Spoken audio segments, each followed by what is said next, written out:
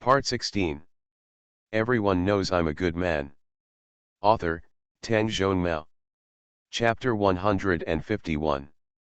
After successfully throwing the blame away, Ji Changs began to think about what he would do for a living. The imperial examination is definitely not good, it is too slow, and the current emperor is a good one, and all the civil and military officials in the court are relatively normal. In the prosperous times of the world, there is really no place for him to perform. It's okay to stay in the village, but if you want to live a comfortable life, you must not only have money, but also have a reputation that no one dares to offend. He thought about it, and when he felt sleepy, he went to bed and fell asleep comfortably. Over there, Zhao Yuiniang and her mother, Mrs. Lu, were counting money and talking quietly. Mrs. Lu went out to dig wild vegetables today. When she came back, she found out what she had done. She hated the second wife of the Zhao family and killed them all. She actually came up with a way to steal money. She also stood up to testify for Ji Changs and protected Zhao Yuiniang. Feeling relieved. While counting the money, she asked, "Yuiniang, have you and Ji Changs made an agreement?" Zhao Yuiniang nodded. "As promised before, we will get married after he recovers from his illness. It seems that the time is almost here. As long as it's agreed, you are about to turn 25, and you can't delay it any longer. Even though he is a refugee and his body doesn't look good, just for him to help you today, it's a good thing. Wait until you guys after we get married, I will live in our old house to prevent my uncle from being unhappy." Zhao Yuiniang frowned. "Mom, what are you talking about? Ji Changs has promised me that when we get married, we will provide for you in your old age. Why are you moving out? You still don't understand, which man would be willing to live under the same roof as my wife? It would be okay if your father was still alive. But now I am the only one, and I am too old to do a lot of work. That is why. My uncle may not mind eating dry food at first, but over time, he will definitely not feel comfortable, and it may even affect you. Look at the families in our village who have no sons. Which one is not like this? There's all kinds of friction when we're together, so I might as well move out on my own." Mrs. Lu patted her daughter's hand and said with a smile, "Mom is already very happy to see you get married. It's not that the old house cannot be lived in.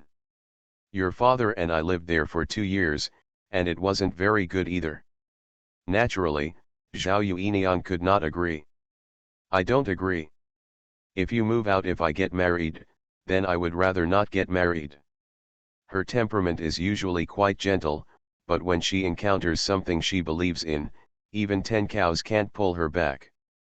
Mrs. Lu had no choice but to talk about it later. Early the next morning, Ji Changs got up. As soon as he walked out of the house, he saw Zhao Yuiniang working in the kitchen in the yard. When he saw him coming out, he said, "Hello, come and eat when you wake up." I can't blame the original owner who neither wanted to marry nor was willing to leave. Not only was it comfortable to live here, but there were also people taking care of him. Because his throat was not yet healed, Ms. Lu specially exchanged eggs with her neighbors. 1 egg a day, all went into the belly of the future uncle. It can be said that these two people have done their best to the original owner, and they only hope that their kindness to him will be exchanged for the same kindness. It's a pity that the original owner is a white-eyed wolf. But not Ji Changs.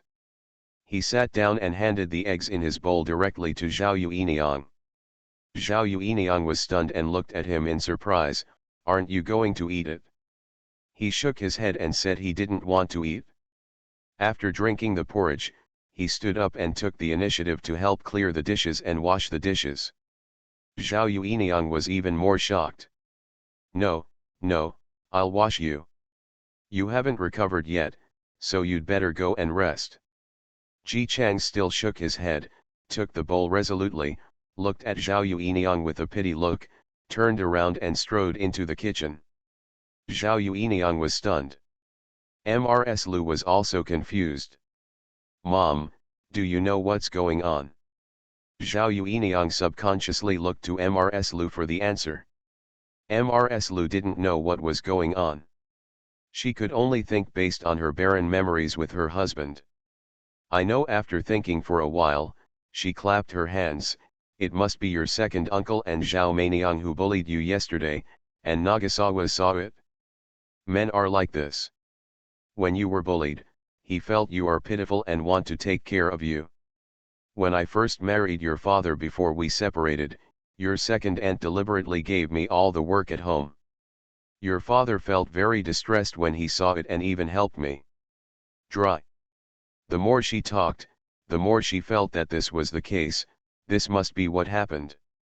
Before Nagaze was recovering from illness, he didn't leave the room very often, so he didn't see how the second room bullied us. Yesterday, I saw Zhao Meiniang stealing things and slandering him. Doesn't he feel sorry for you? Zhao Yuiniang wiped her hands hesitantly. Is that so? Of course that's the case. Men all like weak women, especially those like Nagasawa. Although we don't get along much, you can tell from the look on his face when he was slandered yesterday. He definitely doesn't like women either. He is a person who fights and doesn't like scheming. He is like this to himself, and he is also like this to you. After Mrs. Lu made some random guesses, Zhao Yuiniang suddenly realized that the more she thought about it, the more she felt that this was what happened. Yes, I had never seen Nagasawa give her eggs and help wash the dishes before. It started after the second uncle and his cousin came to make trouble yesterday, so Nagasawa likes weak people? Zhao Yuiniang never did anything bad, but that didn't stop her from using legitimate means to make her life better. She made a mental note of what her future husband would like, while thinking about what she could do to make her married life better in the future. While starting to clean up the yard. The Zhao family's yard is surrounded by fences.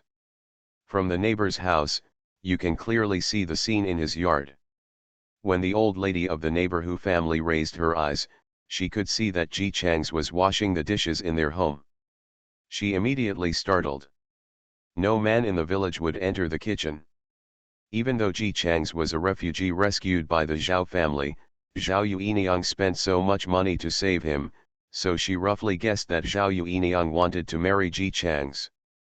Since he is about to get married, why should he be asked to wash dishes? She called Zhao Yuiniang several times, who was cleaning the yard. Yuiniang, Yuiniang. When Zhao Yuiniang heard the noise and came over, she asked, "What's going on? Why did you let him wash the dishes? Could that man have entered the kitchen?" Zhao Yuiniang smiled softly. Although she was not married yet, she felt a sense of sweetness inexplicably. "I didn't ask him to do it. He insisted on washing the dishes. Maybe he was thanking us for taking him in." Mrs. who was stunned? Grateful? So raw. Could it be that Ji Chang's had no intention of marrying Zhao Yuiniang at all? Otherwise, sooner or later we would all be a family, so what would he be grateful for? Thinking like this, she felt a little pity for Zhao Yuiniang.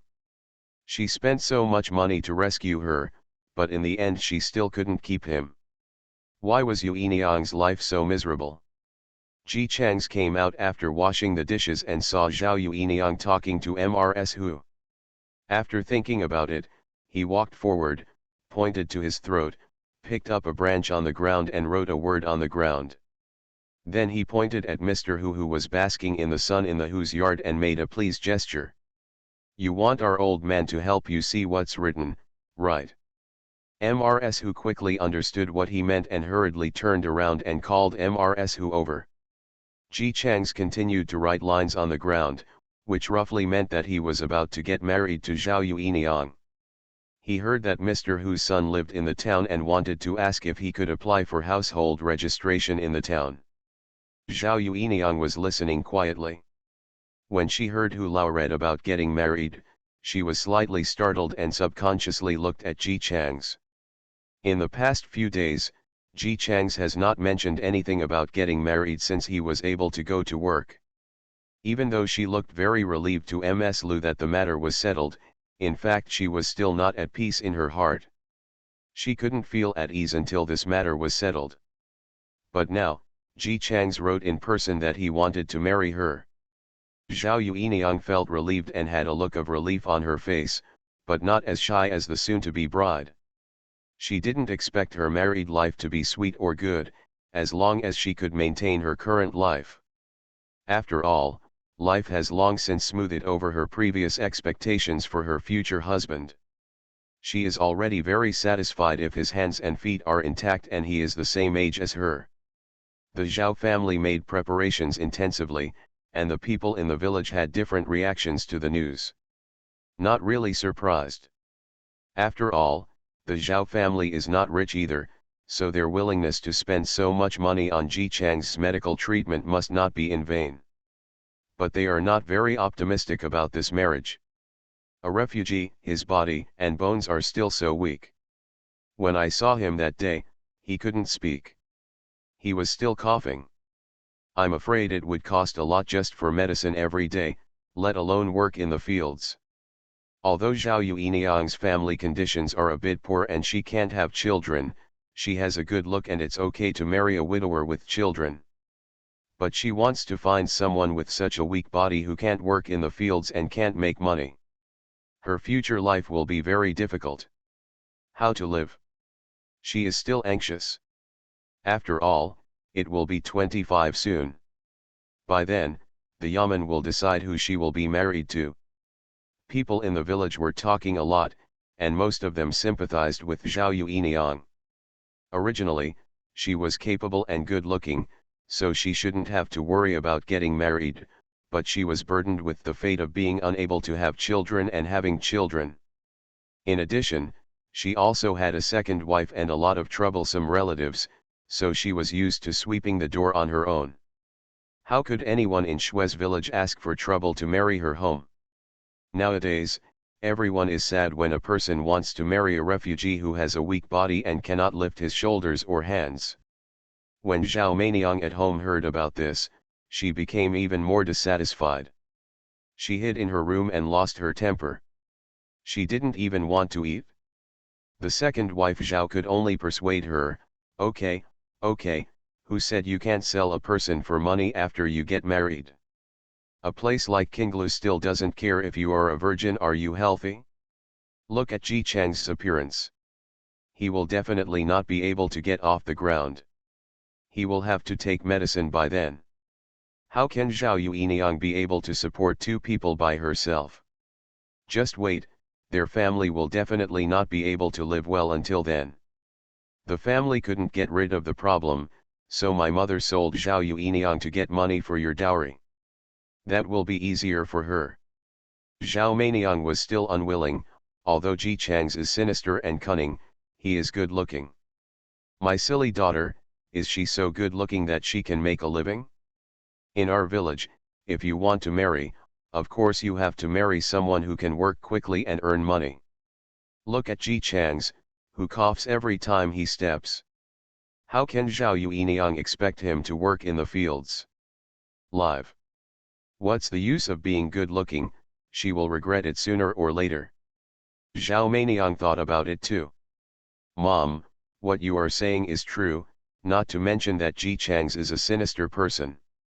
He obviously stole the things and gave them to me, but he still pretended to be innocent. If Zhao Yueniang falls into his hands, maybe not even the bones will be left.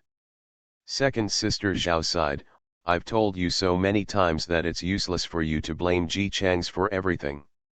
On the contrary, it will make others think that you are biting back. Zhao Meiniang, Mom, why don't you believe me? It's really Ji Chang's. Second Aunt Zhao was too lazy to tell her. This silly girl doesn't know how to choose the right person to frame people. Zhao Meiniang. The only thing that makes her happy is probably that Zhao Yueniang is married to Ji Chang's, who is unfavorable and useless. She was looking forward to Zhao Yueniang's miserable married life. On the day when he went to apply for household registration, Ji Chang's was able to make some noise in his voice. With a hoarse voice, he reported his place of origin to the person applying for household registration in front of Mr. Hu's son. And the scrapped scholar status. Mr. Hu's hands shook, his legs went weak, and he almost fell flat. This, the refugee picked up by Zhao Yu's family is actually a scholar. Even if he is a scholar from the previous dynasty, he is still a scholar. When they returned, the news that Ji Chang's was a scholar from the previous dynasty spread back to the village. As expected, the whole village was shocked. Everyone knows I'm a good man. Author, Tang Zhonmao. Chapter 152.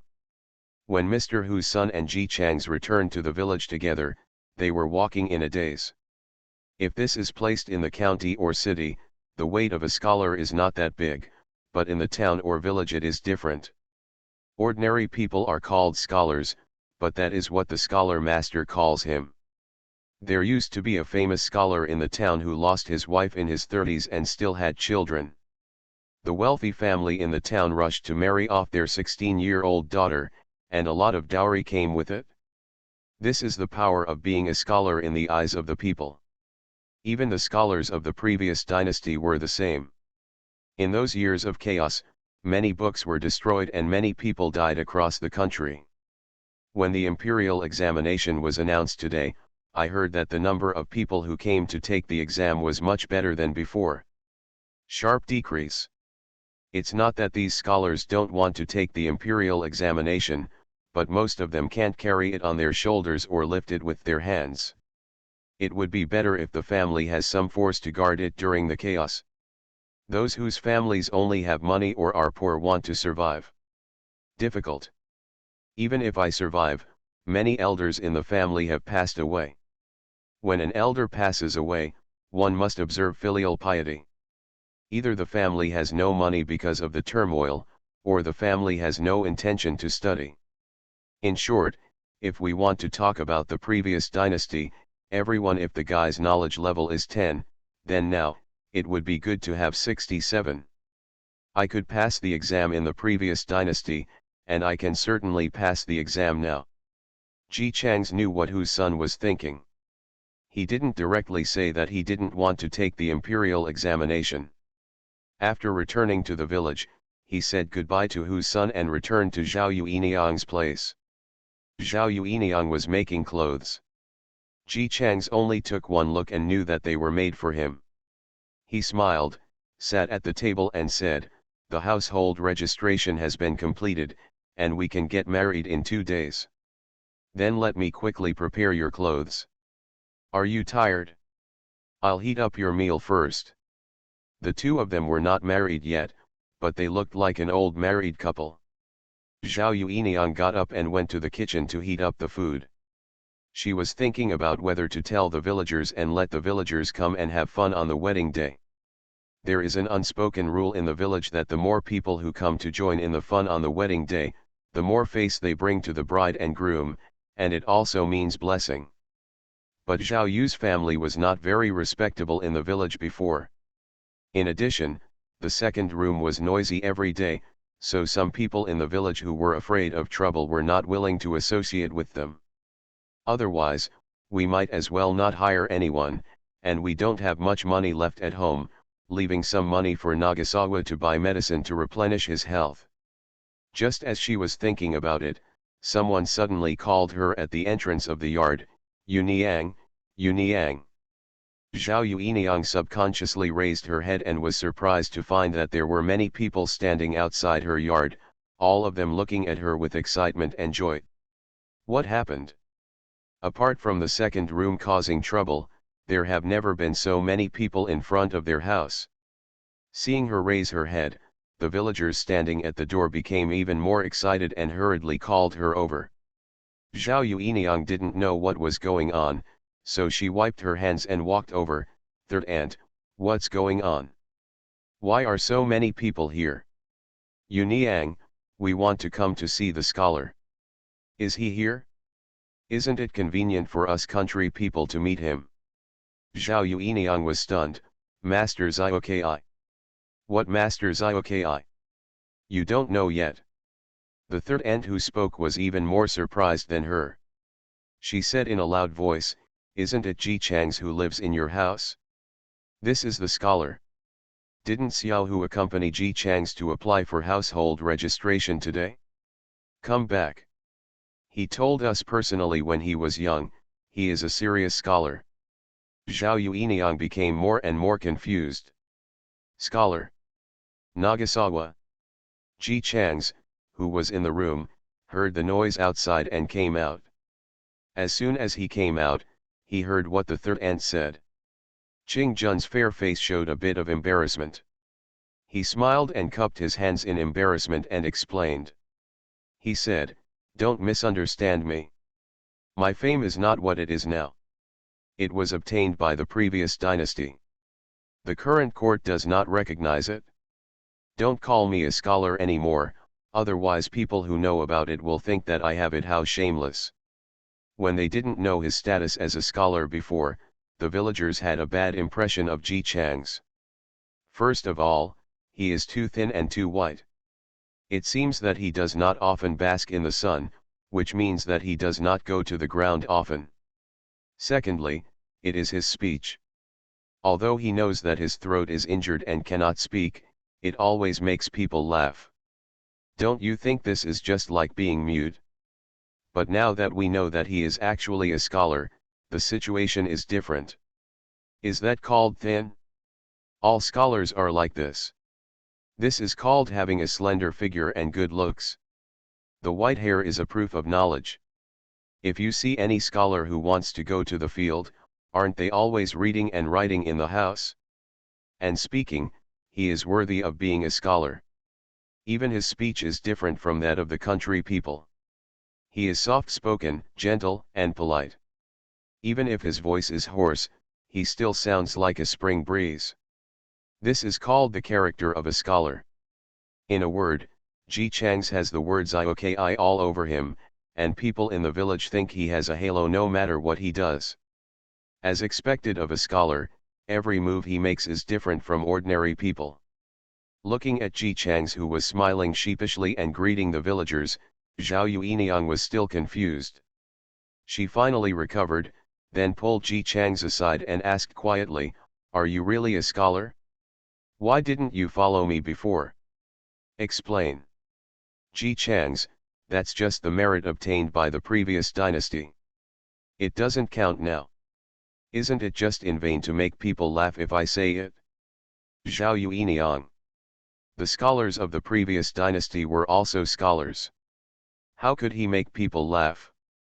If he had told this story when he first came to the village and had no money to treat his illness, there would have been so many people in the village trying to help him treat his illness. How could he have fallen into the drowsy state he had before? In a situation where he almost died?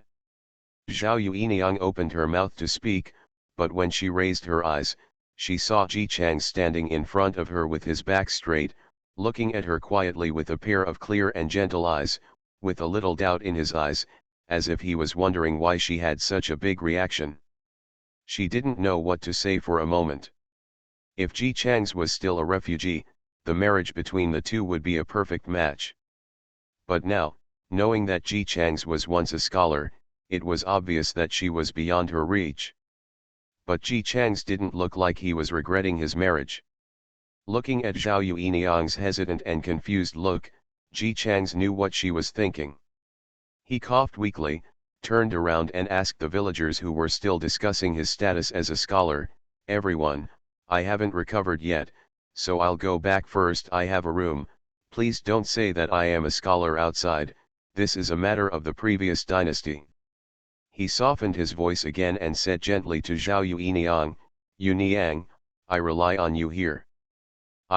Cough cough cough, I will go back to the house to rest for a while."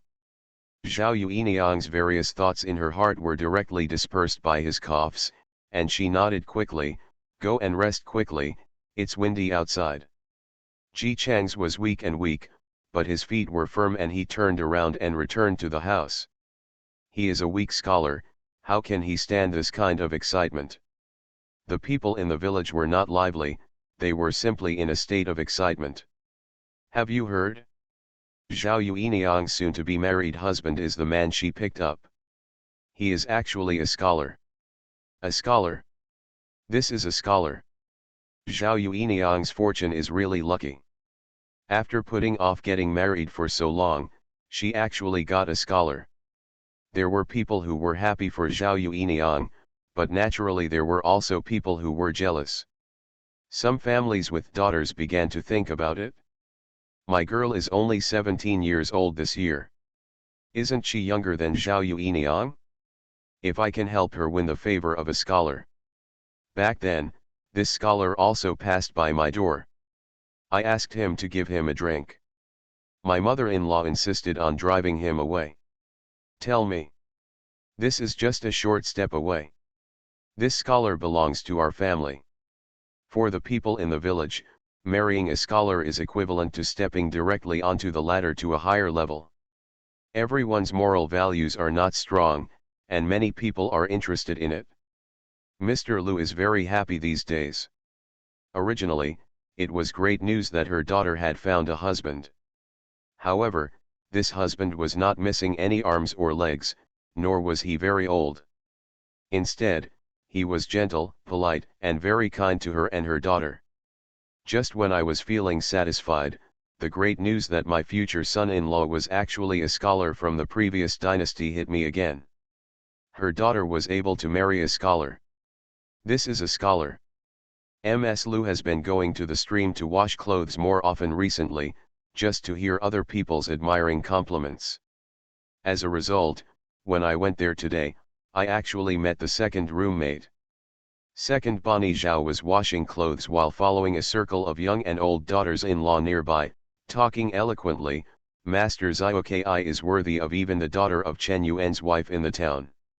How can he like a wild girl from the country? I see, this marriage will definitely not work out. You are envious of her now, but in a few days, you will pity Zhao Yuiniang. Lu was so angry that she threw the pot on the ground. What nonsense are you talking about? Nagasawa and my Yuiniang have already decided on a date, and the whole village knows this. Yes, we have decided on a date, but that doesn't mean we have to get married after we have decided on a date. How old is Zhao Yuiniang this year? She will be 25 soon. Although she is a bit pretty, she still drags someone like you to support her. My dear, is this scholar stupid? He doesn't want to marry a nice young lady, but he insists on marrying a wild girl from the country who drags his own mother into marriage. These words gave Mr. Lu a headache. She has always felt that she was a drag on her daughter. When she was young, she failed to keep the family property left by her husband. When her daughter grew up, many people did not want to marry her because they had to support a mother like her. Now that Ernie Zhao was scolding her, her face was clear with anger, but she didn't know what to say. Just as he was embarrassed, a hoarse but quite gentle voice suddenly came from the distance. "Auntie, who are you talking to?" When the voice was heard to be that of Ji Chang's, the eyes of the wives around him lit up, and they all looked up. At the top of the steps, they saw Ji Chang's, who was wearing a grey robe and standing upright, slowly walking down. He is full of elegance that is different from the men in the village. After coming down, he did not go to see second Bonnie Zhao, but smiled at Mrs. Lu. "Yuniang and I just came back from shopping for wedding items, and it's such a coincidence that I meet you here." Mrs. Lu was already happy when she heard the words buying things for the wedding. Why wouldn't Ji Chang's marry her daughter? She has bought all the things for the wedding. Now these people should know that her daughter is really getting married. Looking up further, I saw my daughter standing on the top of the steps looking here. The tense expression on her face relaxed. When the corner of her eye caught the stiff and ugly look on Mrs. Zhao's face, she felt quite proud. "It's nothing, I'm just talking to Yuiniang and her second sister-in-law, whether she wants to come to your wedding. After all, they are also relatives, and we can have a lively time together." When second Bonnie Zhao heard this, the stiff look on her face became even more serious. She had just finished saying that Ji Chang's might not marry Zhao Yuiniang, and Ji Chang's had already finished shopping for the wedding items, and he spoke to Mrs. Lu in such a respectful and gentle manner, as if he regarded Mrs. Lu as a serious elder. Face hurts.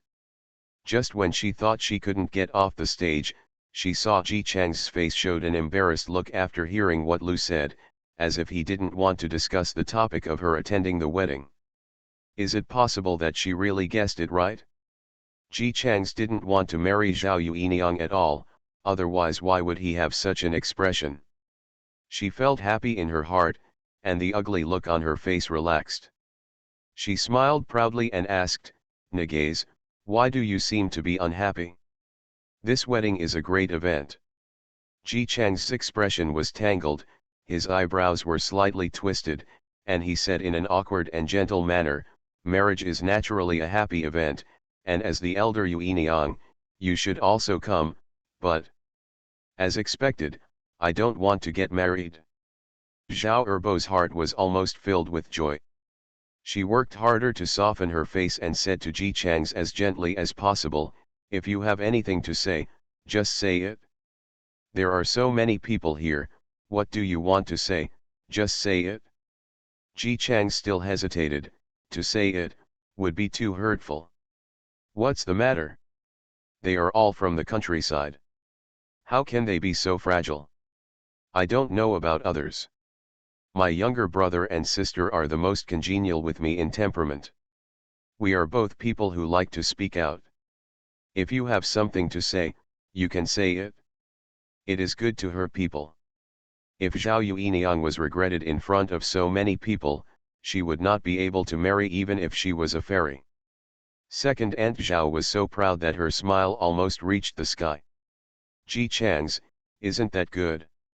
Why don't we wait until we get back? What are you waiting for? Go back. Just say it right here. If we talk about it after we go back, how can we let the whole village know that Ji Chang's regretted his marriage and Zhao Yueniang was tragically abandoned?" Second Bonnie Zhao wished she could pull Ji Chang's mouth open and ask him to speak quickly, but she couldn't do so. She could only urge, "It's okay. If you have anything to say, just say it here." She watched Ji Chang's finally start to speak, and was already preparing for the line "What? You want to break off the engagement?" when she heard Ji Chang's iconic slightly hoarse but very gentle voice saying awkwardly, "The second uncle is coming, and Yueniang and I are naturally welcome. However, we hope that Yueniang's cousin will not come on the wedding day. I will have some wedding money at home on that day, which is not convenient." The smile on the corner of Zhao Erbo's mouth froze. This is simply a careless way of saying don't let your daughter come to our wedding to steal things. After almost half a minute, she finally squeezed out the words from her throat, What did you say?" Ji Chang's face was full of embarrassment, but every word he spoke was more heart-wrenching. "Although I don't talk about people's rights and wrongs behind their backs, but you insist on saying it to me, then I will say it. Yueniang is worried a lot about this marriage. If she is a cousin I went and stole, and took some things that I shouldn't have taken, then it will be said to be Yueniang or I will give it to her. I don't know how long I will have to deal with it. It would be better to do it that day when the second uncle comes. Don't bring your cousin with you." Second Bonnie Zhao. You. Seeing that she was too angry to say anything, Ji Chang stood back slightly as if he was frightened, with an innocent look on his face. "Second Aunt, are you angry?" Second Bonnie Zhao.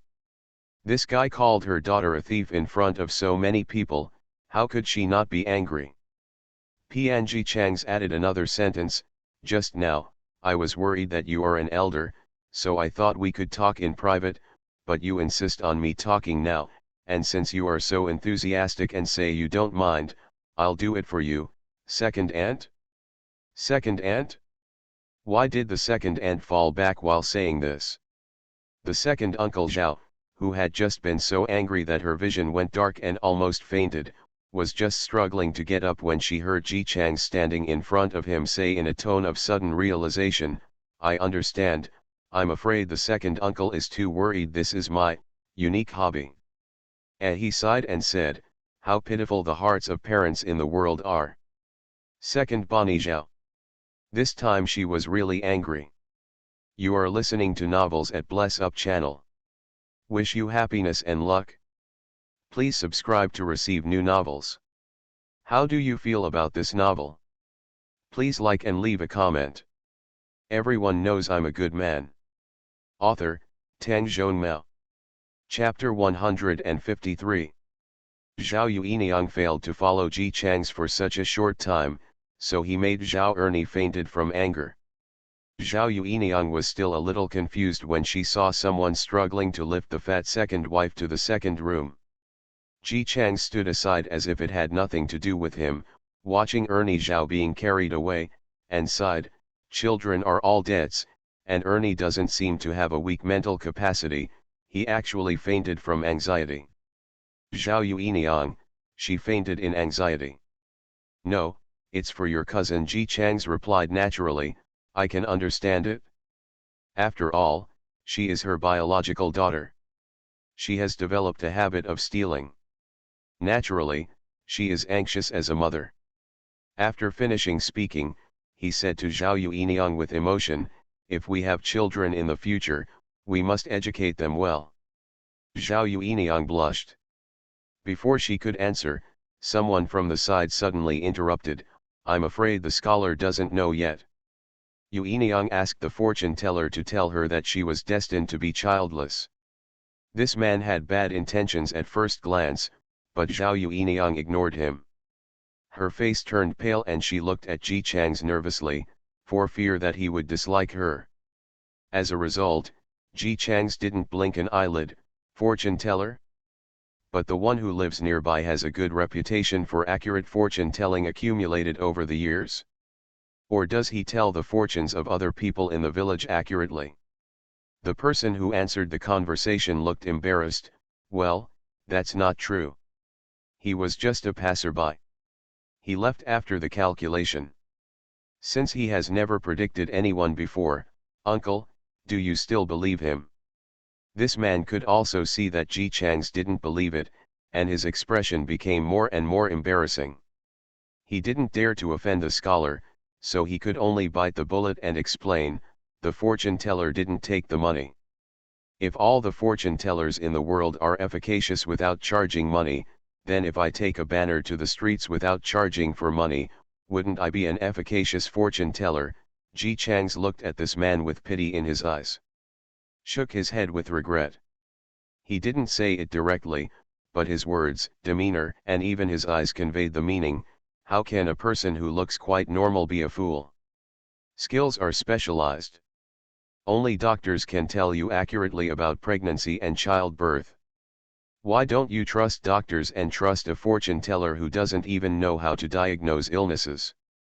The man was stunned. That's right, the fortune teller doesn't know how to treat doctors, and he didn't have much reputation before. Why did they believe his words? Ji Chang's, "Uncle, it's not your fault. There are few scholars in the north and they rarely go out to socialize. It's normal if you don't know this. In my hometown, if there is such a fortune teller, people will not go to see a doctor. We should also leave people behind to see if the others are correct." The man nodded awkwardly, "Yes, that's what the scholar said." Seeing that he was still a little unconvinced, Ji Chang's added, "My uncle just said that the fortune teller is not good at his studies." "Uncle? Did I say that?" Ji Chang's, "Didn't you just say that the fortune teller doesn't want money?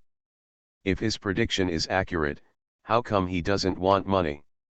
It's precisely because he knows that his prediction is inaccurate that he doesn't dare to ask for the money. Otherwise, if he pays the money, he will get the calculation. If he gives an inaccurate answer, isn't he afraid that people will chase him?"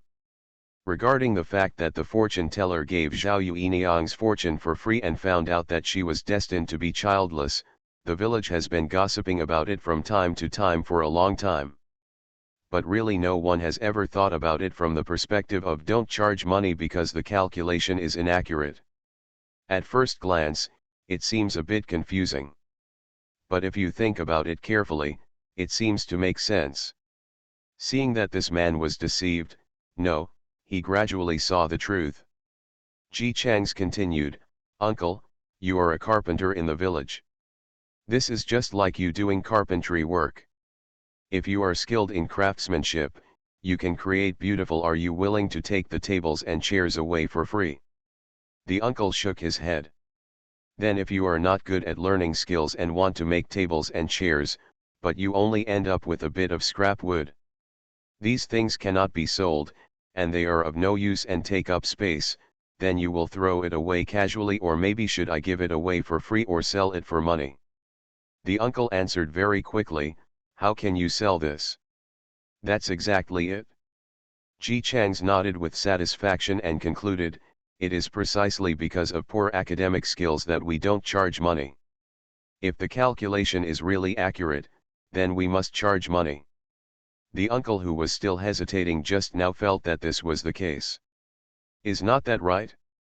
If someone was really capable, who would be so kind as to give things for free or help tell fortunes? You can obviously make money, so why not use your skills to make money? Isn't it just because I'm not good at learning and know that I can't calculate accurately, so I don't charge money? There is nothing wrong with this logic." Ji Changs added, "I have been around our village these days. Only Mr. Hu and his son can read in the village. Let me ask you, has anyone in Mr. Hu's family ever mentioned that Yu Niang was destined to be childless? Did you say they believed it?" He shook his head. "Ji Changs, it is precisely because there are people in whose family who study and are familiar with these things and know that this fortune teller is not good at academics, so they never mention this matter. It is also you who work hard every day and have no time to expand your knowledge. Let others be deceived. So that's it?" The carpenter clapped his hands, feeling a little angry that he actually believed in a fortune teller who was not good at learning. I can't blame him for not only not accepting the payment, but also running away so fast after the calculation. He knew that his calculation was inaccurate and he was afraid that we would cause trouble. This guy didn't even explain his inaccurate calculation. Seeing that he agreed with his words, Ji Changs turned around and said to Zhao Yueniang, "There are not many people who can read in the village. It has been really hard for you to suffer these rumors in the past few years." Zhao Yueniang was completely stunned. When the fortune teller told her fortune, she knew in her heart that the guy was from the second room, but she couldn't argue with it. She wasn't married or pregnant, so she couldn't say he was a liar. After all, the fortune teller doesn't take the money. Scammers are all trying to make money. Who will tell your fortune for free without charging money? So this fortune teller must be real. After being frustrated for so long, Zhao Yueniang thought that this matter could only be explained clearly when she got married and became pregnant. When it came to Ji Changs, as he kept talking, it became like not accepting money, which is equivalent to learning. My art is no longer good. The point is, it sounds so reasonable that people can't help but nod in agreement. Not only Zhao Yueniang was a little confused and strangely convinced at the same time, but the villagers nearby also heard the change from convinced at the beginning to thoughtful to nodding at the end. Yes, if it were them, if they had the skills, how could they tell people's fortunes for free? And if he came to a small village like theirs, if he was good at fortune telling, he would definitely go to a big city and tell fortunes for those high-ranking officials. They only have so much vision, so naturally they never imagined that there would be real masters in the world who are not interested in money. They only know that if they have money, they have to make money. Since they have money, they will never talk for free. Of course, Ji Changs knew that, but the fortune teller was indeed incompetent, so he allowed the villagers to think so. Erbo Zhao was just enjoying the cool air at home, but his wife went out vertically and was carried back sideways. He was reluctant to go to the doctor to get money for medical treatment, so he simply took Erbo Zhao into the house and fell asleep. Mrs. Zhao's second wife fainted until the next day.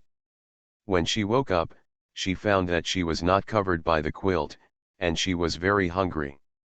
No one left food for her at home. She got up weakly and made some food for herself.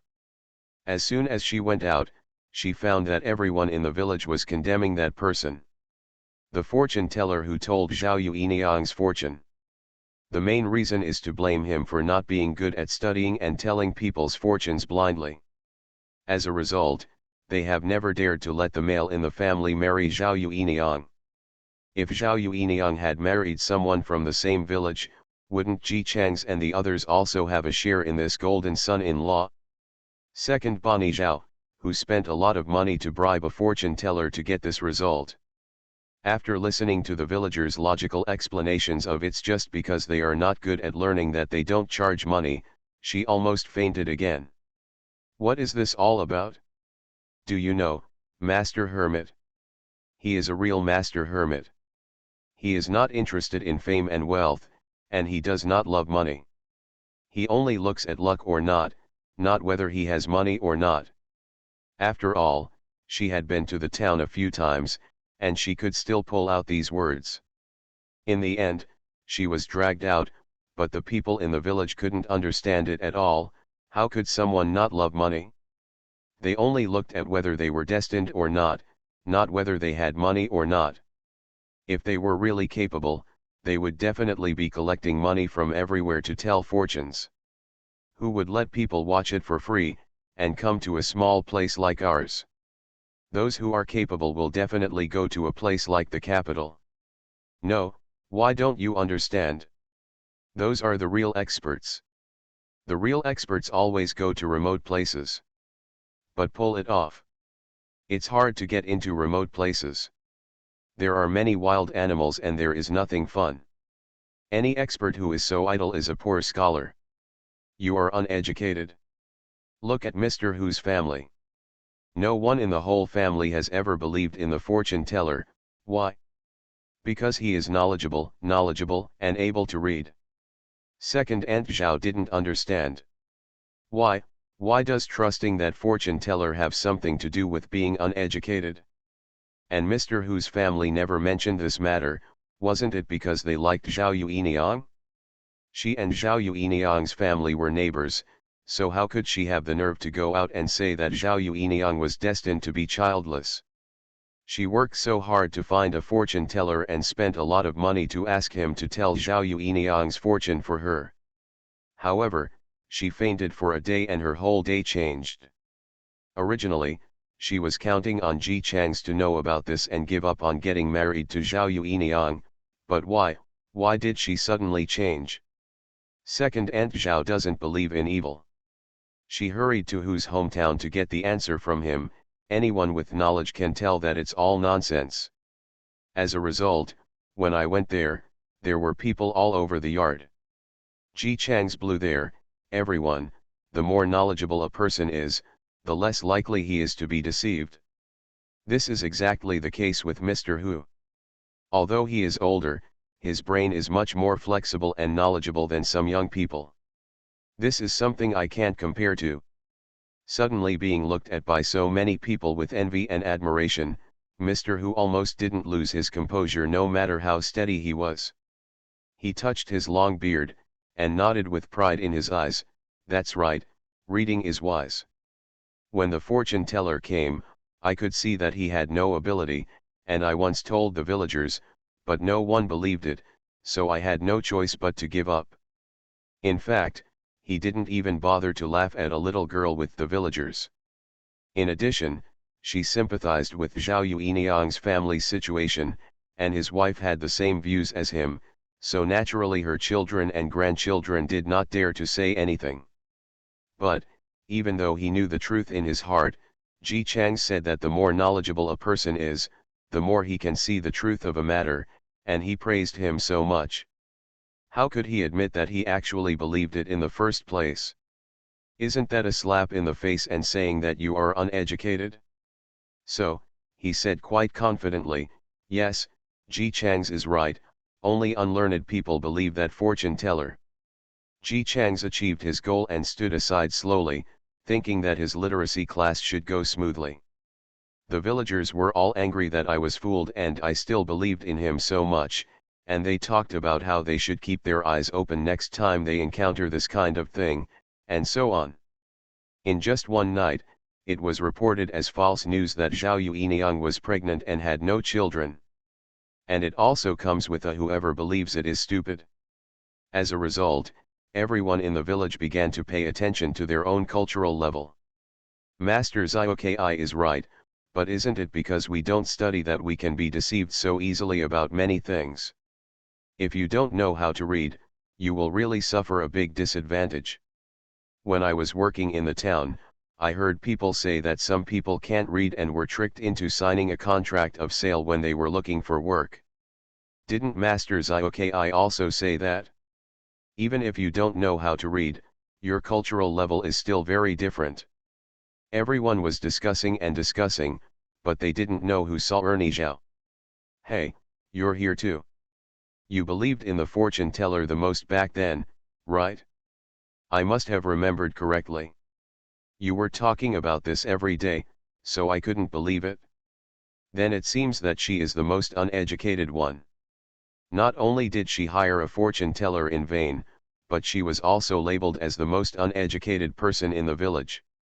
Mrs. Zhao said. She felt that she needed to lie down for another day. Either she is crazy, or the world is crazy. Everyone knows I'm a good man. Author, Tang Zhonmao. Chapter 154. Ji Changs has recently taken to talking to villagers about the difference between educated and uneducated people. Usually, the fortune teller is used as an example, and then it is directly cut to the topic that uneducated people will regard the other person as a life mentor after being fooled by a few words, while literate people will not believe this topic. As a result, most people in the village regarded Ji Changs as their life mentor. His popularity in the village is getting higher and higher. Men admire his reputation as a scholar, while women like his temperament and good-looking appearance that are different from those in the village. It is no exaggeration to say that even if Ji Changs is about to get married, there will still be many young women hanging around the door, wanting to fall in love with him at first sight. But Ji Changs is a bitch. Every time a woman comes to see him, he turns around and calls Zhao Yuiniang out. Then he said gently, "It's more convenient for you women to talk to each other, so I won't bother you." Although this trick is used a lot, it works.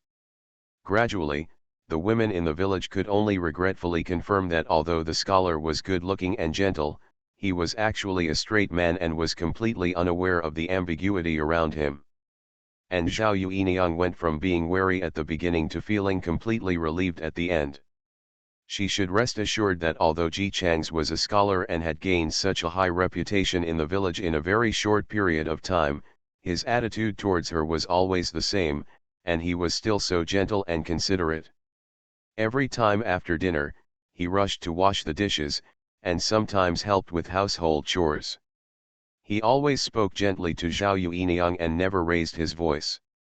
Zhao Yuiniang had never dared to dream of such a man. But now, he was right in front of her. She just felt like she was living in a honey jar, walking much more briskly every day, and on such days, the day for the two of them to get married arrived. On this day, almost everyone in the village came. There was definitely no way to hold a banquet and there was no money to do so. However, the village did not originally have the habit of holding banquets.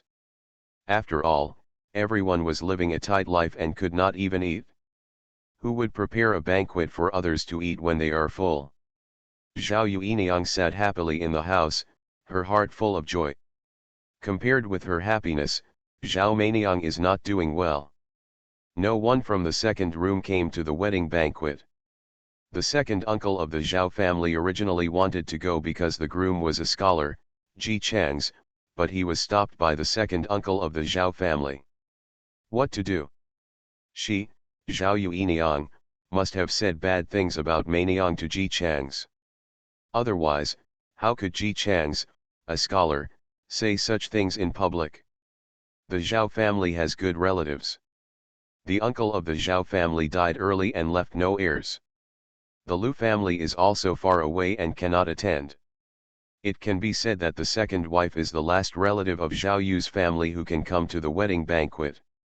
Aren't they still showing off and don't want her beautiful mother to attend? Then she asked the whole family not to go. On Zhao Yuiniang's wedding day, there wouldn't even be a single relative to bring her to the wedding. Let's see where she puts her face.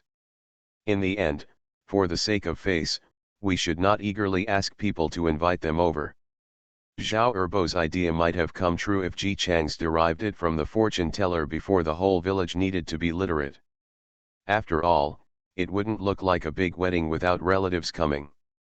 But now, Zhao Yu's parents' house was already so crowded that it was difficult to even find a place to set foot. Everyone was beaming with joy, as if they were marrying their daughter-in-law to their daughter. Who cares whether the bride's relatives are here or not? There is no room for them if they are. Stand. Therefore, the second room's family just waited neatly from dawn to lunch, but they didn't even come to Zhao Yuiniang to find someone to invite them over. Zhao Meiniang's stomach hurt from hunger, and she clutched her stomach and complained, "Mom, are there still people coming over there? I'm already hungry. If you wait a little longer, beautiful lady, someone will definitely come. How can a bride get married without seeing her relatives?" Second Aunt Zhao comforted her daughter and said she would go to the kitchen to get her something to eat first. Neither daughter-in-law looked very good looking. Zhao Meiniang had stolen things before. In order to clear her sister-in-law's crime, her mother-in-law directly told Zhao Meiniang's rouge and the price of her clothes. It was so much money. They were scolded as a prodigal every year when they changed into new clothes. Zhao Meiniang's annual purchase of clothes actually costs spend so much. Although a daughter and a daughter-in-law are certainly treated differently, they shouldn't be so different. They were already very angry, but now because of Zhao Meiniang, they could have gone to the wedding banquet and established a good relationship with Zhao Gong, but now they can only wait here hungry, watching Zhao Meiniang eat and drink well. Not only the two of them, even Zhao Meiniang's two brothers were very dissatisfied with this girl. In the second room, Ji Chang's was already falling apart before he even made a move. Naturally, he didn't know it when he was the bridegroom. He was comfortably being his groom here, while the second wife over there just waited until dark, and no one came to ask them to attend the wedding banquet. Mom, forget it. The people in the village must have gone when they heard that the groom is a scholar. They are busy over there and they can't care whether we are there or not. The eldest daughter-in-law finally persuaded her, before, we were not intimate with the third wife. Now that Yuiniang is married to Xiu Gong, even if the other party is in trouble, we still have to establish a good relationship with them so that we can get involved in the future light. In fact, her thoughts were not much better. As she said these words, she was thinking that she had a cousin who was very good looking. She was in her prime years. If their relationship with her third wife got better, she would bring him with her. I went to visit my cousin. If I met Ji Chang's size. While she was thinking about it, Ms. Zhao refused. Your father and I are elders, how can any elder try to please the younger generation? That's right, why should we please them? Besides, Zhao Yuiniang is just looking at the scenery now. Ji Chang's is not a good person. Even I was deceived by him before. Look, Zhao Yuiniang will have a hard life in the future. In a sense, this mother and daughter are quite determined. No matter whether Zhao Yu's family is poor or rich, they all look down on her. And he firmly refused to take advantage of her. Eldest daughter-in-law. She really couldn't figure out what her mother-in-law and sister-in-law were thinking. Could it be that the only way to bully Zhao Yuiniang was to bully her? Now that Zhao Yuiniang has Ji Chang's as her husband, they can't bully her at all, okay. And rather than bullying, wouldn't it be better to use the name of a relative to suck Zhao Yuiniang's blood? They can both benefit and make Zhao Yuiniang's life difficult. Don't they understand such a simple truth? Zhao Erbo and Zhao Meiniang really couldn't accept such a simple truth. Second, Bani Zhao was jealous that Mrs. Lu was treated so cherished by her brother-in-law. She was also married into the Zhao family. She, Mrs. Lu, was the treasure in his brother-in-law's heart, but she herself was the fodder in her husband's eyes. Zhao Meiniang is even simpler. Zhao Yuiniang is prettier than her, and this is enough to arouse her malice. It didn't matter that she was good-looking, but she didn't want to step on her, but she never expected that Zhao Yuiniang could actually climb out of the swamp. The mother and daughter were jealous and refused to admit that they were jealous, so they were unwilling to put down their dignity to please Zhao Yuiniang's family. For Ji Chang's and the others, this saves them a lot of trouble, but for the second bedroom, it makes the rest of the family dissatisfied. They made a fuss, but the married life of Ji Chang's and Zhao Yuiniang started smoothly. Before they got married, many girls in the village envied Zhao Yuiniang's future husband for being such a gentle and considerate person like Ji Chang's. I heard he even washes the dishes at home. This is a scholar. Men in their family, even those who work in the fields, would not be willing to do something, but a scholar like Ji Chang's was actually willing to do it. Some people said sourly before that since they were not yet married, they would inevitably be a little strange towards Zhao Yuiniang. After they got married, they would definitely become normal. As a result, after getting married, Ji Chang's was still like that. He took the initiative to wash the dishes and chop sticks after dinner, helped Zhao Yuiniang choose vegetables, and sometimes saw the two of them walking together at the foot of the mountain. Although I didn't know what to see at the foot of the mountain, seeing the two of them kissing and secretly walking together and looking at each other with happy faces was simply happiness in capital letters. After getting married, Ji Chang's began to engage in literacy work. Adults also teach, and children also teach. Because he had clearly told the villagers the benefits of learning to read, the whole village attached great importance to this literacy campaign. The elders even set aside an abandoned house in the village as a classroom. The village responded very well. After all, Ji Chang's doesn't charge money. Nowadays, the teacher who teaches children about enlightenment is being punished. He teaches so many people, but he doesn't charge for it. Moreover, after the news spreads, not only the people from the same village don't charge for it, but also those who can come to the classroom, regardless of whether they are from the same village or not. He can teach for free. As soon as this news spread, those in the village who were going to take literacy classes were full of gratitude, while some people said Ji Chang's was stupid behind his back. He was a scholar. If he opened a school in the name of a former scholar, he would definitely make a lot of money. But in the end, he didn't charge a penny and taught people for free. People thought Ji Chang's was stupid, but no one said it on their faces. Otherwise, what if Ji Chang's wants to charge money? They still want to get free teaching. Zhao Meiniang also thought Ji Chang's was stupid at first, but then she felt something was wrong. Ji Chang's was definitely not a fool, otherwise he wouldn't have framed the crime of stealing things directly on her from the beginning. Such a sinister person with superb acting skills would never do a stupid job for nothing. So, there must be a conspiracy. However, Zhao Meiniang was the only one in the village who thought so. Even Zhao Yuiniang felt that Ji Chang's was too kind. He knew that the people in the village had no money, so he chose to teach for free. She didn't think it was anything. Ji Chang's was in poor health. She didn't expect him to take the scientific examination, and it was naturally impossible for him to go to the ground. Now, although there is no money to open the school, not everyone can attend class shamelessly. Everyone will still send some food to Zhao's house as a gift, and there is a lot of these things in total. Zhao Yuiniang was already very satisfied. Now that she is married, her husband is considerate. Although the family is not rich, they are definitely not short of money. The people in the village are treating her very kindly because of her husband. She had never dared to think about such a good life before. Think. She was grateful that her husband was such a good person for being able to marry her. Although her husband is weak, he is gentle, kind, easy to talk to, and has a sincere heart, which gives her a great sense of security.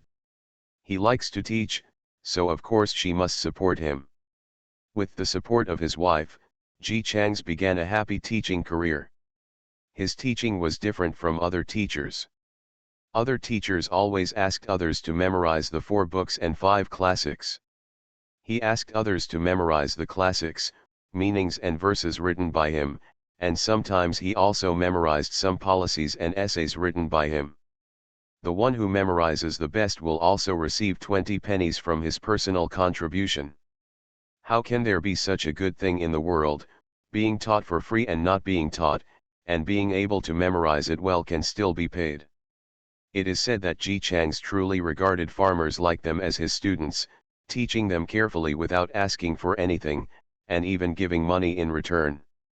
Every time they see this young, frail gentleman sitting on the podium, teaching them elegantly and clearly, everyone admires him from the bottom of their hearts.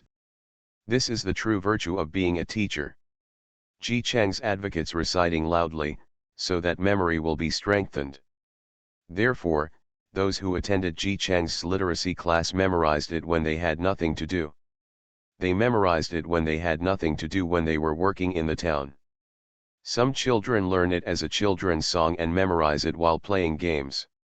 One day, a richly dressed old man was about to go to the bookstore when he heard several children at the door of the bookstore reciting a policy paper in a crisp voice. He didn't take it seriously at first, but as he listened, he couldn't help but stand on the spot. This policy theory. This policy theory. Such a policy was actually recited by a few children while playing. He hurriedly asked several children where they had heard this. When he found out that it was a former scholar in Qinglia village named Mr. Ji Chang's who wrote it for them to memorize, he hurried back to his hometown to ask for information. When I asked about it, I was completely surprised. The evaluations of everyone who came into contact with Ji Chang's were surprisingly unanimous. He has a gentle temperament and a very kind heart. He could have taken the imperial examination, but he stayed in a small mountain village to develop people's wisdom. Not taking the imperial examination is disrespectful. Teaching students without charging money is not seeking profit. Anyone who understands the strategies he wrote can see that he is a man of great talent. Except for his alleged physical weakness, he has absolutely no shortcomings. Such a talent. To stay in such a small place like theirs. The next day, as soon as Zhao Meiniang woke up, she heard from her family that the policy that Ji Chang's had asked them to memorize had somehow happened. Mr. Zhang, who was a senior citizen in the county and had returned to his hometown, heard about it and rushed over early in the morning. He seemed to have heard about it. He wanted to recommend Ji Chang's to the court as an official. But Ji Chang's actually refused directly, saying that he was not interested in becoming an official in the court and only wanted to teach students and open a school with peace of mind. Even though he was rejected, Mr. Zhang was not angry at all. Not only was he not angry, he also said that he would give his 2 grandchildren to Ji Chang's for instruction. This is a child from a powerful family. Now everyone knows that with these 2 children as students, Ji Chang's has already skyrocketed even though he still stayed in such a small mountain village. Even if he doesn't charge money, he still won't be short of money to spend. Zhao Meiniang. She got it. Everything is connected. She knew it. This is Ji Chang's conspiracy, under the guise of free teaching. Let the rich and powerful discover him. He doesn't charge money so that more people can come, and he pays out rewards out of his own pocket so that people will memorize what he writes. The reason why Ji Chang's did this was because he was confident that people who understood these things would come to him after hearing them. The more Zhao Meiniang thought about it, the more she realized that this was what happened. She hurriedly told her family what she had discovered to prove that Ji Chang's was really plotting against her. They had heard her say countless times that Ji Chang's, the silly Ji Changs who wanted to teach even if he didn't take students' money, was a scheming person. Everyone in the second room was very calm, and they agreed perfunctorily while eating. Then the discussion continued. This Ji Changs, everyone said he was stupid at first, but I didn't expect that he would still have such luck. How come such a good thing doesn't happen to me? Is it true that good deeds are rewarded? Zhao Meiniang, do you understand? I said Ji Changs did this on purpose. He already thought that Mr. Zhang would be attracted when he didn't accept the money. Those students were simply used by him to promote himself. The eldest daughter-in-law of the second room simply ignored her. Mom, Ji Changs will definitely become rich this time. Why don't we go apologize and get the relationship back together first? How much glory can we get by then? Zhao Erbo Niang, hey, he has such a strong body. I heard that when Mr. Zhang comes, he will cough when he says a word. He may be gone at some point. There is nothing to build relationships with. Just wait, even if he doesn't die early, just because of his silly temperament, paying him to teach will ruin his life even if he is rich. Zhao Meiniang was still working hard. He is not giving money at all, he has a purpose. His purpose is to let others spread the things he wrote. When the people in the second room were full, they all stood up and started cleaning up. From the beginning to the end, no one listened to what Zhao Meiniang said, and even if they heard it, they wouldn't believe it. Ji Changs is so kind that he is stupid. This is obvious to all and is recognized by the whole village. Meiniang really can't learn to be good. If she wants to clear her name, she should be replaced by someone else. If Ji Changs is caught, it's strange that people can believe her. This person Ji Changs. Tisk, it's true that fools are blessed. Everyone knows I'm a good man. Author, Tang Zhonmao. Chapter 155. Ji Changs, who was thought by the villagers to be stupid, welcomed his two students. Mr. Zhang's two grandchildren do not love learning as much as Mr. Zhang. When they are very old, they go to the bookstore to buy books in person and read books every day in their free time. These two people are of the same generation as Yuan. The older one is named Zhang Yuanwen and the younger one is named Zhang Yuanwu. They are the twin sons of Mr. Zhang's only son. They are only 9 years old this year, but their reputation as a playboy has already spread to them all the way. Speaking of which, I really don't blame these two children. Mr. Zhang was born into a poor family. If he didn't work hard when he was young, he would never have a chance to turn over.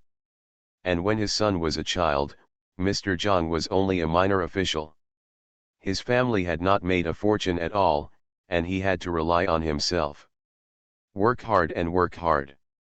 The father and son have endured so much hardship to achieve their current status, so they know the benefits of studying and they also know that they have to stand up on their own. They have always been able to work hard without supervision. They are used to this and don't think about their grandson. My son will not like to study. Zhang Yuanwen and Zhang Yuanwu are different. When these two children were born, the Zhang family had already established a foothold in the capital. Their grandfather was very eloquent in the court, and their father was not bad either. Moreover, because of the good family tradition of the Zhang family, their father never took concubines, and there was only one mother in the backyard. Naturally, there are no bastards to compete with them. It has been smooth sailing since childhood. Because of his father's status as a grandfather, he always makes friends when he goes out. At home, he is the young master. There is no pressure at all. It is strange that a 9-year-old child is willing to study seriously. Mr. Zhang was also strict with his son before. He couldn't help but feel cruel when he saw his grandson who was a generation removed from him. He was quite easy to talk to. When he retired and returned to his hometown and began to make detailed plans for the future of the Zhang family, he discovered that the third generation of the Zhang family already half useless. Fortunately, they are still young and can still be saved. Mr. Zhang was also cruel to take his two grandchildren back, so he took them with him when he returned home, hoping to correct their temperament. Unexpectedly, these two grandsons are not good at studying, but they are very good at playing tricks and fighting with him. Along the way, Mr. Zhang met scholars who loved learning and worked hard spontaneously. He had encountered such naughty people as his two grandsons, and it was really hard to cope with them. This time I happened to meet Ji Changs, a good gentleman who even a villager was willing to teach, and Master Zhang got interested. Ji Changs has great talent. This can be seen from the policy papers. What's rare is that he has great talent and doesn't seek fame and fortune. From the moment Mr. Zhang said that he could directly introduce him to the emperor, it was equivalent to asking the frail Ji Changs to skip the imperial examination process and become an official in the court. Ji Changs refused without hesitation, indicating that he just wants to live peacefully in this small mountain village, which shows his character. With such a talent, even if those two bastards didn't learn anything, it would be great if they had a little bit of Mr. Ji's character. So, the two brothers Zhang Yuanwen and Zhang Yuanwu were brought here by their grandfather. They also knew that they would study with Ji Changs in this remote mountain village from now on. Both of them were withered heads and brains, but they did not show any dissatisfaction on their faces. They both served the apprenticeship tea obediently and called them teacher. Ji Changs was still wearing a grey robe today, and his complexion was still fair. He glanced at the two students gently, then smiled at Master Zhang and said, "These two children look very well behaved. I'm just looking at you for being well behaved."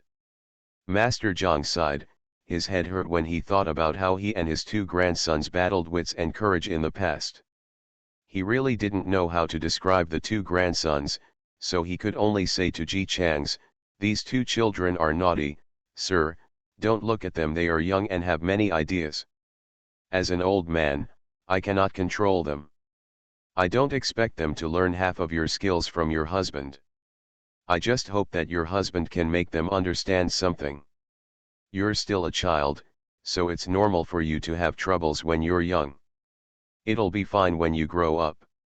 Zhang Yuanwen and Zhang Yuanwu seemed to be standing at the bottom obediently, bowing their heads and listening to the instructions, but in fact their eyes were spinning with joy. Hearing Ji Chang's gentle and good-tempered words, they all breathed a sigh of relief. It seems that this gentleman is easy to deal with.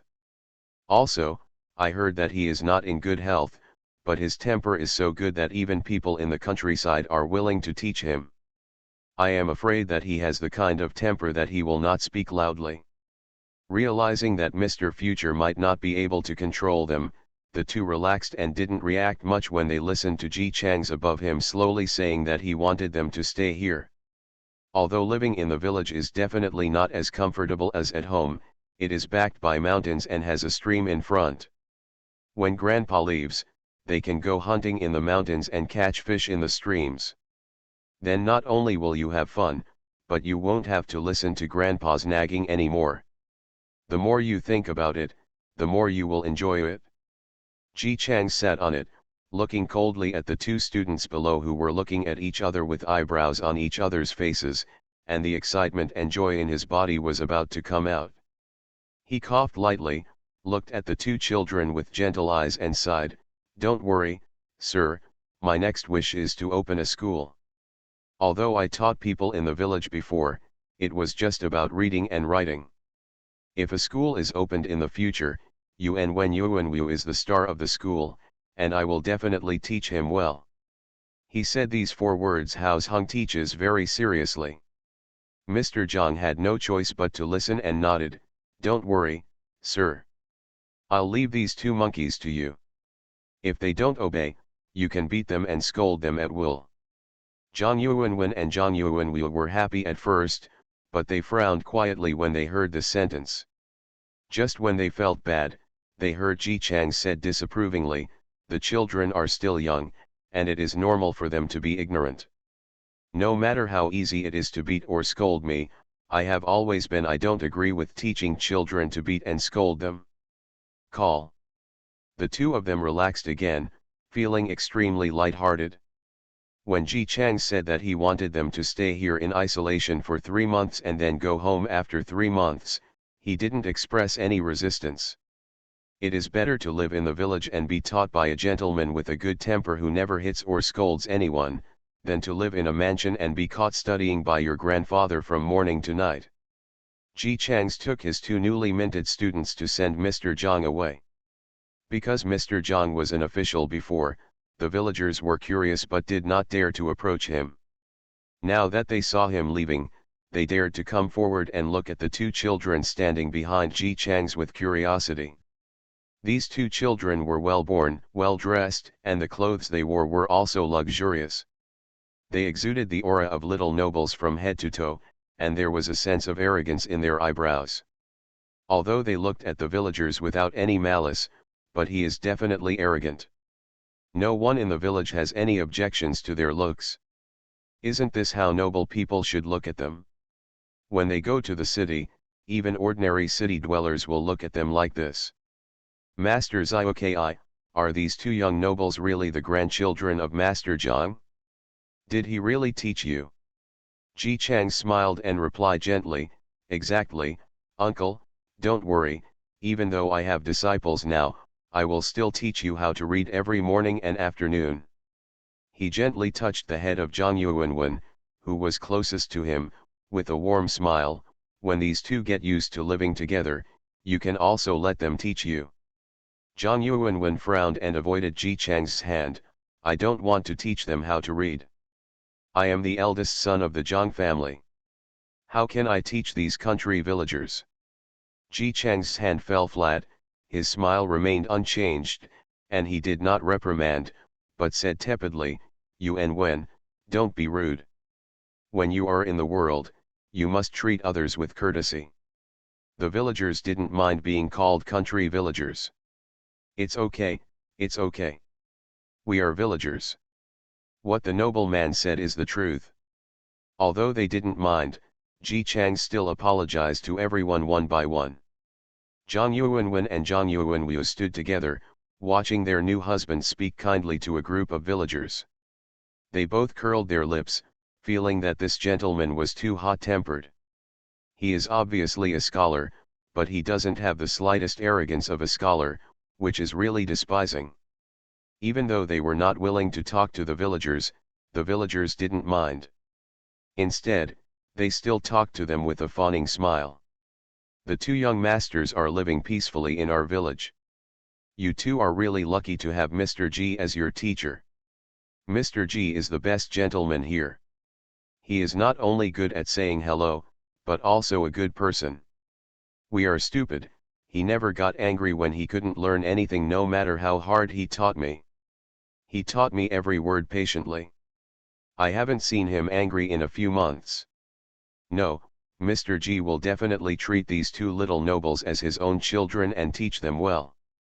Zhang Yuanwen and Zhang Yuanwu were filled with disdain when they heard the villagers' praise of Ji Chang's. However, although some looked down on Ji Chang's for not being arrogant, this gentleman's soft temper was very beneficial to them, and it was acceptable to think about it. Ji Chang's had a conversation with the villagers and then brought Zhang Yuanwen and Zhang Yuanwu home. When Mr. Zhang came with his 2 children, he had already planned for them to live here. He had brought enough bedding and clothes, and the servants had all made beds before leaving. Although it was not as good as in the mansion, it was definitely the most comfortable bed in the village. Not only did he bring these, he also brought Zhang Yuanwen and Zhang Yuanwu's bundles and food expenses. There was a lot of money, and Ji Chang's, as a gentleman who didn't care about fame and fortune, naturally couldn't accept it. So he refused for several rounds before accepting. This amount of money was a huge sum of money for anyone in the village, and it allowed Ji Chang's to jump directly from poverty to well-off society. Zhao Yueniang saw her husband coming back and greeted her with a smile, "Husband, you are back. Are you hungry? Shall I go cook?" "Not urgent." Ji Chang said warmly, "Yuanwen and Yuanwu are new here and don't understand many things. I will teach them first." Zhao Yueniang thought this instruction was to check the homework of the two children.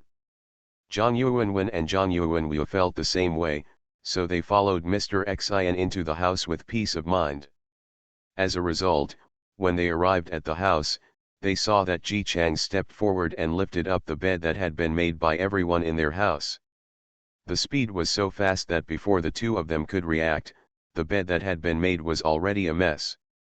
The two little kids looked at Ji Chang's in confusion, not understanding what he wanted to do.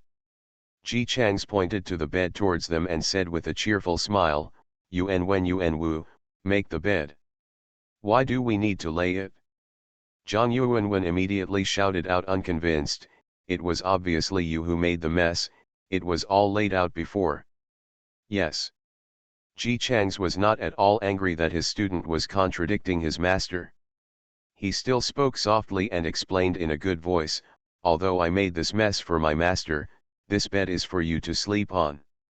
That was also the mess you made. Our servants had already laid it before." Ji Chang shook his head in disapproval, "Yuan Wen, speak up. You messed up their bed and asked them to make it themselves, and you asked them to talk properly?" The faces of the two little ones turned red with anger. "Don't talk nicely. It's obviously you. We are here to study, not to do this kind of work that only servants do. In that case, forget it." To their surprise, Ji Chang's did not continue to argue with them at all. He nodded, as if accepting that they would not make the bed, and turned around to walk out. Now, like two fighting cocks, the two people who decided to fight the new gentleman to the end were stunned. The qi that had just been accumulated in my stomach couldn't be continued now, nor could I let it go. Zhang Yuanwu still remembered that they still had to sleep here at night, and called Ji Chang's fiercely, "You just left like that. Ji Chang's, it's time for me to read a book for my teacher. If you are willing, you can also read it with me. Zhang Yuanwu, you can leave, but make our bed first.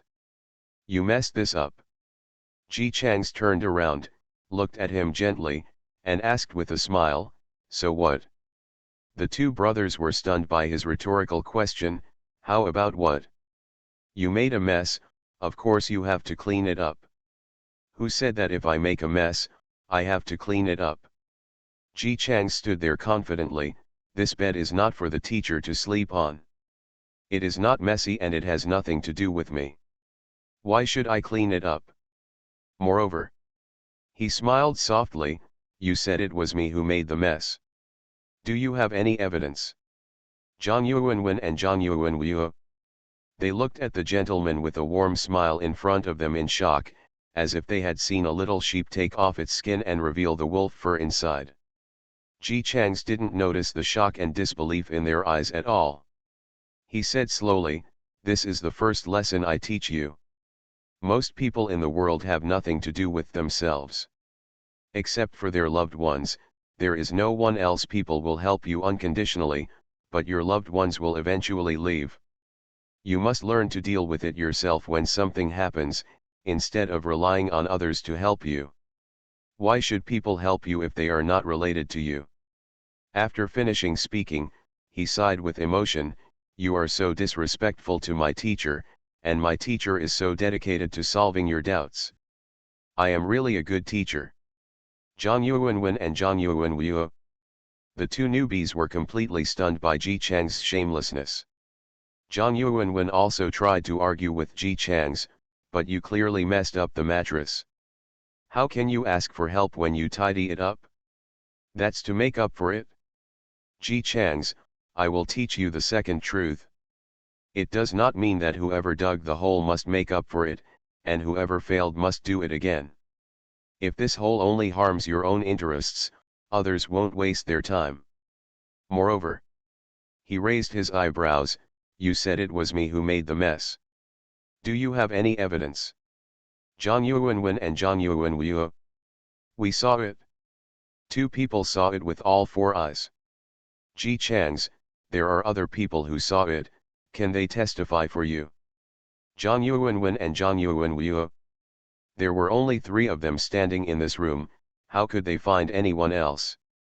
Zhang Yuanwen was still angry, but Zhang Yuanwu had already begun to look at Ji Chang's. After a few seconds, his eyes lit up, he turned to look at the bed, then turned back to shouting excitedly, "Your hands! The mattress has faded, your hands it's stained, that's the proof." He was as proud as a little rooster that had just learned to crow, and he raised his head triumphantly, "You have nothing to say this time. I have found evidence." Ji Chang's nodded, "Yes, you have found the evidence." Seeing the two brothers excited as if they had won a battle, with the corners of their mouths raised to the sky, Ji Chang slowly took out a handkerchief from his arms, stretched out his fingers, and carefully wiped away the color on it. Then he threw the handkerchief directly into Zhang Wenwu's arms. Under his confused gaze, he smiled and showed his clean white hands in front of their eyes. "Look, the evidence is gone." Lesson 3, don't expose the evidence you have found to your enemies before you can kill with one blow, otherwise, tisk tisk. Zhang Yuanwen and Zhang Yuanwu. They never dreamed that there were such shameless people in the world. Is this teaching them? This is clearly bullying them. Grandpa also said that the gentleman they were looking for was a hermit of noble character. Whose hermit is so noble? Before the two of them could get angry, the door was pushed open from the outside, and Zhao Yuiniang walked in with a plate of peaches. "Husband, eat peaches, what's going on with this quilt?" She looked at the quilt with some surprise, and then at the two brothers standing in front of the quilt. "Didn't someone from the Zhang family lay it out before?" Ji Chang's looked back innocently and sighed, "Don't worry about it, let them lay it by themselves." Zhang Yuanwen and Zhang Yuanwu both exploded. It was obviously Ji Chang's who made the mess, but why did he say it like it was the two brothers who made the mess themselves? Sure enough, Zhao Yuiniang's eyes became clear when she looked at the two little beans again, and her eyes turned around on the colored handkerchief in Zhao Yuanwu's hand. Zhao Yuanwu noticed her gaze. "No, this handkerchief is not mine, it is." Ji Chang's interrupted, "It's mine, I gave it to Yuanwu." Zhao Yuiniang immediately understood that Zhao Yuanwu's hands were dirty, so my husband gave Zhao Yuanwu a handkerchief to let him intervene. Zhao Yuanwu looked at her very clear look and began to feel bad in his heart. "You don't think that the color on this is from me, do you?" Zhao Yuiniang, "It's okay. Just put some color on it. It's a little kid. I'll just wash it off and it'll be fine." Zhao Yuanwu. He was too familiar with this tone.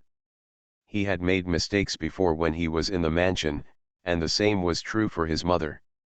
Although she was helpless, she would help him clean up the mess, and then say a few words to him in this loving and helpless tone.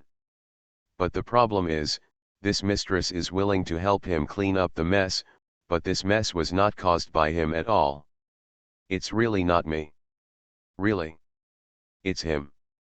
He just messed up our bedding, then wiped his hands and threw the handkerchief to me. If you don't believe it, ask my brother also saw it." Zhang Yuanwen quickly nodded and testified, "Yes, I saw it too." Zhao Yuiniang didn't take the words of these two children seriously at all. She smiled in a funny way, stretched out her hand and touched the head of the cute little bean in front of her. "Okay, I don't blame you, mistress." After saying that, he turned to Ji Chang's and said, "How about I lay the pavement? They are still young. They are new here and it is the young master of the family who has come to our place. It is normal to lose their temper. It will be fine later." The two little cubs were stunned for a second and then exploded. Who lost his temper? It was obviously him who made the mess. That's it. We saw him make a mess with our own eyes. Facing the two horny young masters, Zhao Yuiniang didn't believe them at all. She glanced at them helplessly, and then looked at Ji Chang's with pity. "Mister, thank you for your hard work." Zhang Yuanwen and Zhang Yuanwu. What's the meaning? What's going on with this? Because the students are disobedient, you're having a hard time attitude. Why did he work so hard? The two of them were going crazy, and they vomited blood even more. They discovered that Ji Chang's, who just stood there talking without blushing and out of breath, coughed very weakly, smiled palely at Zhao Yueniang, and shook his head. He was very weak and said in a good-tempered way, "It's not hard at all. It's common for children to be ignorant." Then, Zhao Yueniang's expression became even more distressed. Two people. They looked in a daze as Ji Chang's finished speaking to Zhao Yueniang. As soon as Zhao Yueniang went out, Ji Chang's immediately lost his weak expression, lazily leaned against the door frame and yawned. "Do you know why your teacher's wife doesn't believe that you believe in me as a teacher? Because my teacher's face project is good. Even if I really step on your new shoes in front of your teacher's wife, she will definitely think that I am careless. You are all about to have the word dandy written on your face. Ever since your grandfather left, you have always had a nose that is neither a nose nor an eye, and you look down on everyone. If you step on someone else's shoes, even if you step on someone else's shoes, it's unintentional. Believe it or not, 80% of people will think you did it on purpose." The two of them almost ran out of breath and fainted. This has something to do with the face project. Ji Chang's is obviously very good at pretending. Moreover, they also resorted to insidious ways to frame others. Seeing that his two students were about to become angry, Ji Chang's gave up as soon as he could. "Okay, my teacher has taught you enough today. You hurry up and make your bed, and then go out to eat. After eating, I will test you, and you can start studying tomorrow." Zhang Yuanwen and Zhang Yuanwu would rather die than surrender. They are the young masters of the Zhang family. Why should they give in to Ji Chang's, a guy who insidiously deceived their grandfather? "Ji Chang's, it's up to you. It's still very cold at night in the mountains. You have to stay with me for 3 months. If you can accept being without a bed or bedding for 3 months, I will naturally not mind." Two people. He looked at the two little cubs with satisfaction, who wanted to get angry but didn't dare to, wanted to get angry but didn't know how to get angry, and couldn't do anything about it. He felt quite comfortable. As expected, teaching children is the most enjoyable. The naughtier the child, the more interesting it is to teach. He hummed a song and went out in a good mood, leaving only two little cubs. "You look at me and I look at you. Brother, what should we do? How about we escape back? If Grandpa knows that he dares to do this to us, he will definitely fall out with him." Zhang Yuanwen had a sullen face. "Do you think I don't want to? We came in a carriage and didn't even see the road clearly. Even if we want to escape, do you know the way back? And we are surrounded by mountains on all sides. If we accidentally get lost, what should we do if a wild animal eats us?" The two of them frowned for a while, and Zhang Yuanwu suddenly had an idea. He sat up straight and asked Zhang Yuanwen, "Brother, do you have any money on you? We use the money to bribe the villagers, can't we just find someone to send us back?" Zhang Yuanwen's eyes lit up. "Yes." The two brothers hurriedly took out the money they had and pooled it together. Neither of them was short of money, and they even managed to come up with a good sum. They were contentedly holding the money that they had never valued before, and they were thinking happily, "This money will definitely be enough to make those country people excited. Let's go out to find someone right now." The two carefully hid the money and ran out quietly. They found Ji Chang's reading in the yard, but his back was turned to them anyway. They quickly held their breath and carefully walked out of the yard hand in hand. Once out of the yard, they all breathed a sigh of relief. Just as they were about to find someone, it happened that an uncle pulling a donkey cart passed by. The two of them's eyes lit up, and they hurried over and gave them money to ask him to take them back to the house. The uncle's face showed his heartbeat. He looked at the money they held in front of him and hesitated. It's okay to give it to these two young nobles, but can the money be more? Both of them were a little angry. Although they were raised by nobles, they were not fools. The fare from here to the city was only a small amount, and the money they gave was more than enough. This countryman actually had the nerve to ask for more. But now that the situation is pressing, they can only put away their inner disdain and arrogance, and softly plead, "Uncle, this is all the money we have, just give it to us. When we get home, my grandfather will I'll give you more money." The countryman was dubious, "Is it really gone?" The two nodded patiently, "It's really gone. All the money gone. We don't have a penny left. If you don't believe it, look, our wallets are all empty." The uncle nodded as he listened, and before the two brothers were happy that he had agreed, he raised his eyes and shouted behind them, "Mr. G, this is all their money." Two people. They looked stiff and slowly turned their heads, and sure enough they saw Ji Chang standing at the door looking at them with a smile. Seeing them looking over, the gentleman with a gentle smile raised his hand and greeted them, "Yuan Wen Yuan Wu, what a coincidence. Zhang Yuan Wen Zhang Yuan Wu." They were simply dumbfounded as they watched the countryman who just wanted money walk up to Ji Chang's and gave all their money to Ji Chang's with a simple and honest smile, as expected of Mr. Zhang's grandson. At such a young age, he has a lot of things on his body. With less money, if I meet others, I might actually be willing to take them to Mr. Zhang. Ji Chang's Dion said with the money in his hand, "Thank you, brother Hu, for your help today.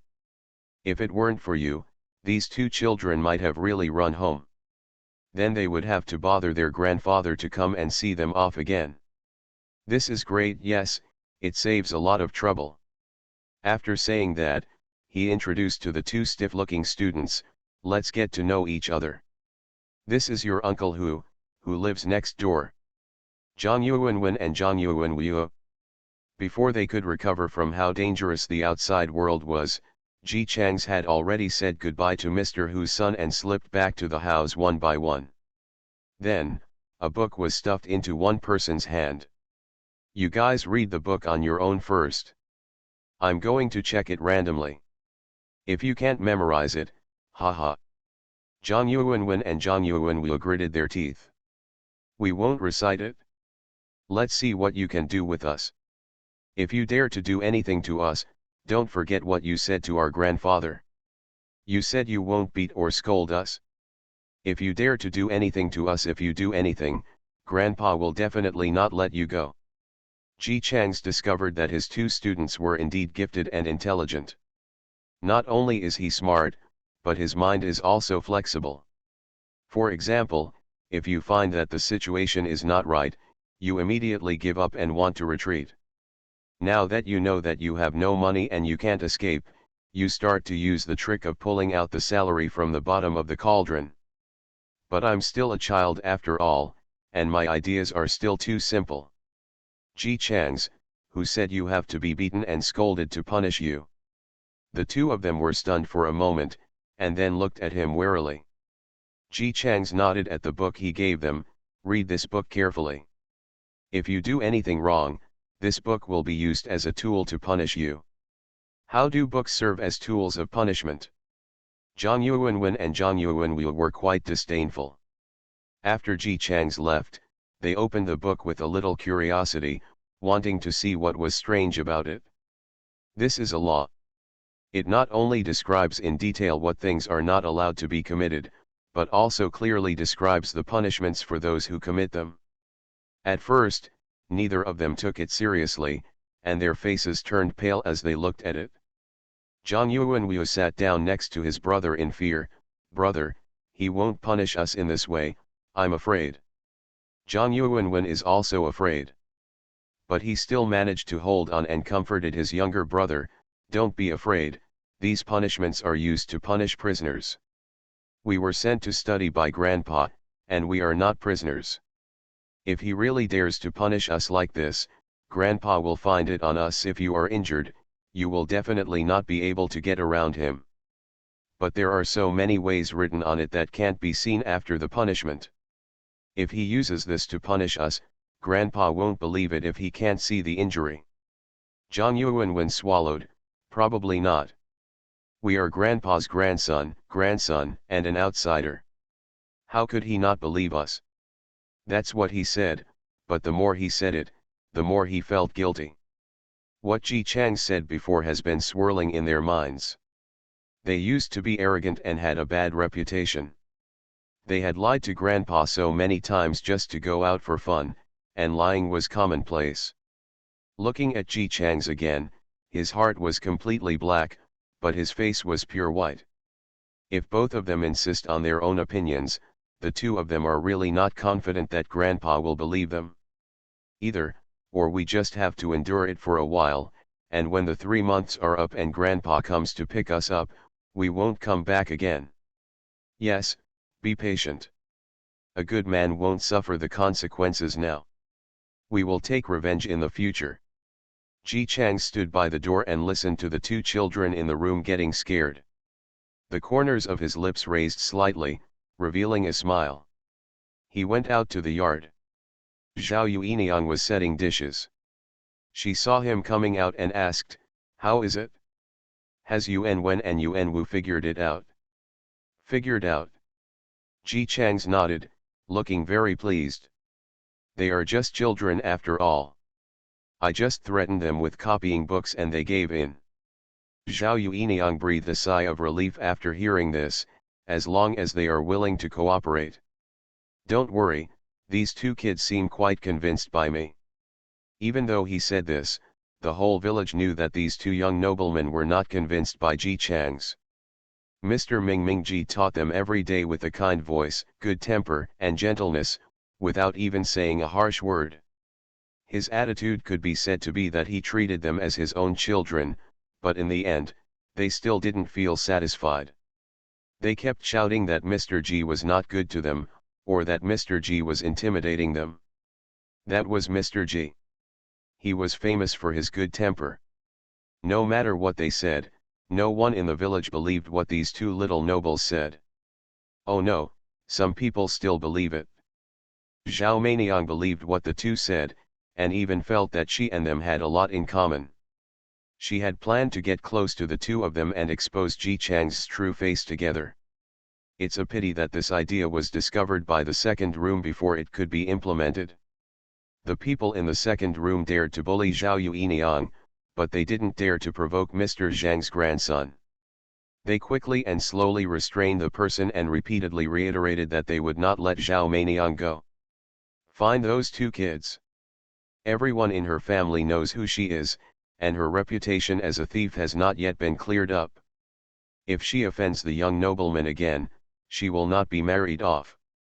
Zhao Meiniang could only resent being locked up at home and working hard, trying hard to find opportunities to come out and meet the young nobles. The villagers didn't believe what she said, but they should believe what these two young masters said. Ji Chang's didn't know what Zhao Meiniang was planning. It was not good to always threaten. It was not good for the children's physical and mental health, and it also affected the relationship between master and apprentice. He planned to change his approach today. Bring two younger ones hunting. The reason is that they have memorized the entire law very well and are very fluent, so as a reward they can go out and play for a day. There is a measure of reward and punishment. This word is a new word for the two children. Ever since they followed their grandfather to this poor county, they have been rewarded everywhere. Every day they are either trained or forced to read and write. Sometimes they have to be taken out when guests come to the mansion. When meeting guests, not only do people go, but they also bring articles they have written, and then they are severely criticized by Grandpa in front of the guests. It's no wonder that the two of them are getting tired of studying. When it comes to being smart, they are smarter than anyone else. It's just that they didn't lay a good foundation when they were young. After that, their elders expect them to encourage their talents, and they will be scolded if they don't grow up well. Over time, the negative cycle will naturally I no longer like reading and studying. This is the first time that they will be rewarded for studying well. And it's a reward that both of them like. Especially when I went out, because I was carrying bows and arrows, I met the villagers. The villagers were curious, "Mr. G, are you going hunting with two young nobles?" Ji Changs nodded and said with a smile, "The two of them are very talented and studious. I asked them to memorize, and they were able to memorize a whole book in just a few days. Even I have never seen such geniuses." Afterwards, I thought of taking them out for a day of hunting and relaxation, as a reward. The villagers were shocked. "How many days can you memorize a book?" His expression of "Oh my God, there are actually such smart people in the world" made the two little cubs almost float. Most people with status are relatively reserved. Excellent sons are called naughty sons and dogs, not to mention that they are not outstanding. No one has ever praised them like this since they were young. It's different for people in the village. It's good if they can read by themselves. It's very difficult to learn. They can only barely recognize a few words by rote memorization. So when I heard that these two children could memorize a whole book in just a few days, I almost wanted to blow them up to the sky. Zhang Yuanwen and Zhang Yuanwei were so flattered that they felt so happy. Although the so-called memorization of a book in a few days was because they were afraid that Ji Changs would really punish them, they did not dare to stop for a moment from the moment they opened their eyes until they fell asleep. But it feels so good to be praised so much. The little cubs straightened their backs and looked like "I don't care, I'm very calm" on their faces. In fact, they wanted to have their ears on the two of them and listen to them praise themselves. Ji Changs, who was always strict with them and always cheated them with a casual attitude, was very generous with his praise to outsiders. I thought these two children were not talented enough before, but after teaching them, I discovered that their talents are far beyond ordinary people. They with such a talent, I am afraid that even Mr. Zhang is not as good as him. But the more talented he is, the more he must be taught well to avoid going astray, and the more strict he must be. The two children stood upright, with normal faces, but happy hearts. "Really? Are they smarter than Grandpa?" "Sir, he teaches them to be strict just because they are much smarter than others. It turns out we are geniuses." The villagers gave another rainbow fart, and Ji Changs also cooperated and praised a few more words. When they parted, he returned to being strict with the two of them. "Although you are relaxing today, you must not slack off. I will teach you how to bow an arrow. You are very talented. If you study hard, you will definitely not miss the prey. The one who comes back empty-handed will go back and copy the book." Although tasks were still assigned and there was still punishment for failure to complete them, the hearts of the two little beings were filled with joy and excitement. Zhang Yuanwen straightened his spine with pride and said proudly, "Teacher, don't worry, I will definitely be able to bring the prey back. I will hunt a pheasant and make soup for the teacher and my wife." Zhang Yuanwei also hurriedly followed, "I will kill a rabbit and let the teacher and wife eat the rabbit meat." "Okay, I'm just waiting for your pheasant soup and rabbit meat, but more than that, I want to see your title on the gold list." Ji Changs patted their small shoulders. "As a teacher, I have always had good vision. As long as you two study hard, you will both be the top talents, but literary talent alone is not enough. Literati are most afraid of being weak. You think that as a teacher, you are in poor health, so you can't go anywhere. You are not only good at studying, but also good at practicing martial arts. You are better than me. From now on, you can use your resting evenings to practice martial arts. Etiquette, music, shooting. Calligraphy and mathematics can be learned best according to your talents. After a few days, you will teach them one by one as your teacher." If they had heard before that they still had to learn so much, the two of them would have collapsed on the spot and burst into tears. But after being praised for their talents and having their teacher who had always looked down upon them look forward to the future with such confidence, Zhang Yuanwen and Zhang Yuanwei were extremely excited. "Teacher, don't worry, we will definitely study hard. They are the top talents. What's the point of learning such a small thing?" Seeing the two men holding bows and arrows and marching forward majestically, Ji Chang's felt that the day was not far away when he would watch students diligently study on their own and become impatient with anyone who didn't let them learn. During this hunting trip, the teacher-student relationship has been greatly improved. How about Ji Chang's dog? If he had praised him at the beginning, they would definitely think that he was flattering them. Not only would they not listen, but they would also look down on the teacher. But he crushed the two of them first, and then praised them after they achieved results. Zhang Yuanwen and Zhang Yuanwu suddenly felt that this was a success achieved through their own personal efforts. After all, he is a child. How can he be unhappy when he is praised for his own abilities? Coupled with the reward of a day of playing, they felt a lot closer to Ji Chang's, especially after learning that he actually wrote a letter to their grandfather to brag about them. Happy. Happiness. Grandpa will definitely be impressed by them. When the two children floated to the sky, Zhao Meiniang finally ran out after hard work and sneaked to the door of Zhao Yuiniang's house. She squatted there for a long time, her legs were numb from squatting, and waited until the two little nobles came out. They actually came out to clean the bows. At such a young age, they were still the young masters of an official family, and they actually had to clean the bows themselves. This shows how badly Ji Chang's treats them. I can't blame them for seeing through Ji Chang's true face. Zhao Meiniang felt happy and thought this was a good opportunity. She quickly arranged her clothes and stepped forward. When she came closer, she exclaimed, "Ah! How can you two young masters do such rough work?" As she said that, she snatched the bow from Zhang Yuanwen's hand and said with a distressed look on her face, "How on earth did Ji Chang's take care of you? Stop wiping it and let me do it." Zhang Yuanwen was carefully and gently wiping his bow and arrows. The teacher said that after they completed the task, he would take them hunting. Then he and his brother would compete to see who could kill the most prey.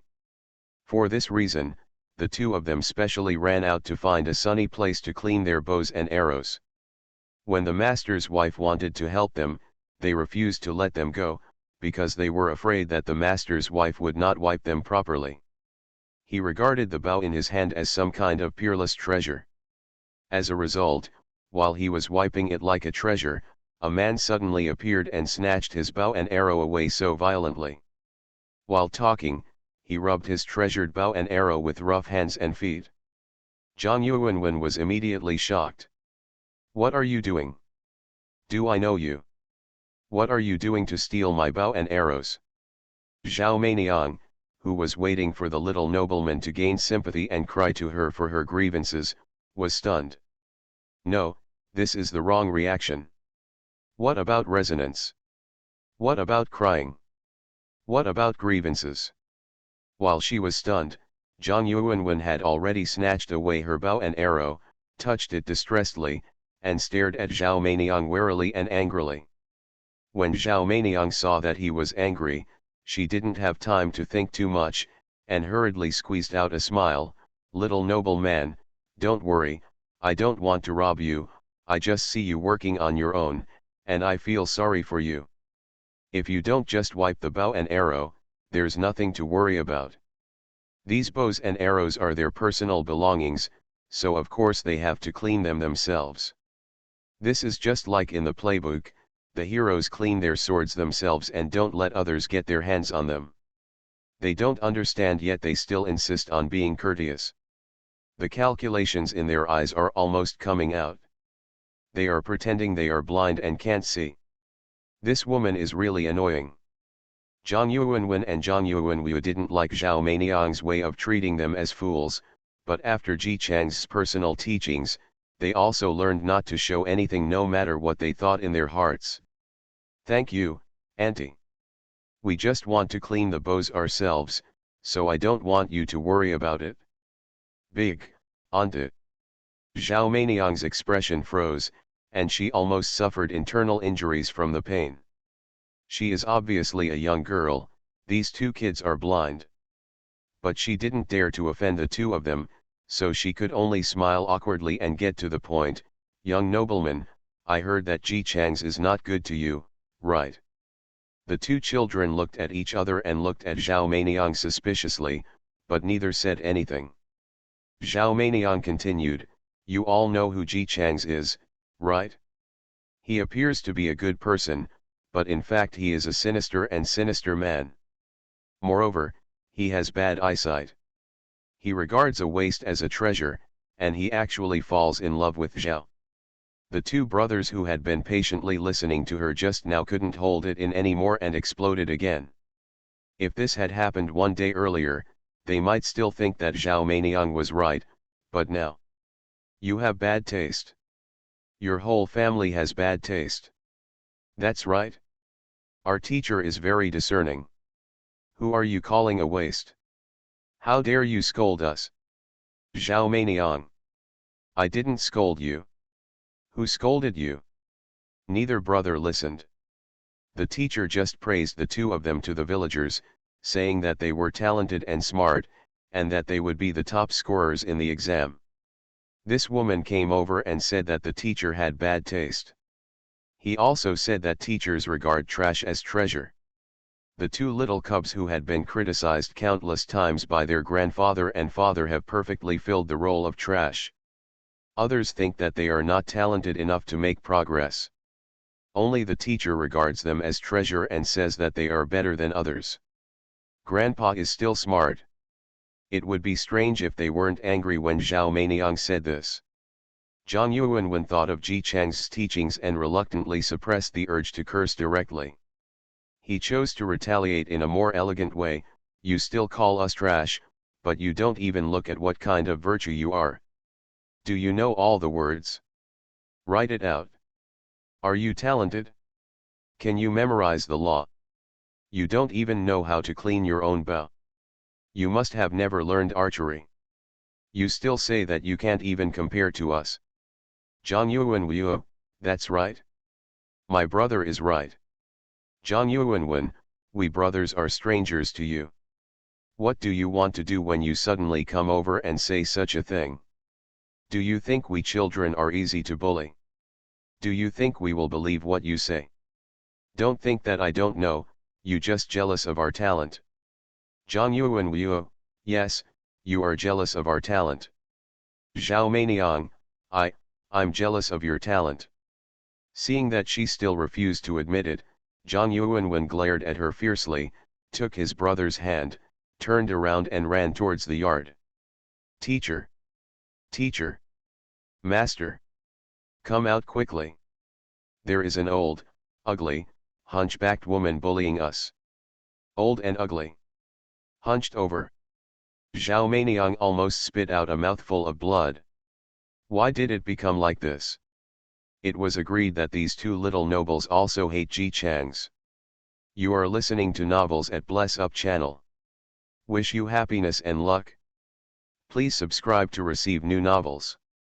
How do you feel about this novel? Please like and leave a comment. Everyone knows I'm a good man. Author, Tang Zhonmao. Chapter 156. When Ji Chang's was pulled out by two children who were complaining while walking, Zhao Meiniang had already scared away. Even if he didn't see anyone, he could guess who it was just by listening to the descriptions of the two children. He smiled, still with a gentle smile. The person you are talking about may be your master's wife's cousin. She has always been like this, don't worry about it, just go on cleaning the bow and arrows. Master's wife's cousin? The two clever children looked at each other. They had many good friends when they were in the capital. Although they were men, they also loved gossip. Sometimes when they got together, they would inevitably talk about what was happening in someone's family. The back houses of powerful people rarely had peace. It was not the bastard who wanted to marry him. The fight between legitimate sons means that the head of the family favors his wife and eliminates his concubines. Anyway, if you really want to hear it, you can't finish it in 3 days and 3 nights. Zhang Yuanwen and Zhang Yuanwu listened to the excitement and learned a lot. For example, relatives may not always be happy with each other, but they may also be at odds with each other. For example, sisters may compete and hate each other, let alone cousins. The two of them figured it out and immediately slapped Zhao Meiniang on the head with a vicious female supporting role. She couldn't blame them for looking at her in the wrong way. The master's wife was her cousin, so the teacher should be her cousin-in-law, but she was not polite at all and even called the teacher by his first name. The two of them murmured and agreed that if this person dared to come to them again next time, they would definitely scare her. Zhao Meiniang tried hard several times after that, trying to explain that she just wanted to say bad things about Ji Chang's, and she definitely didn't mean to scold either of them. However, it doesn't mean that she can succeed as long as she works hard. Zhang Yuanwen and Zhang Yuanwu have now truly regarded Ji Chang's as their teacher. How could their own teachers allow an outsider to make comments?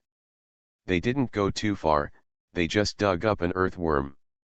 When Zhao Meiniang started to come to them again, she treated them like 3-year-old children and said bad things about their teacher openly and secretly. Big earthworms were thrown on her. Although Zhao Meiniang is from the country, she made a small fortune by stealing away Zhao Yu's family's property when she was a child. She was also favored at home and basically did not go to the ground. She would not think it was nothing when she saw earthworms, and she would be frightened. Keep shouting. The cry was so miserable that it quickly attracted the attention of the people around him. The big guy was paying close attention to these two little nobles. When he realized that the sound came from here, he hurried over and asked what happened. They threw this on me. Zhao Meiniang's eyes were red. When she saw someone coming, she subconsciously put on her most pitiful posture, hoping to get people to side with her like before. If Zhang Yuanwen and Zhang Yuanwu had not done this when they first came to the village, others would definitely believe that it was these two naughty young masters who did it. After all, are they children? Who hasn't had a naughty time? Even when they were young, they liked to tease little girls like this. But things are different now. Zhao Meiniang is a little white flower. After experiencing Ji Chang's devilish education, Zhang Yuanwen and Zhang Yuanwu are even better than her. The two stood up immediately, looking neither humble nor arrogant. We didn't bully her. Yes, my brother and I were just doing our endorsements when she suddenly ran over and said some strange things, saying that the teacher was not a good person and asked us not to believe him. She also told us to tell our grandpa that the teacher bullied us and said bad things about our teacher's wife. Zhang Yuanwu's voice was crisp and clear, and Zhao Meiniang didn't even have time to react. The little one said a series of words. My brother and I were so angry that we didn't want to hear her talk, so we let her go. Who knew she was so loud all of a sudden, yelling? I was so scared that I almost couldn't hold the book in my hand. His voice was crisp and tender, but very steady. He finished speaking in an orderly manner, and there was no anger on his face. Everyone watching could not help but admire in their hearts that he was a grandson worthy of being an official. Except for the two little nobles who were a little arrogant when they came to their village on the first day, they have always been polite since then, forcibly changed by Ji Chang's. They have never been seen running around like the children in the village. I just read when I have nothing to do. Ji Chang's assigns too much homework and has no time to play. He was polite, and behind his back was Mr. Zhang, a grandfather who was still very polite to ordinary villagers like them. Who wouldn't like such a child? No one really believed that they were bullying Zhao Meiniang on purpose. Then he lamented that Zhao Meiniang really refused to give up. She stole things from Zhao Yuaniang's family back then, but she didn't expect that now that Ji Chang's and Zhao Yuaniang were married, she would still be so determined to discredit the two couples.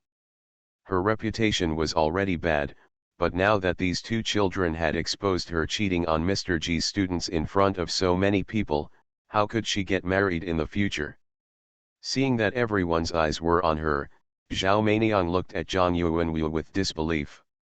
She simply couldn't believe that such a 9-year-old child could lie without changing his expression. She has been beaten since she was a child and has been beating her peers with her superb acting skills. She was a little confused for a while. No, why are you still lying at such a young age? It was just now that you threw such disgusting bugs on me. There was a trace of depression on Zhang Yuanwu's fair and tender face, and he stretched out his hand and handed it to everyone. You said we were throwing earthworms at you, but the earthworms are in the soil. Look at my hands. They are clean, not even a trace of dust, no. Zhang Yuanwen nodded in agreement and also extended his hands. The brothers' hands were all white and spotless, and they really didn't look like they had just taken earthworms. Now, no one believed Zhao Meiniang at all. Zhao Meiniang almost vomited blood out of breath. The truth was right in front of her, but she couldn't fight against the two children. There were so many people standing here, but no one believed her. Someone else advised her, Meiniang, there are so many people in Mr. G's school now. You are talking about you. He is also your cousin-in-law after all. What can you do if you can't get along with him? Mr. G has a good heart and is easy to talk to. If you put down your airs and do well, if I apologize, maybe Mr. G will stop pursuing it, and you can still live as relatives in the future. With a brother-in-law like Yuki Nagasawa, it would be too easy for Zhao Meiniang to get married as long as the relationship was not too cold. It's a pity that the other party had good intentions, but Zhao Meiniang was so angry that she could only breathe heavily. Why should she apologize? It was obviously framed by Ji Chang's and these two children. Fortunately, she thought at first that they had seen through Ji Chang's true nature just like herself. She didn't expect that they were the same as Ji Chang's. She breathed hard, trying to calm herself down. No, she couldn't be rude to these two dead children in public. Otherwise, if she offends Mr. Zhang, will she still have a good life in the future? God knows how hard Zhao Meiniang worked to squeeze out a smile on her face. Yes, maybe I saw it wrong. Don't take it off, two young nobles. Don't be surprised, as long as you don't come to us and say bad things about our teacher in the future. Zhao Meiniang. She listened to the whispers of the villagers in her ears and the eyes on her. Her expression became more and more awkward and stiff, and she responded dryly. Seeing that she knew she was wrong, the two little nobles didn't look like they were going to let go, so the others slowly dispersed and did their own thing. So, there were only 3 people left in this place. Zhao Meiniang was trying to take a deep breath when she saw Zhang Yuanwen slowly taking out a handkerchief from his arms, which was stained with earthworm soil. She looked over with her eyes wide open. Such a big child was smiling quite proudly. Fortunately, I brought a handkerchief, otherwise my hands would have been dirty. Zhao Meiniang. She watched helplessly as the 2 children, who had deceived her at a young age, happily held hands and trotted away with their books. She was left standing alone in the sun. Confused, still confused. No, these 2 children have become sperms, right? Ji Chang's only found out about this incident after the fact. He didn't say anything on the surface, and then quietly gave the 2 children a lot of moral education lessons. The main point is that it is good to have the ability to protect yourself, but you must remember that when it is not necessary, it is better to deceive someone for the purpose of counterattack or self-protection. If the other party has no evil intentions or is an innocent person, then absolutely you cannot dig a hole and bury people in it. He recently felt that his little life was quite fulfilling. These 2 students were really smart and very resistant to pressure. As long as the complements were in place, they could study happily no matter how hard they studied. It can be seen that this child had such a miserable childhood, otherwise he would not be so lacking in praise. Ji Chang's taught them the 6 arts of a gentleman in various ways, the etiquette of eating, clothing, housing, and transportation, how to walk and sit, as well as the ways of the world, and stories about court disputes. This is much more interesting than raising flowers and plants. These 2 children were raised innocently. With a piece of blank paper, Ji Chang's could draw a few strokes on it, and they could grow according to his own ideas. Of course, As Ji Chang's students, the two of them had made rapid breakthroughs in terms of IQ. After all, he has a strong learning ability, which can be seen from the fact that they teamed up to trick Zhao Meiniang. All of them were based on the methods Ji Nagaze taught them when they first arrived.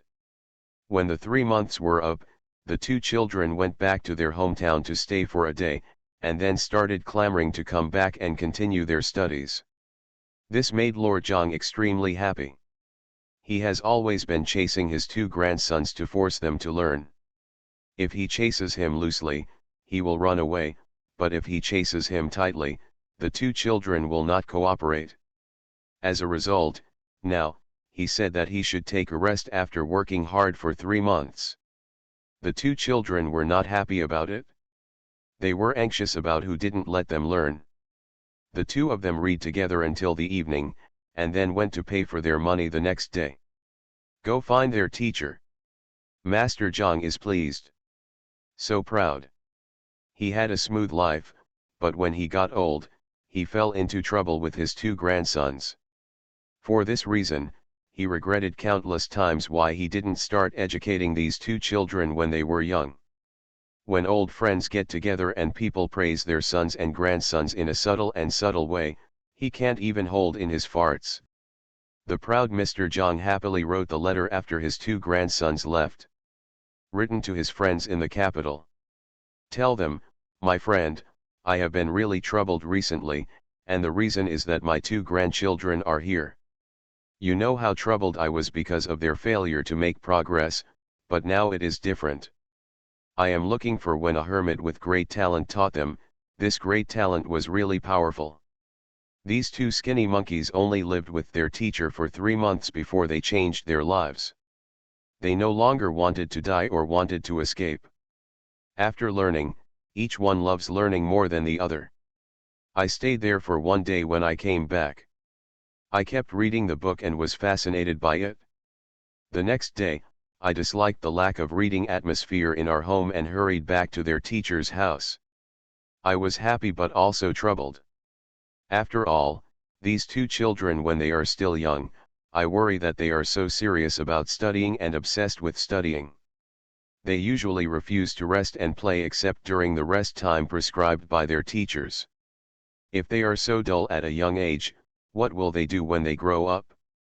Your close friends. After writing 3 letters in a row, which appeared to be worries and complaints but were actually full of bragging, Mr. Zhang was relieved. Of course, he did not forget to write to his other friends who were also worried about the failure of their children and grandchildren, asking them to come over quickly and see if they could send their children to Mr. G. At that time, even if they had to sacrifice their old face to ask for help, the family accepts it. This is a major event that can change a child's life. Of course, although it is a well-intentioned suggestion, it does not prevent Mr. Zhang from showing off comfortably. It was already 3 months later when the letter was delivered to the capital. The adults who received the letter felt sour after reading it. Is this guy so proud? Isn't it just that their grandson is sensible? Their grandson has been sensible since he was a child, and I haven't seen them say anything. In fact, although Master Zhang is telling the truth, these adults don't really believe it, or in other words, they think what Master Zhang said is a bit exaggerated. After all, they have been friends for many years. They know exactly what the other party's grandson is like. Children of this age are inherently naughty. In addition, Yuan Wen and Yuan Wu have rich fighting experience and a very arrogant temper. What kind of hermit they are? How can we make them study obediently? Moreover, I only studied for a short 3 months, which was not even enough to lay the foundation. However, when my old friend told me, it turned out to be completely different. Unreliable, quite unreliable. Therefore, the conclusion is that Mr. Zhang either wants to brag too much, or he has a filter of my grandson is so good, and the two children are just a little more sensible, so they make him happy like this. If Mr. Zhang knew what these old friends thought, he would definitely complain. What does it mean that he has his own filter? What he said is obviously the truth, okay. It took only 3 months for the two children to become completely different. Even though they were still a little childish on the inside, they could still maintain their composure on the outside. In the capital, not only a few adults received the letter, but Zhang Yuanwen and Zhang Yuanwu's parents also received it. When the two opened the letter and read the contents, they had the same reaction as the adults, they didn't believe it. Don't they know what kind of virtue their son is? Looking at the lines clearly written on it about how Yuanwen and Yuanwu loved learning, the two of them became even more unconvinced. Rather than the two children learning on their own initiative, they prefer their father to stand behind them with a stick and force them to learn. Mrs. Zhang looked at it, her eyes were red, she took out her handkerchief and wiped her tears, choked and said, "If Yuanwen and Yuanwu are really like this, it must be because they have suffered a lot, otherwise their children will not want to. It's good to have fun, how can you think about reading all the time?" Mr. Xiaozhang actually felt the same way, but seeing his wife crying, he naturally couldn't add fuel to the fire. He could only quickly advise, "Madam, don't think too much. These two children know that it is a good thing to make progress. Why, you even started crying. Everyone in the world hopes that their children will be as promising as possible, and I am naturally the same, but when I think about Yuanwen and Yuanwu, his parents are not around at a young age, and they have to study with their husband in the mountains and forests in just 3 months, they have to be able to do this, he must have suffered a lot, and I don't know how many times he was punished." The more Mrs. Zhang talked, the more tears she shed, and her heart was full of distress. If they really suffer, I would rather they live a mediocre life, as long as they are safe. A man should have suffered more. Otherwise, everything has been smooth sailing. Now you and I are still here to protect him. When we are 100 years from now, who will protect them? We should stand up for ourselves. Lord Zhang said a few words, and when he saw that his wife was still crying, he comforted her and said, "Don't think too much about it. My father loves Yuanwen and Yuanwu as much as you and I with my father here, they won't suffer much." But Mrs. Zhang did not listen to these condolences at all. The father loved his two children, but didn't he also say so in the letter? The two children were sent to the village where Mr. G lived. "I can't go home even once for 3 months. Naturally, my father can't look after me anymore." Still living in the village. In her imagination, a scene immediately emerged of her two sons living a miserable life, hugging each other for warmth, crying homesickly at night, and calling pitifully for their mother. Suddenly, the tears flowed even harder. "My sons, you have suffered greatly." At this moment, in a small mountain village in the distance, two brothers were sitting comfortably by the stove, drooling from their greedy mouths, asking again and again, "Is the teacher okay? Is he okay? Can you eat it? Is it ready? It smells so good. Teacher, it must be ripe. Let's eat it quickly without waiting. If it doesn't work, I'll drink some soup first." Old God Ji Chang's was sitting across from them. Seeing the two students who had been trying to maintain a stable persona, he almost fished it out with his hands, and then raised his eyes. "Why are you so anxious? Wait for your junior wife to come. Eat later." Zhang Yuanwen's saliva was drooling, and he smiled at the teacher and said, "Teacher, I'm really greedy, and I don't want to be in a hurry. But sitting here, this fragrance keeps coming into my nose, and I really feel sick, can't stop." "Yes, teacher, my brother ate an extra egg this morning, but I only ate 1 egg. I'm already hungry, so let me eat first." Ji Chang said no. With an indifferent expression, he raised his eyes and looked at his two students. As he moved, his unyielding attitude no matter what happened suddenly came out. "What did my teacher teach you? To behave in the world, you need to be calm and calm. No matter how big the temptation is in front of you, you must be steady and not show the slightest clue on your face, otherwise when you enter the court in the future, you can express whatever is on your mind, and your bones will be chewed clean. Sit up straight, don't move around, stop the green light in your eyes, it's just hot pot, why are you so greedy? Ji Chang severely criticized his two students. Even if you don't mention this, it is polite to wait until everyone is here before starting to eat. Besides, it is your teacher's wife who is waiting. She is so good to you. What's wrong with her while you wait? He's so impatient, it's really outrageous to see. He lightly dusted his sleeves very calmly. Don't you think that as a teacher, he is very calm and not in any hurry? Zhang Yuanwen and Zhang Yuanwu.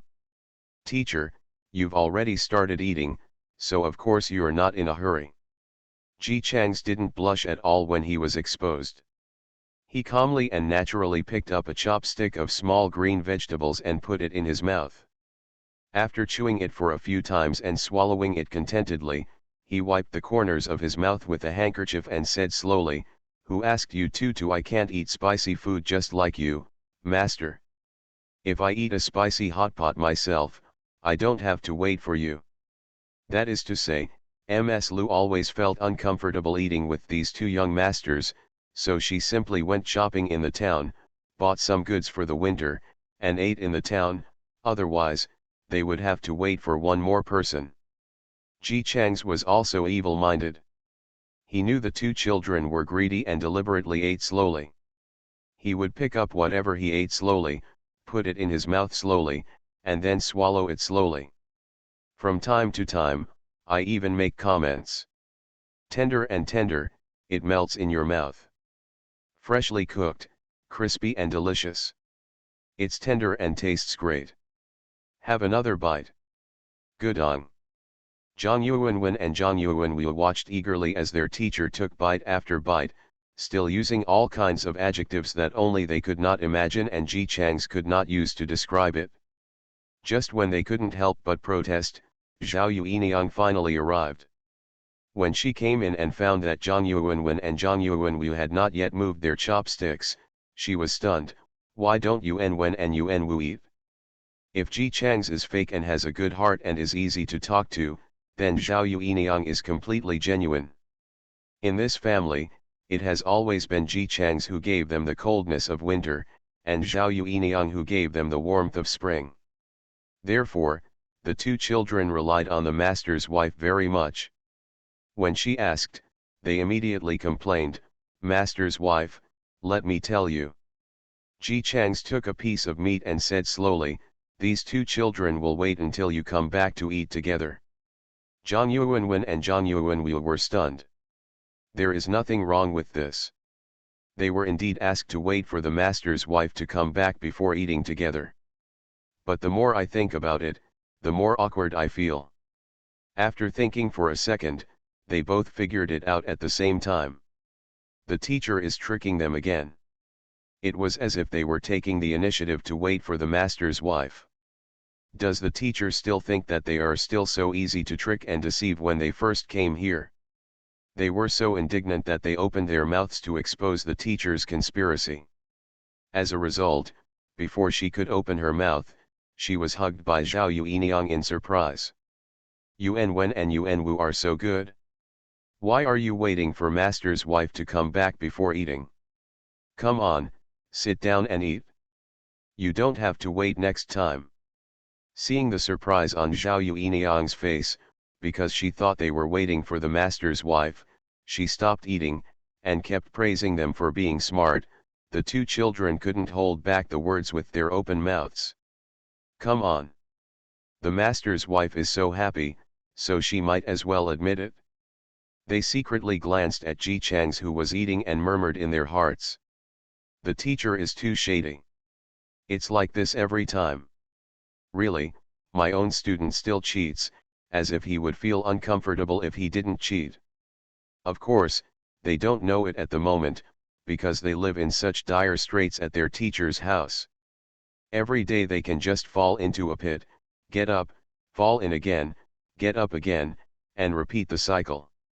When they entered the audience in the future, because they were too good, countless people tried their best to pull them down, but no matter what means or methods those people used, the conspiracy took turns. These two people are obviously young, but they are like old foxes and they just don't fall for it. And not only do they not fall into traps, their patience and endurance are actually much stronger than ordinary people. No matter how big things happen, they never relax in facial management. Even if the sky falls, the two of them can still remain so stable and calm. To deal with it?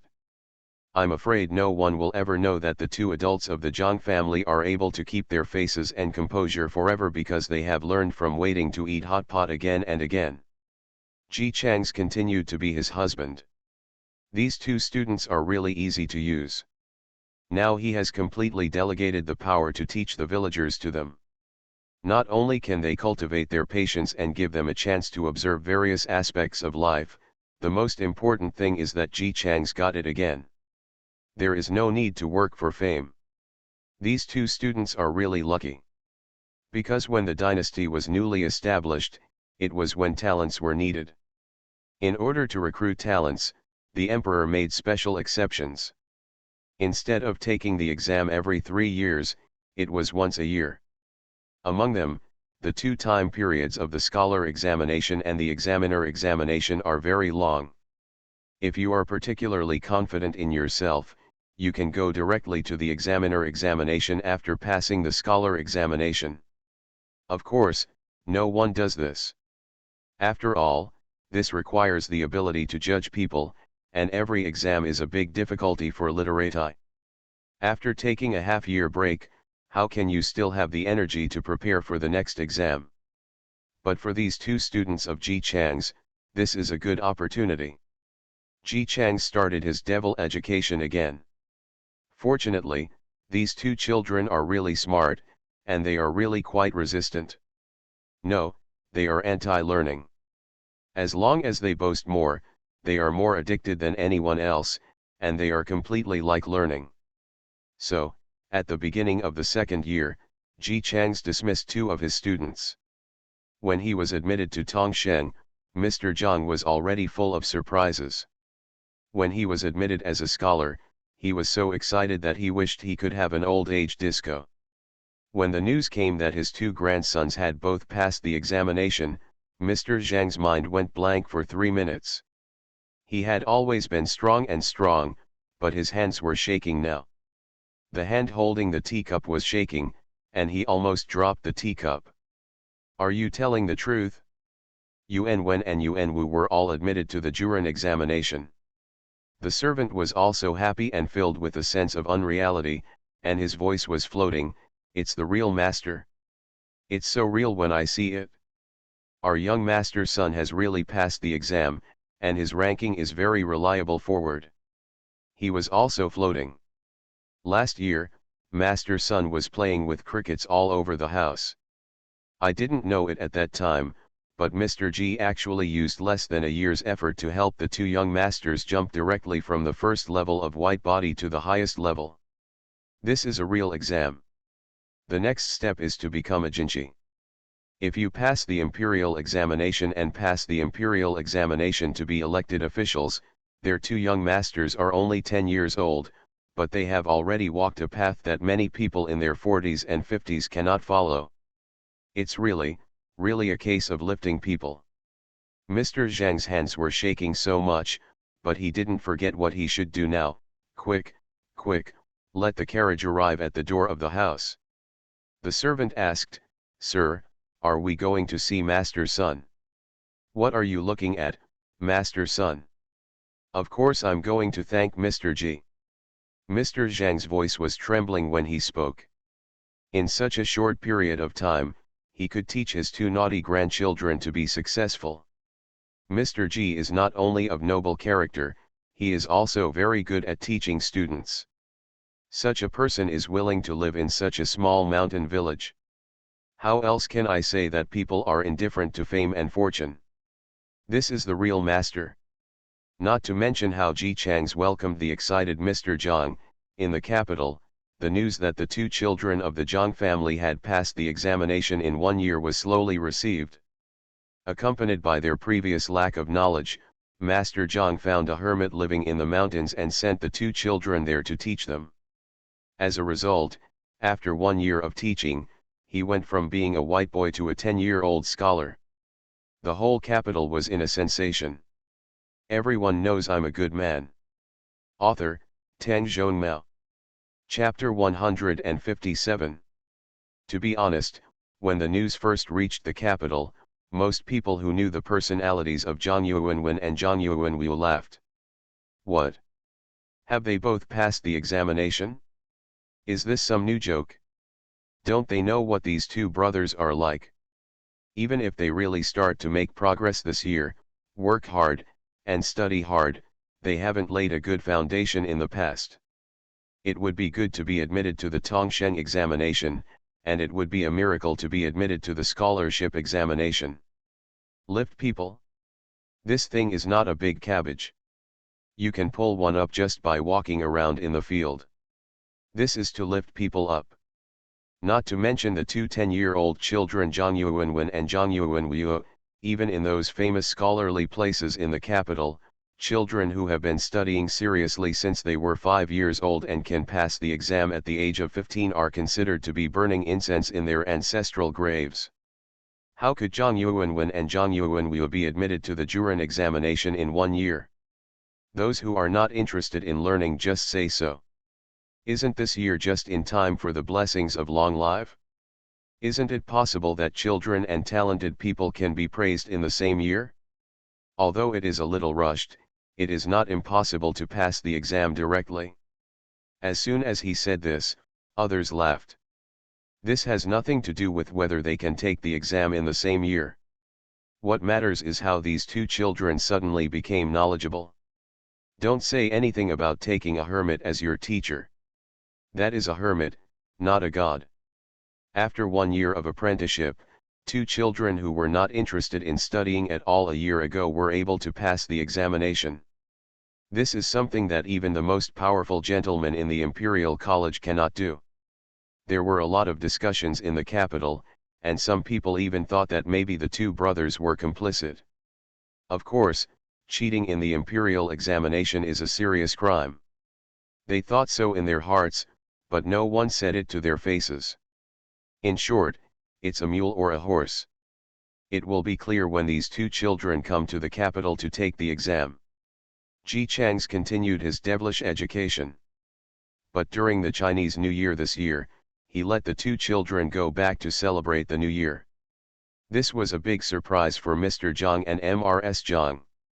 It was a temporary decision to let the two children go home for the New Year. Not long after the letter was delivered, the two children had already appeared in the capital. When they left the capital, they were still childish, and they didn't seem to have a peaceful temper. Even if they looked good, they still had the temperament of a child. But now, they have only been away for a short time. When they left, they were full of arrogance. Now when they come back, they are riding back with a team of people. They are wearing comfortable clothes for riding. Their two similar faces are full of fierceness. They are so young. Just ride the horse so skillfully. When they arrived at the door of the house, even the servants who had watched them grow up looked at the two young masters who had changed a lot and were a little afraid to recognize them. The two of them held it still, threw the riding whip to the servant, and went straight into the inner courtyard. As soon as they saw their parents, they knelt down and said that the children were unfilial and had not been able to support their parents in the past 2 years. Neither Mr. Zhang nor Mrs. Zhang could tell whether they felt surprised or frightened. The child who was tugging at their sleeves when they left, crying not to be separated from his parents, has grown up in just 2 years. He has grown a lot. It would be strange if he doesn't grow when he practices martial arts every day, and his baby fat is gone. The appearance began to change from cute at the beginning to handsome. The two of them can no longer be called children, but young men. Looking at the servants around them, they command and move without even the slightest pause, which shows that their ability to control their subordinates is also good. Mr. Zhang was still shocked by the huge surprise that his son had become so good. Mrs. Zhang had already held her two children in her arms and cried. "Look at how thin you are. You have suffered a lot along the way, right? My son.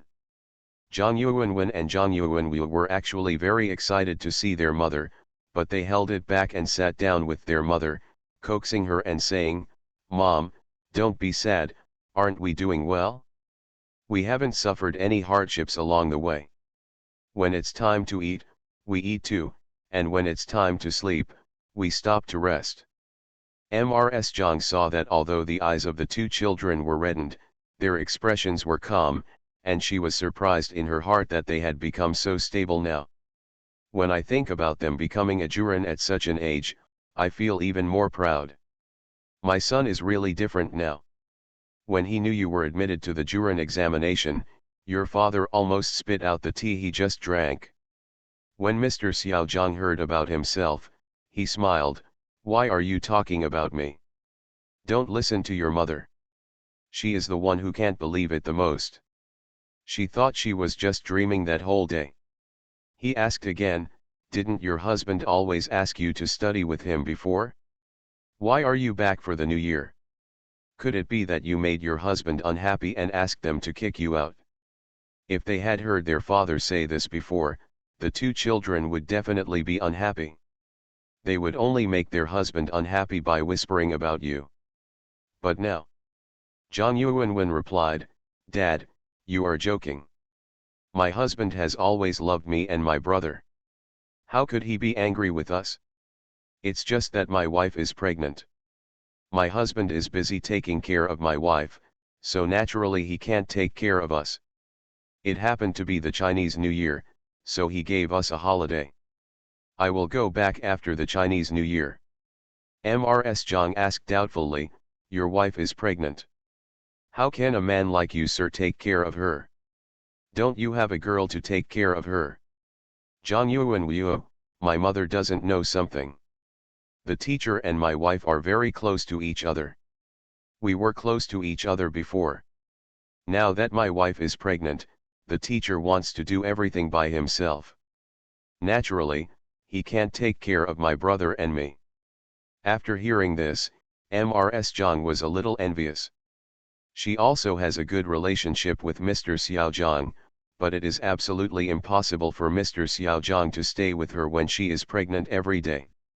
Envying him, he also felt a little more favorable toward Ji Chang's. In any case, for women, a man who can be considerate to his wife is a good one. In addition, he taught her two sons from being playboys to what they are now, and she was even more grateful. As parents, although they are happy that their children are outstanding, what they want more is that their children are safe and sound. The two of them did not ask too many questions, and happily ate with their two children, and then talked about how their lives have been in the past 2 years. Wait. But other families in the capital caused a sensation again. The two Zhang family children are back. He was still a young child 2 years ago, but now he is able to take charge of his own business. When they went to visit their grandfather, they were tested on their knowledge. Each one answered more fluently than the last, with excellent answers and a very confident attitude. I heard that the cousins who grew up with them were shocked when they saw it and couldn't close their jaws. Not only their knowledge, but also their old friends invited them to go hunting. Even 2 years ago, they had no strength to draw the bow, but now they both hit the target with perfect accuracy, came back with a full load, and made a splash. Later, he participated in the flowing water banquet, and his drinking habits at the banquet also attracted the limelight. When he was having fun, he even played a song. A gentleman is proficient in all 6 arts. And this actually only took 2 years. They all knew what these two brothers were like 2 years ago, and they can really see what they are like now. What kind of ability does that hermit who lives in the mountains have to teach 2 naughty children to be like this? Ji Chang's expectation was good, and these 2 children would be his living signature if he could teach them well. There is no way, they are too smart, and their previous performance was too poor. This is the same as the prodigal son turning back. The more assholes he was before, the more obvious the benefits will be later. Even if Ji Chang's never set foot in the capital, his legend was spread among every family in the capital. Children have always been the weak spot of every family. Who doesn't want his or her child to be outstanding, preferably to be able to enter the court in the future and have an official position higher than his own? Now that I saw the appearance of Zhang Yuanwen and Zhang Yuanwu, my heart began to beat. I heard that Mr. G was very young, less than 30. He was a scholar in the previous dynasty. Later, he ascended the throne today. He had poor health, so he lived in the mountains and never thought about working in the court again. But why can one scholar teach two scholars? People didn't understand it at first, but it became clear after they found out what happened to Ji Chang's. This Mr. G is really unlucky. He became famous at a young age. He should have had a smooth journey. However, he was unlucky. He had to wait 3 years and 3 years and 3 years and 3 years to become a scholar. He had to wait 3 years and 3 years. Something happened at home. How could he survive? It's easy to drag yourself to the end of the exam, and the previous dynasty was destroyed. Not to mention Mr. G, even if they were to take on the role, their mentality would collapse. After that, this gentleman seemed to have given up taking the imperial examination, lived in the mountains, married a wife, and lived a peaceful life in the mountain village. Later, in order to enlighten the people, he was discovered by Zhang Yuanwen and Zhang Yuanwu's grandfather, who eagerly begged to hand over his 2 children. Gave it to Ji Chang's. In just 2 years, he turned these 2 children into successful candidates. It's only been 2 years. When they first heard that Master Zhang asked a young hermit in the mountains to teach his children, some people were still disdainful. What tricks can a former scholar teach? If you really want your child to be well, you might as well send your child to the Imperial Academy. After all, this is the academy of the Imperial Court, and there are many knowledgeable bosses in it. If these bosses can't teach, a poor family in the mountains will. What can a scholar from the former dynasty teach? The lofty words at the beginning have now turned into slaps in the face. A former scholar, what can he really teach? Parents were tempted and planned to send their children there to see if they could teach a child like Zhang Yuanwen and Zhang Yuanwu. Don't ask for them to be exactly the same, even if their style and knowledge are only half of theirs. Zhang Yuanwen and Zhang Yuanwu stopped them and said that they would write a letter to ask what Mr. Wang meant. Otherwise, my husband has never been interested in worldly affairs, too lazy. If I just let these children run away rashly, if my husband doesn't accept them, their trip will be in vain. The letter was quickly delivered to the village with the eager anticipation of the parents. At this time, Ji Chang's was supporting Zhao Yueniang and walking around the village with her. After Zhao Yueniang became pregnant, he bought 2 little girls and took charge of cooking and taking care of Zhao Yueniang and Lu. However, the job of going for a walk was usually Ji Chang's own job. He spoke in a gentle tone, "When Yuanwen and Yuanwu return to Beijing, I'm afraid there will be a large number of people who want to join me. I plan to collect money. When I have money in hand, I will open a big school and let poor families get free of charge children enroll in school." School? Is it open in the village? Ji Chang's nodded, "It's in the village. Isn't there a peach grove behind our village? I'll buy that place when the time comes." They all say that the most satisfying thing about being a teacher is to have peaches and plums all over the world. I'll teach in the peach grove, which is quite consistent. Zhao Yueniang thought for a while, "But husband, you have always refused to accept money before, and now you suddenly accept money, will others say you are doing it for money?" Ji Chang's looked upright and his eyes were solemn. "You don't have to look at what other people think of you as a human being, as long as you have a clear conscience." Zhao Yueniang's eyes immediately looked at her husband with more admiration. This is Nagasawa. In order to be able to teach those children from poor families who cannot afford to go to school, he did not hesitate to be misunderstood. No matter how many times, Zhao Yueniang will thank herself for deciding to keep Nagasawa. Otherwise, she would not be as happy as she is now. Before Zhang Yuanwen and Zhang Yuanwu's letter arrived, Ji Cheng's letter had already arrived. The two brothers were speechless for a while after reading it. Therefore, what the teacher means is that he not only wants a good reputation, but also wants everyone to send him money. It is best if everyone thinks that he is a good person while sending him money. Because coming up with a way to get the best of both worlds requires brains, and he spent so much energy teaching these two students that he didn't want to use his brain again. So disciples, the teacher has always been worried about you, and this time it is your turn to help the teacher worry about it. Help me think of a good way to solve this problem. I believe in you.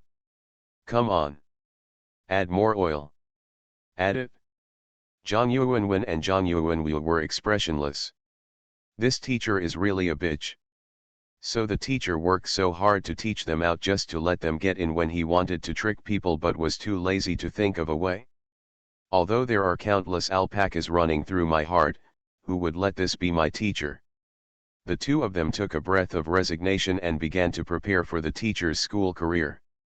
In fact, if I think about it, the teacher is right. They don't know how to make money. If they could make money, the teacher could just use their money. Why bother asking others to give it to them? So in the final analysis, they are still wrong. Wait, why did the teacher get involved again? People in the capital didn't know how the two people, who looked quite stable on the outside, were furiously posting messages on the screen, complaining about Mr. G, whom they praised so much. All they knew was that Mr. G, who did not want to leave the village, was going to start a school. It's not a literacy class, it's a real school. Food and accommodation are all in the school. You may not be able to go home for a year and a half, and you can only concentrate on studying in the school. Moreover, he only looks at qualifications and academic level, and does not charge money. This is really a pillow for you when you feel sleepy.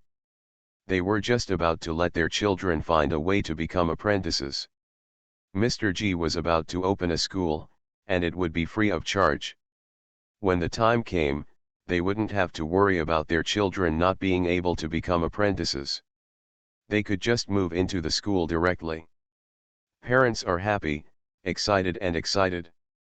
Zhang Yuanwen and Zhang Yuanwu looked very cooperative and told the school roughly what it should be like. The place to stay is probably to have a bed and cover in Datong Puo. I bring my own bedding and so on, so it's okay. As for food, since the teacher is so poor, it would be nice to have clear soup and little water every day. The sun is scorching over there, the winter is cold, there is no ice in the summer, and there are no heating coals in the winter, but it's not bad. Studying, it's nothing to suffer. What? Bring it yourself? A gift from your family? This probably won't work. The teacher likes closed management. You can't leave the school until you learn something, and it's even more impossible for outsiders to get in. Besides, everyone lives together. If you really bring your own ice cubes, warm charcoal, wouldn't it be too eye-catching and make classmates restless? Parents' desire to send their children to school was extinguished as if a basin of cold water had been poured on them. But I'm not willing to give in. Even if they are willing to raise their children for a lifetime, what will they do when they grow old and die? When you are alive, you are a supporter, but when you die, you are like a tree falling down and the macaques scattering. And this child cannot remain a child his whole life. In the future, they will get married and become husbands and fathers. When they are husbands, the wife can tolerate his ignorance. But when they become fathers, won't their children's future marriages also depend on whether he is a successful father? Even if they don't talk about their father, their marriage depends on whether they are good or not. Isn't Zhang Yuanwen and Zhang Yuanwu the best example? After they returned to the capital, there were many families with girls who were ready to take action. This is all because of the teachings of Mr. G. But they really don't dare to think about letting their pampered children suffer such pain. At this time, Zhang Yuanwen and Zhang Yuanwu arranged a trust and began to send money to the Zhang family with great fanfare. To put it bluntly, we are not giving this money to you, we want to donate it to your husband's academy. Your husband is poor and unwilling to restrain himself. He must be short of money to build a school. He is willing to do his best. Let the teacher build the school better for the benefit of students all over the world. As soon as this happened, all the parents seemed to have opened up some connections between Ren and Du. They no longer worried or entangled, and each one started to collect money and send it to the Zhang family. Mr. G refused to stop, so he had to accept the money donated to the school. They are reluctant to bear hardships for their children, so they can only change the environment where they endure hardships. As long as money is available, environmental improvement is not easy. Zhang Yuanwen and Zhang Yuanwu knew the essence of Ji Chang's. While saying no, he accepted the money after rejecting it. By the way, one person also wrote a receipt, one for each person.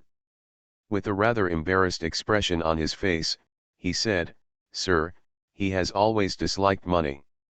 We don't know whether he will accept it. Let's write down the amount today. When we go back, if he accepts it and uses it to build the academy, it will be natural, everyone is happy. If he refuses to accept it, we will return it in full according to the records. Don't give it back, just accept it quickly.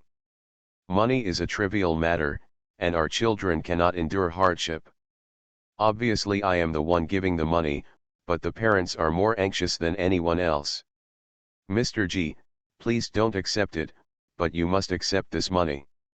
From ancient times to the present, Ji Chang's is truly the first person to be begged for money.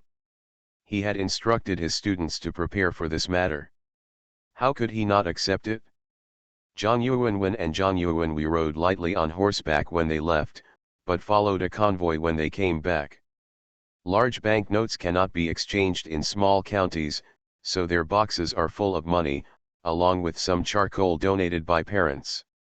They were showing off enough along the way, and luckily they hired someone from the escort agency to follow them, otherwise they might be able to get someone to take advantage of them. When they arrived at the boundary, Zhang Yuanwen and Zhang Yuanwu had people carry the box in, and then they went in to see the teacher. Old God Ji Chang sat in the upper seat, glanced at the box, and asked, "How much money did you get back?" Zhang Yuanwen rolled his eyes in his heart, took out the account book and handed it over, complaining affectionately, "Isn't it easy for you to make money? If you don't say anything else, let's talk about the hot pot recipe. What if you want to sell it? It can be sold for a lot of money, not to mention there are many other things, but I don't want to earn it by myself. Yuan Wu and I were worried all the way back with such money. It's too much trouble to earn money by myself, and it's not in line with my temperament, which treats money like dirt." After Ji Chang shamelessly praised himself, he looked through his account book and said, "Hey, someone also sent wood. This is really good. I was worried before that the wood here was not suitable for building a house." Zhang Yuanwu couldn't help but roll his eyes. "Teacher, can you please stop making such a fuss? It's as if you love to take advantage. Why not take advantage of it? People are alive, just don't do bad things. It's something you and I both agree on. They gave me money, and I was happy. The school was built, and they were happy. For one piece of money, they got two pieces. The happiness, why not do it?" Zhang Yuanwen and Zhang Yuanwu. "Do you know what method we used? With your little brains, what else can you come up with besides this method?" Ji Chang's put the account book aside and took a sip of tea comfortably. "Okay, when the academy is built, set up a monument and tell how much money these people have donated and how many things they are willing to engrave on it. We will repay the money. When my school is established, their reputation will also rise." Zhang Yuanwu exposed him very rudely. "Are you sure you don't want more people to come and send money and things after this matter gets out, just to gain a good reputation?" Ji Chang smacked his lips. "I also have this idea, but I didn't let them give it away. If they insist on giving it away, what can I do? Hey, these powerful people think clearly, and they are all willing to pay for it. Money, you said that others have paid for it, can I not accept it? Otherwise, wouldn't it hurt people's hearts? Zhang Yuanwen and Zhang Yuanwu. No matter how long you have been with the teacher, you have learned something from the teacher. At this moment, the two of them couldn't help but feel in their hearts that Ji Chang's had once again refreshed the lower limit of their knowledge of him. The teacher is really a bitch. No matter what happened, the construction of the academy that Ji Chang's had been thinking about began. He drew the drawings himself and supervised the work himself. If you have money, you can build as much as you want. What's more, the land in this village is cheap. After the news spread that Ji Chang's taught two people to be educated, the county magistrate would give him some face. When he heard that this gentleman who taught students well was going to build a school, he was so happy that he wanted to buy it himself. Go down to the ground and deliver it to him. It's strange that the county magistrate is unhappy. Ji Chang's established a school in the county. When the time comes, any talents, candidates, or even jinshi who come out of the school will be all due to him. This person was able to teach people to be successful at the age of 20 before, but he may not be as good at it in the future. Therefore, Ji Chang's land purchase went smoothly, not only at a much cheaper price, but also came with a large area.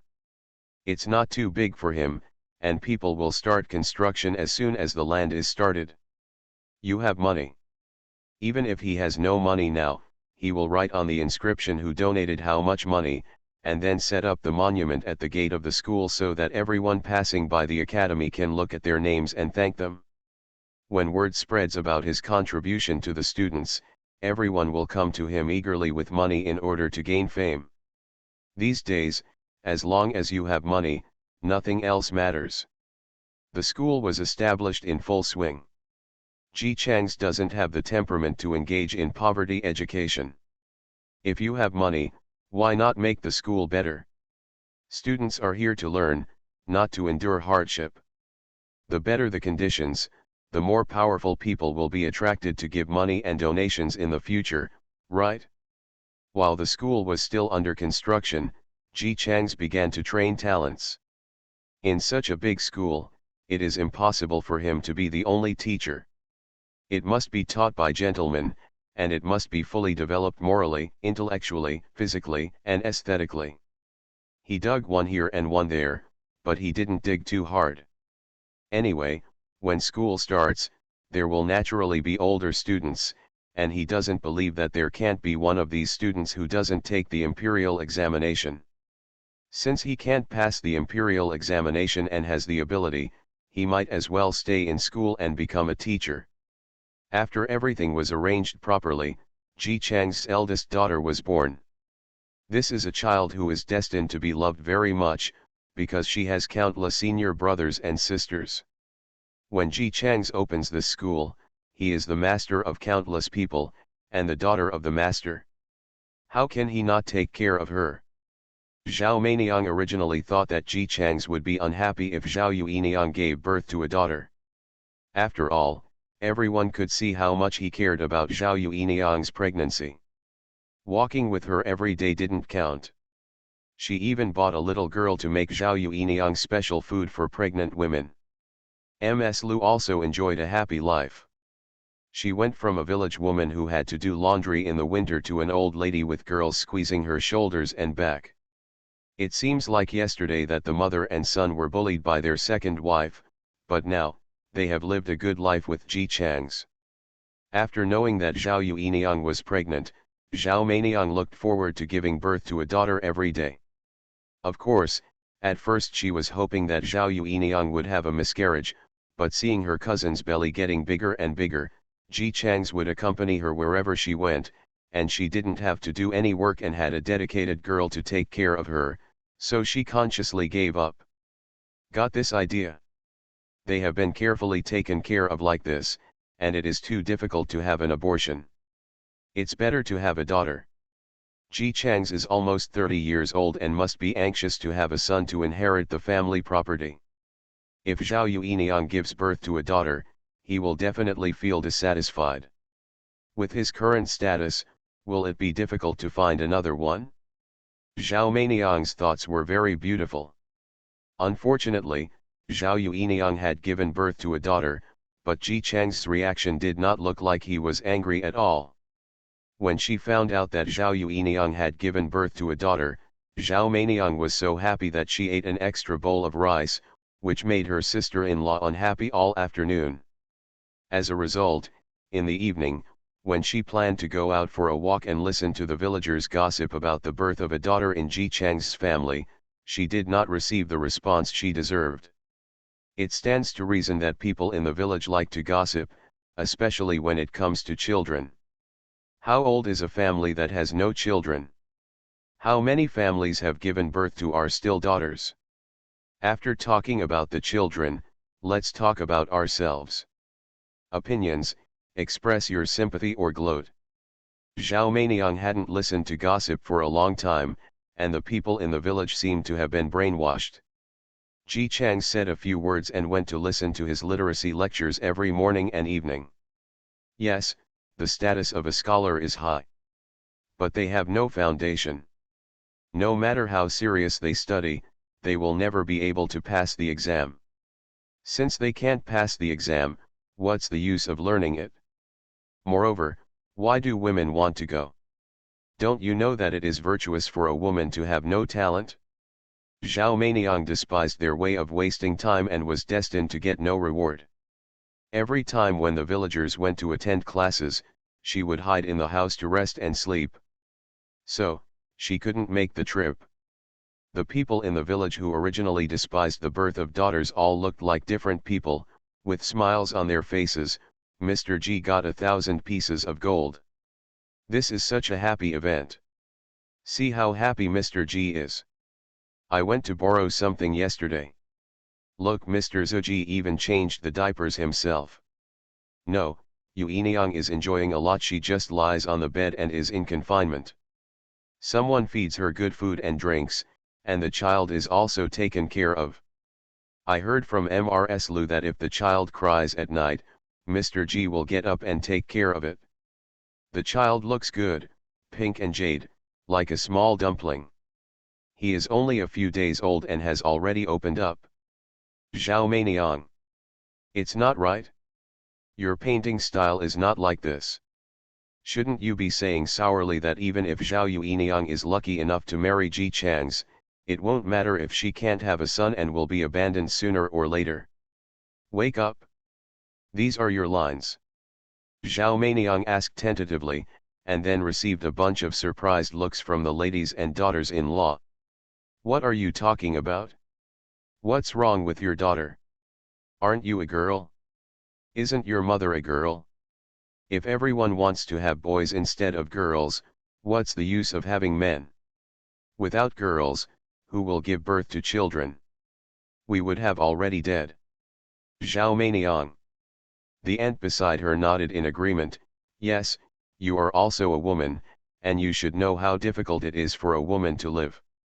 Even if men look down on women, how can you think that women are useless?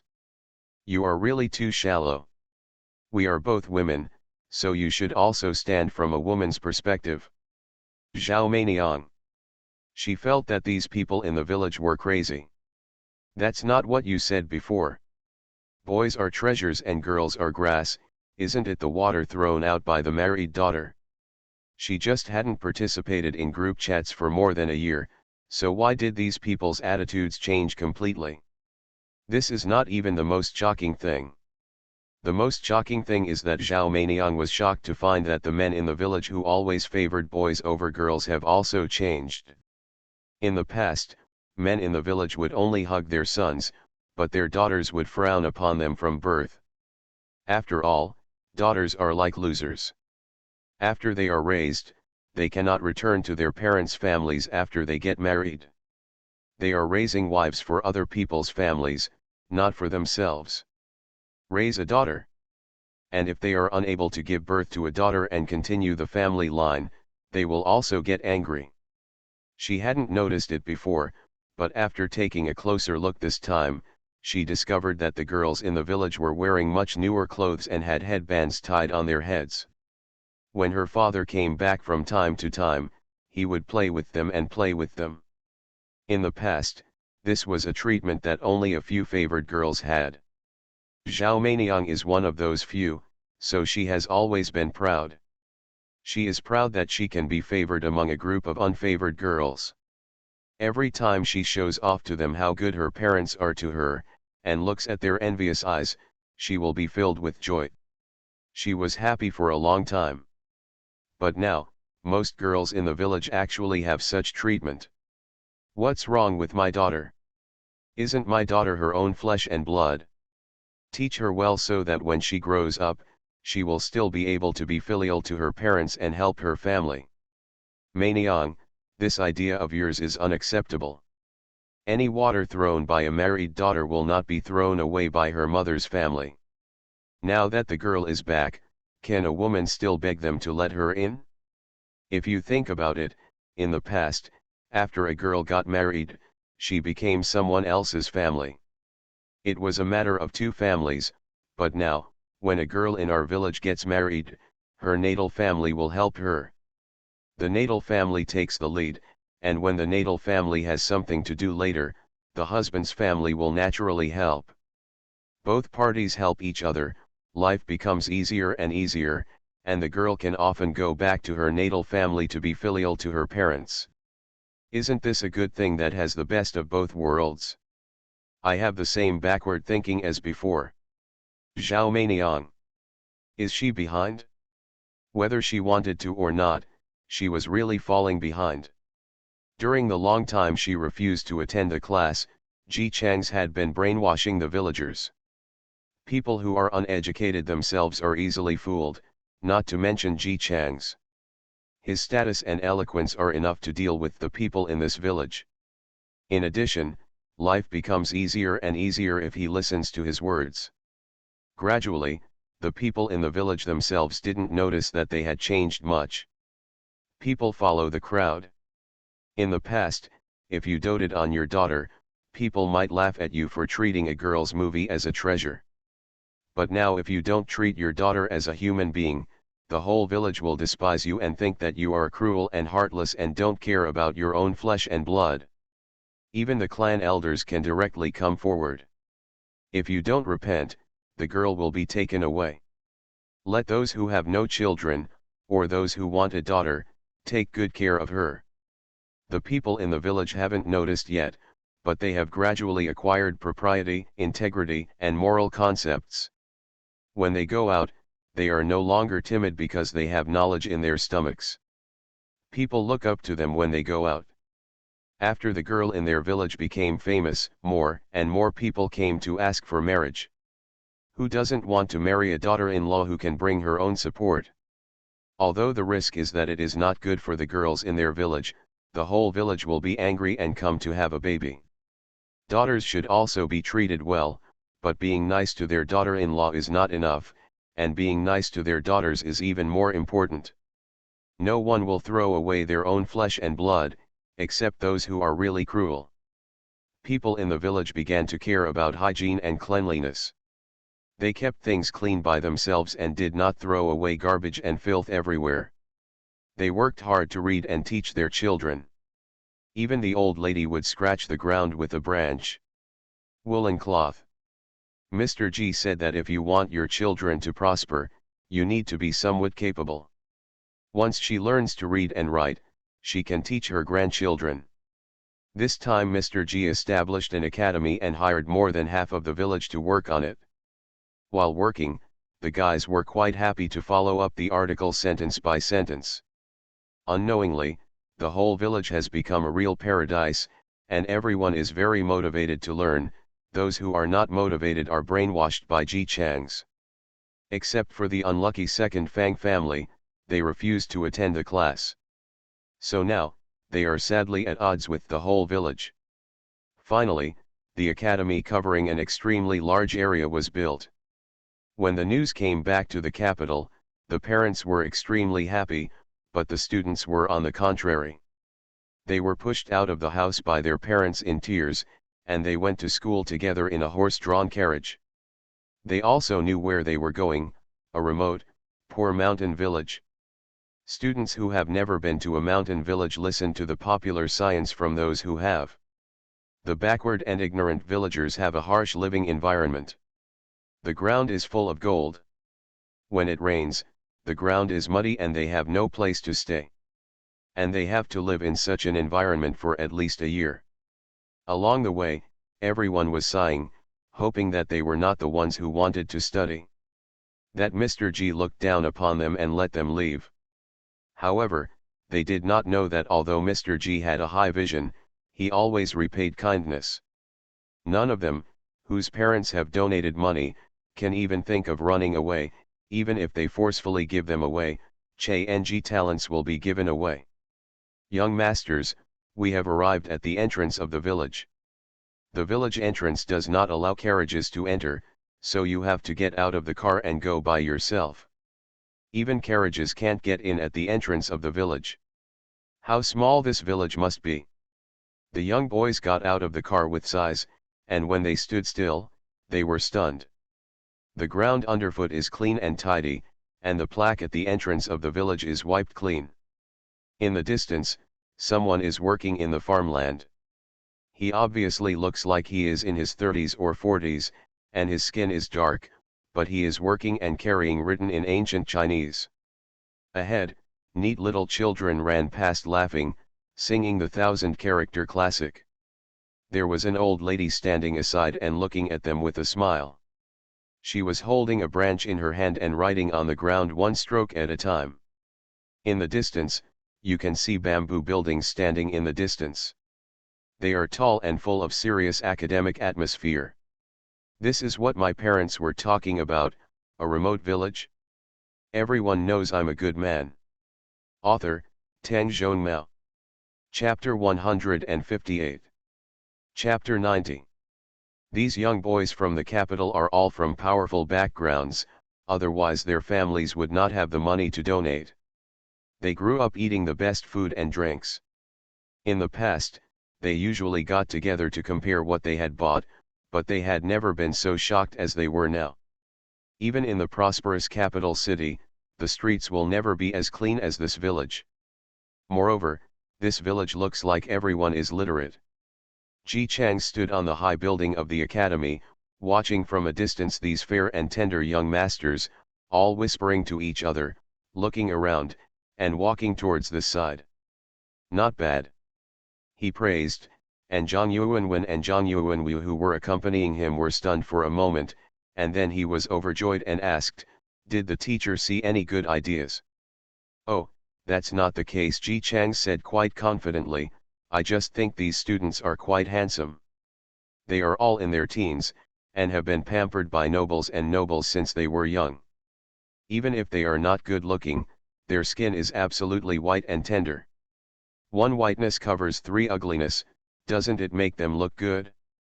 Ji Chang's was quite satisfied with his new students.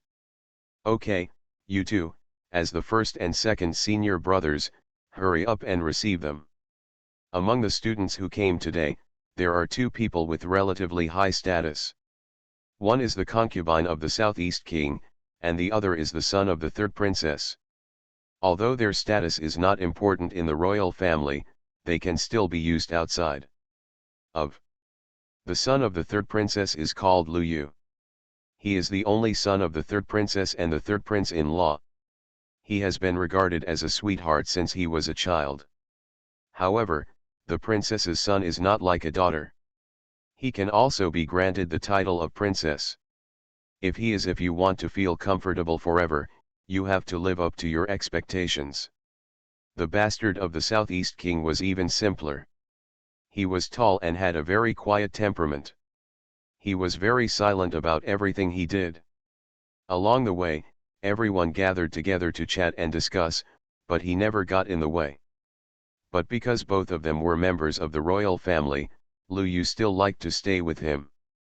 Lu Yu's temper was spoiled, and he never stopped to complain along the way.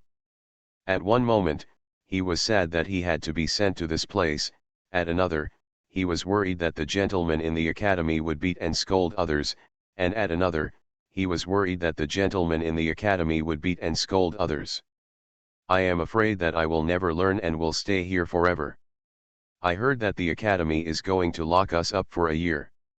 During this year, we won't even be allowed to send letters, let alone go out to restaurants. Hey, I really don't want to read. It would be even harder for me to read. Wanzink, the concubine of the Southeast king, remained silent. As a concubine, he naturally had many options. Even though his father was a prince, life in the mansion was still difficult. This time he was able to come to the academy because his aunt had tried every means to beg for him. At least there was some affection along the way. Wanzink said to Lu Yu, instead of thinking wildly, it is better to study hard. What should we study? Our family background is enough to provide us with food and clothing for a lifetime, so why should we force ourselves? Wanzink, if our group of people can really depend on our parents for food and clothing all our lives, how can we be sent out to study? Lu Yu stopped talking. Wanzink is right. Those who can really live a lifetime without worries, none of them have been sent here. They are the darlings of their parents. If they didn't know clearly that their children must stand up on their own, who would be willing to send such an older boy to a remote mountain village? Although this small mountain village doesn't look very remote at the moment. The young boys tightened their nerves and refused to show curiosity. They walked forward carefully one by one, quietly observing everything in the village. Not everyone in this village wears new clothes, but they seem to be more energetic than the people in the capital. And none of them showed any signs of flinching.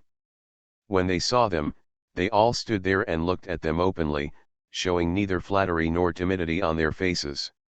Strange. However, Wanzink saw the mystery after taking a few glances, and said to Lu Yu, they are all very clean. It seems that they wash frequently. The biggest difference between the poor and the powerful is that the children of the powerful have to take a shower and wash their hands every day, but the poor are different. They are busy with their lives every day, and they have no time to spare. After a busy day, they are already tired and fall into bed at night. I don't have the energy to wash up anymore. It really is. Lu Yu wanted to crane his neck to see what these people were doing. He was even more shocked when he found out that the old lady's writing was really real. Is it possible that the people in this village are not really literate? When they arrived at the entrance of the college, it was Zhang Yuanwen and Zhang Yuanwu who stood there to greet them. For these two culprits who had forced them to come all the way to study here, many young masters were filled with hatred when they saw them. However, when Zhang Yuanwen and Zhang Yuanwu glanced over, their aura disappeared inexplicably. There was no way around it, these two people were not only very knowledgeable, but also more skilled than all of them combined. Their accuracy in archery had spread throughout the capital. No matter how dissatisfied they were, no one said it to their face. Hello everyone, you are tired today, so we won't start school.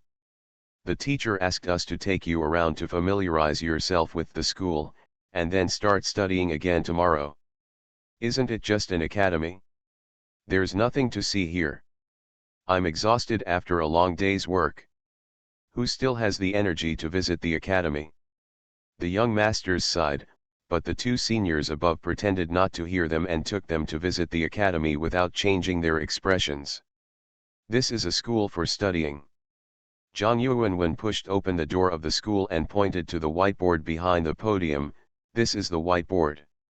During lectures, the teacher will write the content on it with a black pen for the students below to see. He casually wrote a word on it, and then wiped it off with a special tool, easy to wipe, and easy to correct mistakes. This is something new. The young men became a little more interested this time and looked at the new gadget with great interest.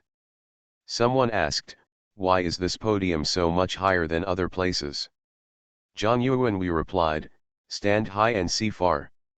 The podium is where gentlemen stand. If you stand high, you can clearly see who is not good at listening and studying below. Students, don't worry, no matter what you are doing below you can see it clearly, sir, and will definitely help you study well. Young men.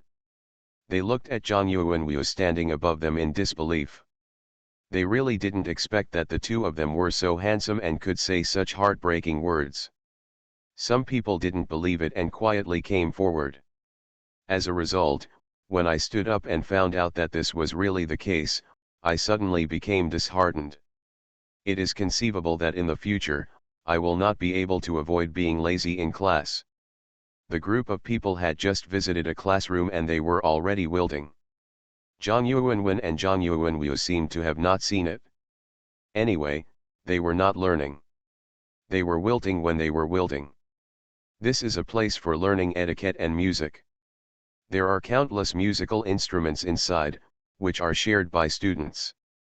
This is a laboratory, mainly used for studying chemistry, etc., etc. Lu Yu couldn't help but ask, what is chemistry?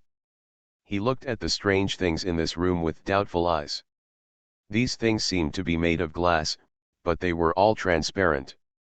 Colored glaze is expensive, so this thing shouldn't be colored glaze, so what exactly is it? Zhang Yuanwen thought for a while, stepped forward, picked up the instrument, and mixed some things together. The originally calm liquid bubbled up and flowed out directly, and some flowed on the table. He handed the paper on the side to Past. For a moment, the paper was ignited. All the students were so frightened that they all screamed and backed away. Then they watched with confused eyes as Zhang Yuanwen picked up a measuring cup and held the paper upside down without changing his expression. The fire could only be slowly extinguished without air. After it went out, Zhang Yuanwen put down the measuring cup and clapped his hands nonchalantly. This is chemistry. The young men were all frightened. You want us to learn this? What if we get burned? Why should we learn this kind of thing? Can't we just study articles? Zhang Yuanwen and Zhang Yuanwu don't know either. But if the teacher asks them to learn, they have to learn. So they pretended not to hear and walked straight outside. This is a horse farm, used for riding lessons. This is the playground, used for physical education classes. And here, this garden is specially made for you to take swimming lessons. After walking around, the faces of the young men were all very ugly. No wonder they had to be allowed to go home or go out. If they had to learn all these things, they might not even have a place to eat and sleep. Even the Imperial College had never heard of having to learn so many things.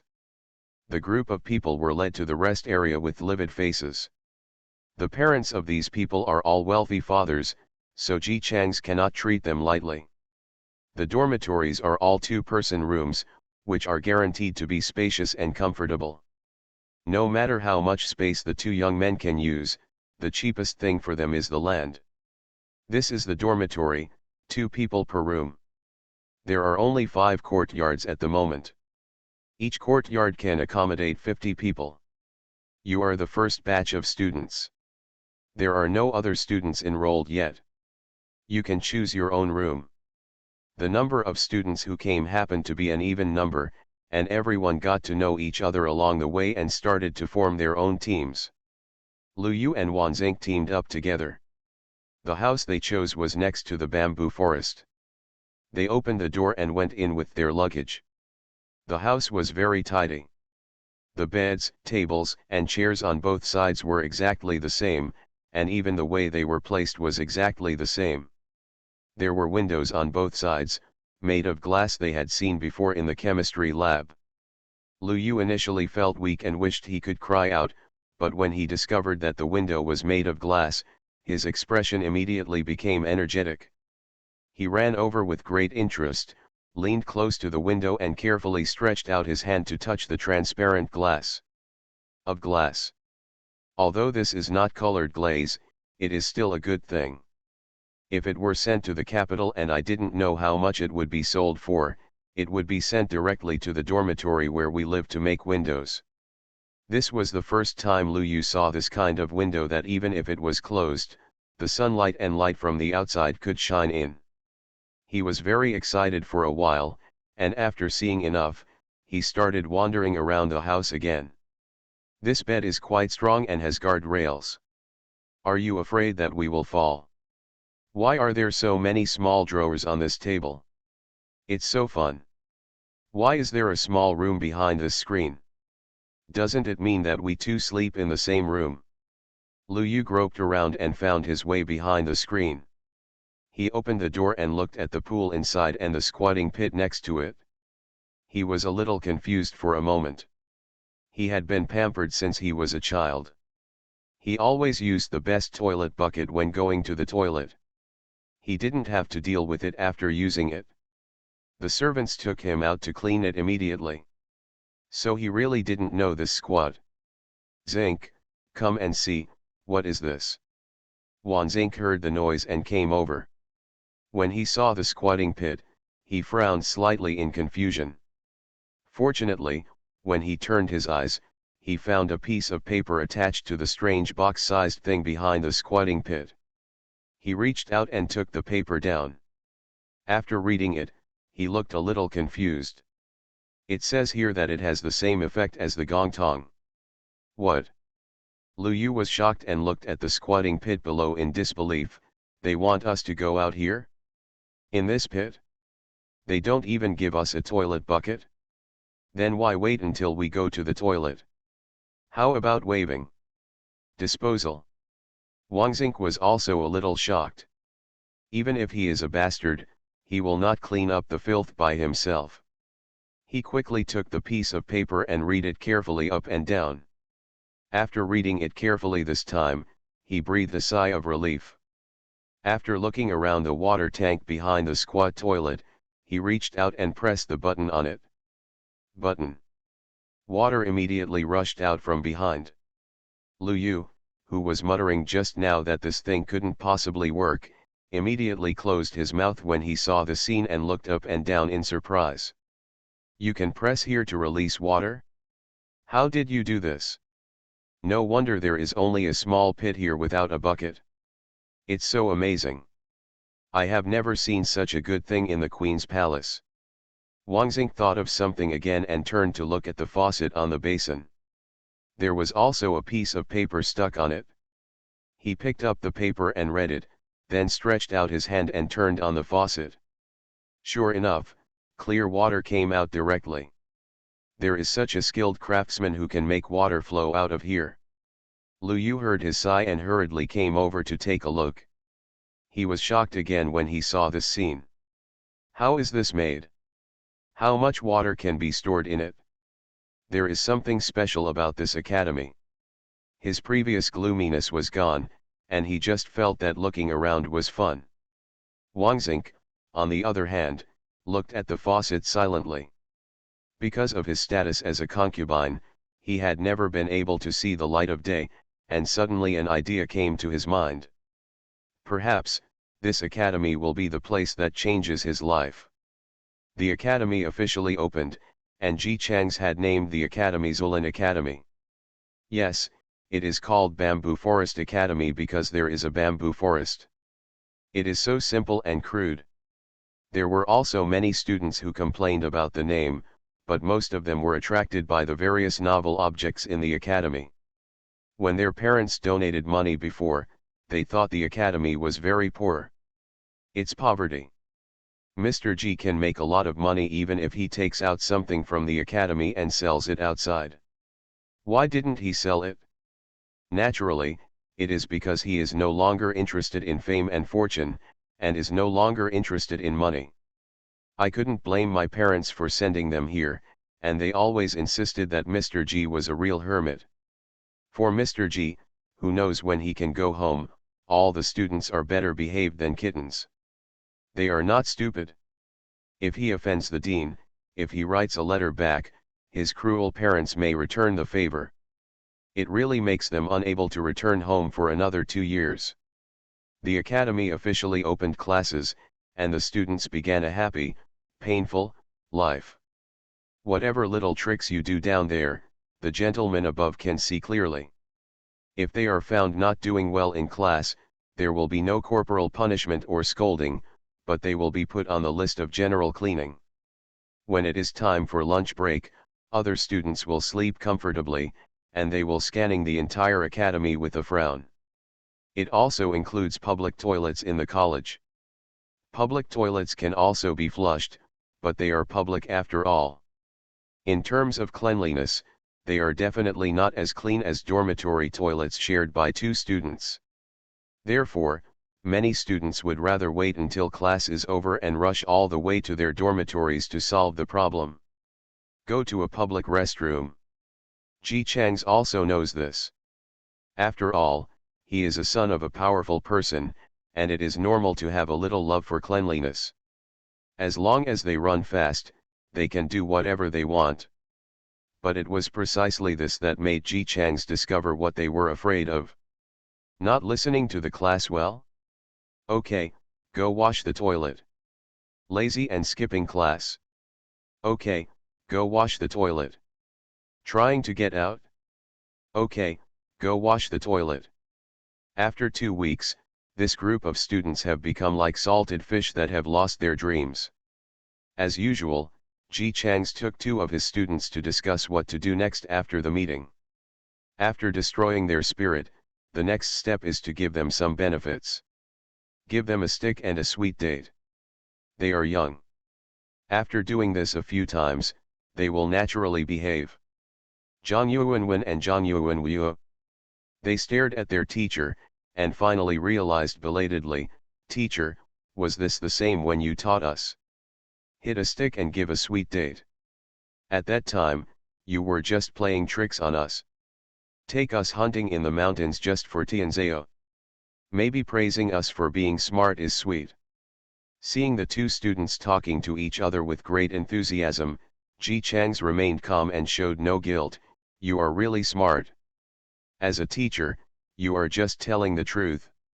Zhang Yuanwen and Zhang Yuanwu, so it really hit us with a stick and gave us a sweet date." Ji Chang's yawned. "Suddenly I feel sleepy. I'm going to take a nap as a teacher. You guys have to work hard. You have to be attentive and serious to these juniors. When you enter the audience from now on, you have to look after each other. Correct?" After taking 2 steps, he came back. "Just in case, remember to instigate them more and let them divide into as many camps as possible. Otherwise, if the relationship is too good, it will be difficult to become an official in the court in the future." Zhang Yuanwen and Zhang Yuanwu understood the meaning of these words as soon as they heard it. These students have not yet discovered that their knowledge is increasing rapidly. It is not only written knowledge, but also a lot of practical knowledge. This knowledge is enough for them to serve well as officials after they are admitted to the imperial examination. But it is not a good thing for students to be too good. They are all classmates. When the time comes, they will enter the court together in large numbers. The friendship of eating and living together is there, and the relationship will naturally be very good. Your Majesty will be unhappy by then. What do so many people want to do when they vent their anger through one nostril and still have such good feelings? Therefore, the best way is to draw clear camps for them, then target each other and compete with each other. The target is whether the other party has done bad things, and the competition is to see who has done more practical things for the people and the world. Perfect. It is too easy to divide the camps. The flamboyant one and the silent one don't like each other. Both high status and low status people dislike each other. Those who like to study martial arts and those who like to study literature don't like each other. Etc., etc. It's too simple. Students who are studying hard do not know that their future lives have been fully arranged, and even political opponents can make arrangements for them. The students gradually adapted to the life of studying in Zulin Academy. It must be said that although they found studying very hard at first, they still like studying at Zulin Academy very much. After all, the academy not only cultivates their knowledge. Although the learning tasks are heavy, it does not force them to study hard all the time. They play when they should play and rest when they should rest. There are a lot of fun things in the physical education class, and Kuju is the favorite of the students' things. In the past, when they were in the capital, they would be scolded if they wanted to play. These things would hinder their studies. But now, it is better. This is a serious course in the school. If they want to play, they can also play openly and compete openly. Whether it is study or sports, the winning side can make a small request to Mr. G. In the first Kuja competition, the winner was a 15-year-old boy. He excitedly told Ji Changs that he wanted to go shopping in the city and buy some things. Ji Changs rejected him quite gently, but settled for the next best thing and allowed him to go to town and have to come back before dark. The young boy walked out with his head held high under the envious gaze of everyone.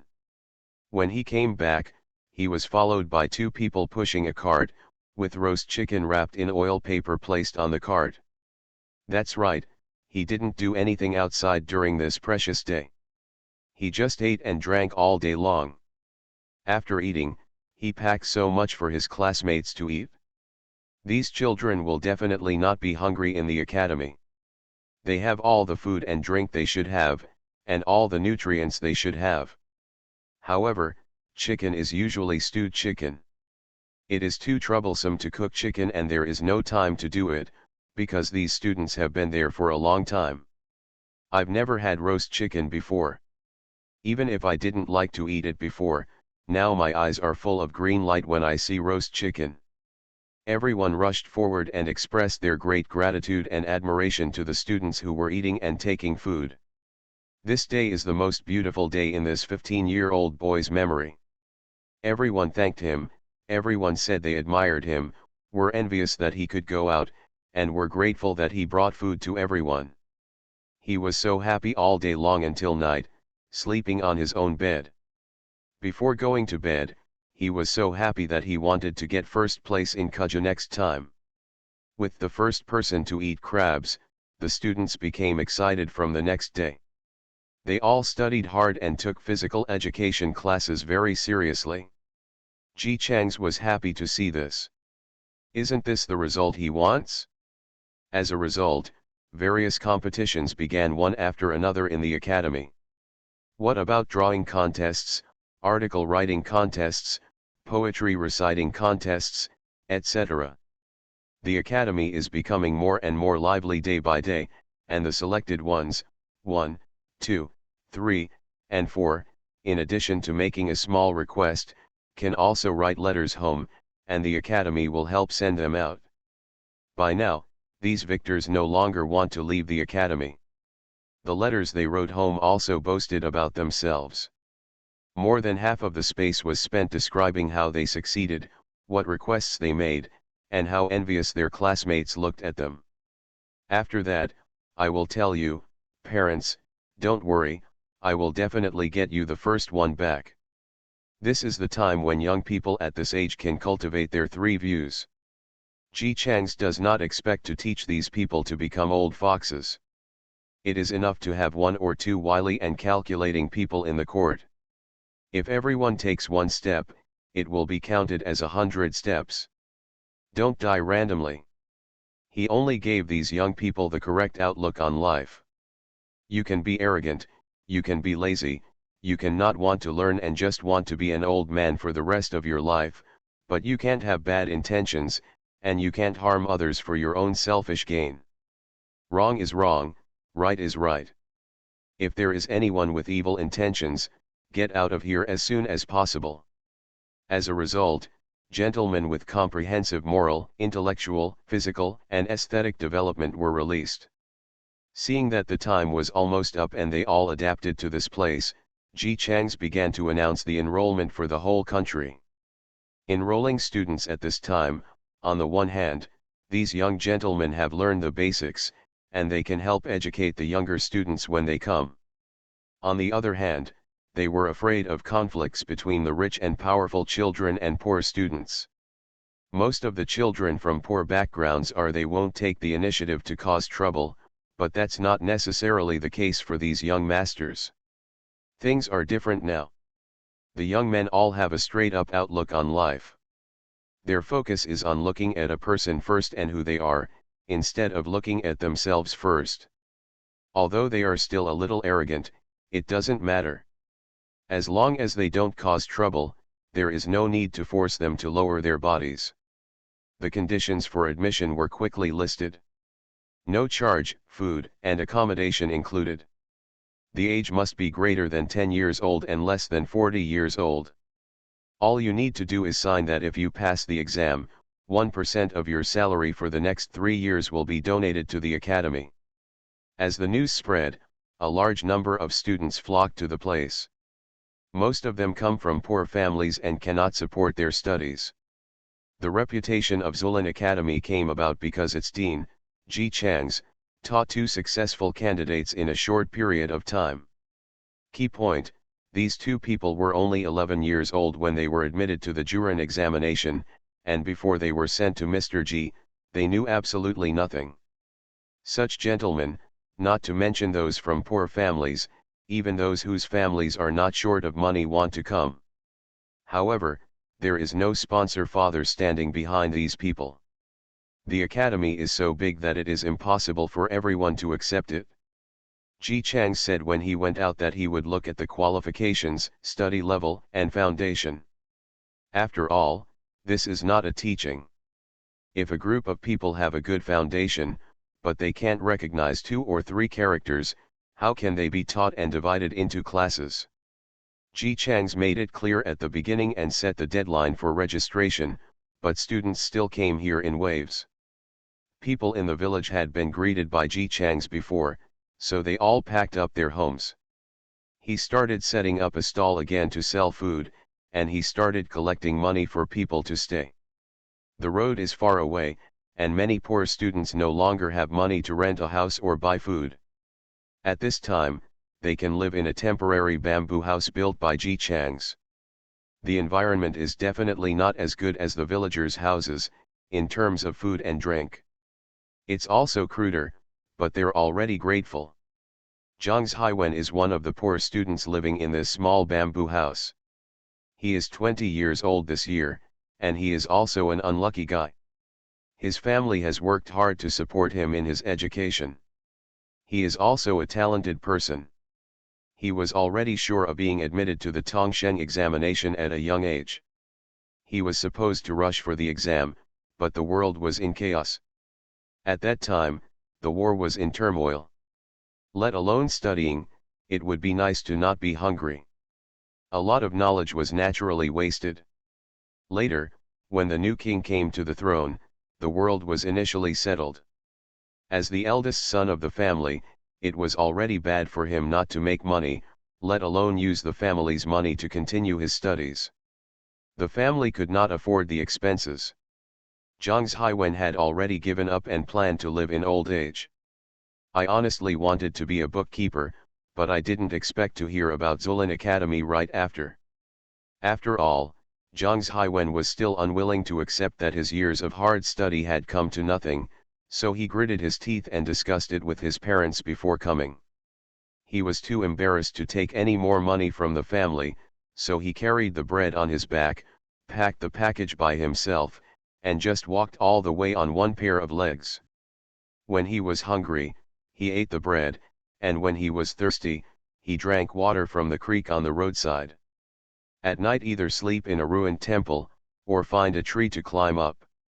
It can be said that he has gone through a lot of hard work to get here. He heard that the knowledge test would start tomorrow. He was afraid that he would not pass the test, and he hurriedly started to recall what he had learned before. This is his last chance, and he must seize it. The person sleeping next to Zhang Haiwen was also a poor student. The two of them only introduced each other's family names after meeting, and they didn't talk to each other after that. Now he wanted to open his mouth to speak, but when he saw Zhang Haiwen mumbling something, he didn't speak and kept waiting for Zhang Haiwen to say. After he finished, he whispered, "Brother Zhang, I just went out for a walk to inquire about the specific situation of Zulin Academy, and then I found out that there are already a group of students in the academy, and their parents all donated money when the academy was established. They are all children of powerful people. Do you think they will reject us and look down on us if we enter the academy?" He spoke vaguely, but Zhang Haiwen understood what he meant. Zhang Haiwen went to school in the county when he was a child. It was just a small school. The students from well-off families were already looking down on the children from poor families. He looks down on poor students and tries to bully them. This is true for wealthy students in a small county town, not to mention that these students are all from the capital. I heard that most of the elders in the family are officials in the court. The second generation of officials must be more confident than the second generation of rich people. Zhang Haiwen smiled bitterly, don't think too much. The academy is just a place to study. If you are lucky enough to be able to go in, just study hard. In his heart, he actually felt that there might be bullying in the academy. But he also made up his mind.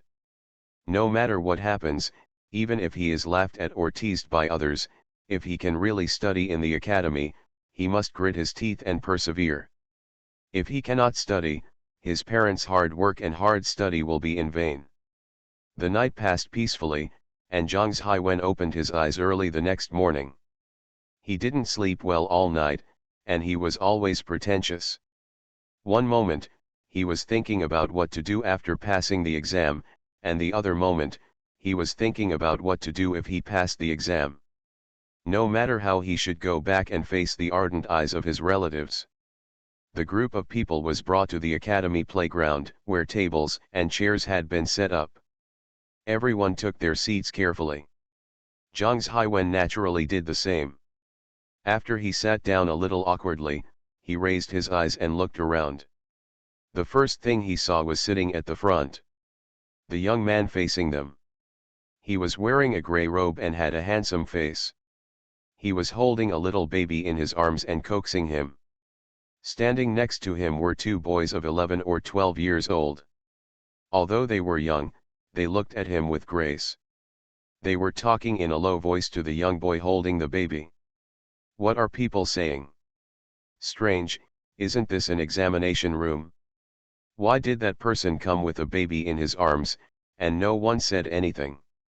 Only later did Zhang Haiwen find out that the person holding the baby was none other than Ji Chang's, the mountain chief of the academy. In his arms was the daughter of the Ji family.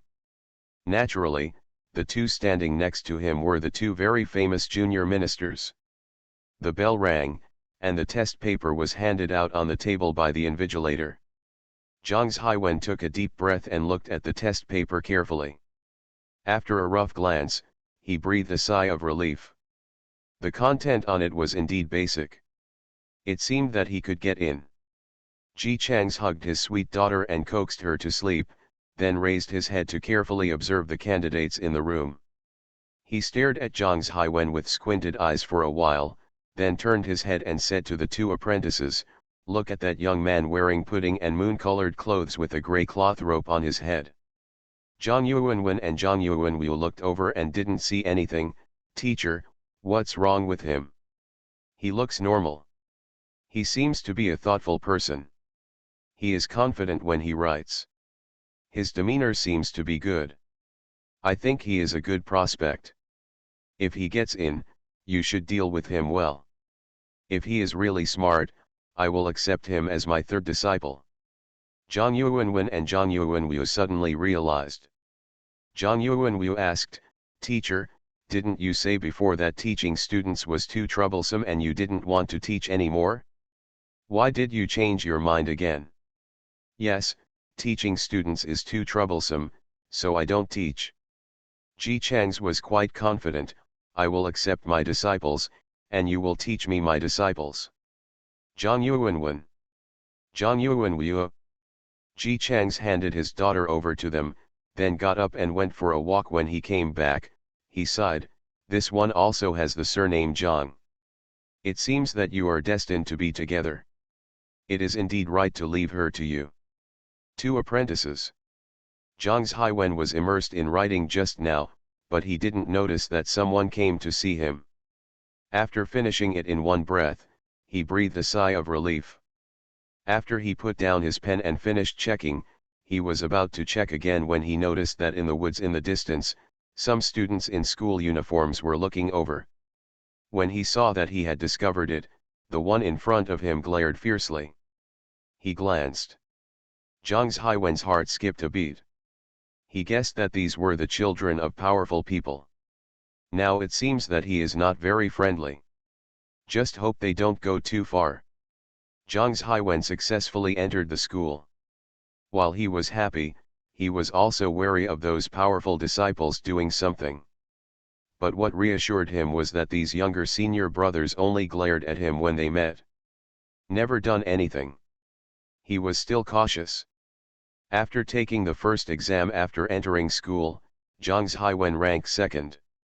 Miraculously, after he passed the exam, the attitude of the powerful disciples changed drastically. They greeted him with smiles when they saw him, which made Zhang Haiwen frightened for a time, thinking that they were setting up a trap. He has long heard that the more powerful a family is, the less they regard ordinary people. After all, there are people in their family who are protecting them, and even if big things are revealed, they may not be able to cover it up. These junior brothers had clearly rejected him before, but now their attitude has changed drastically. I am afraid there is really a conspiracy.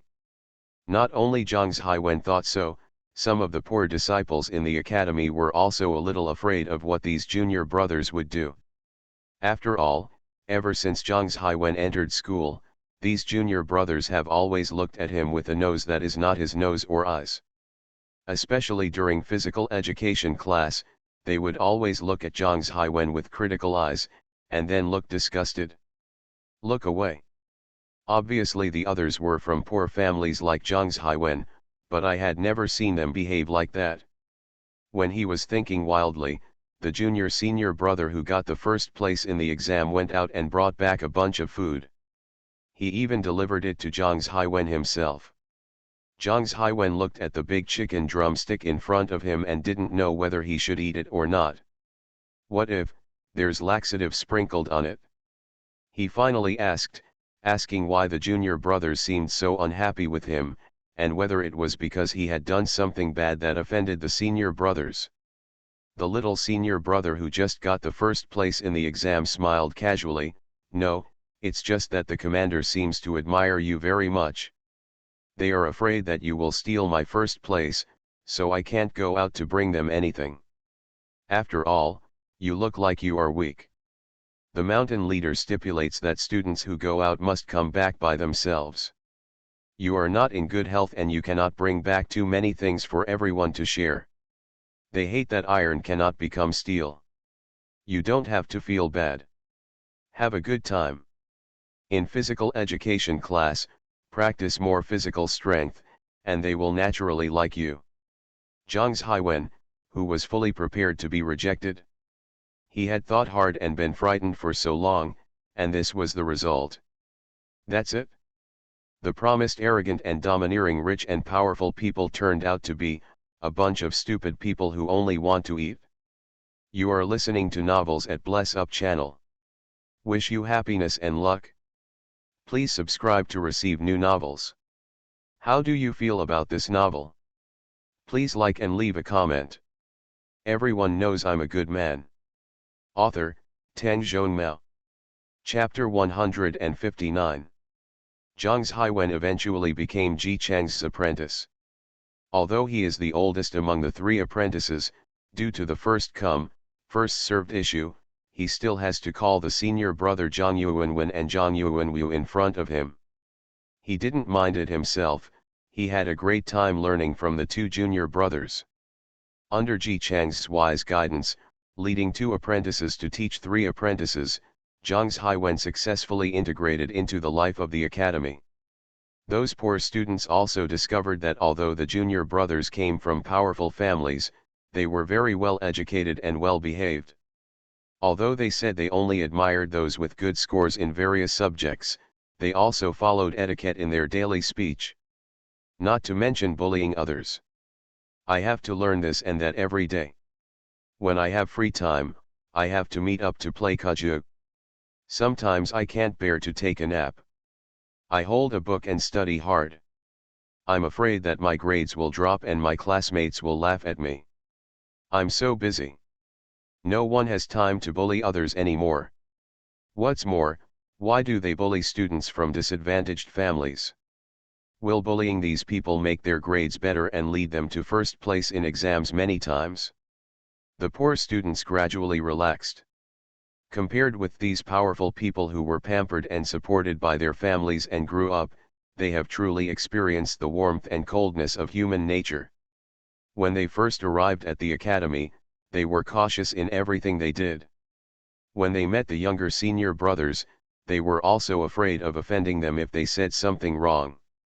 Gradually, they discovered with complicated emotions that in this academy, everyone really didn't care about their family background, but only their own abilities. As long as you have excellent skills, even if you couldn't afford a book before entering the academy, you can still be admired and admired by the junior brothers, who will chase you after you for notes.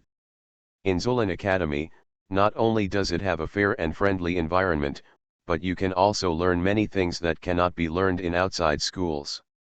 Ordinary schools only teach knowledge, at least the schools that poor students attended before.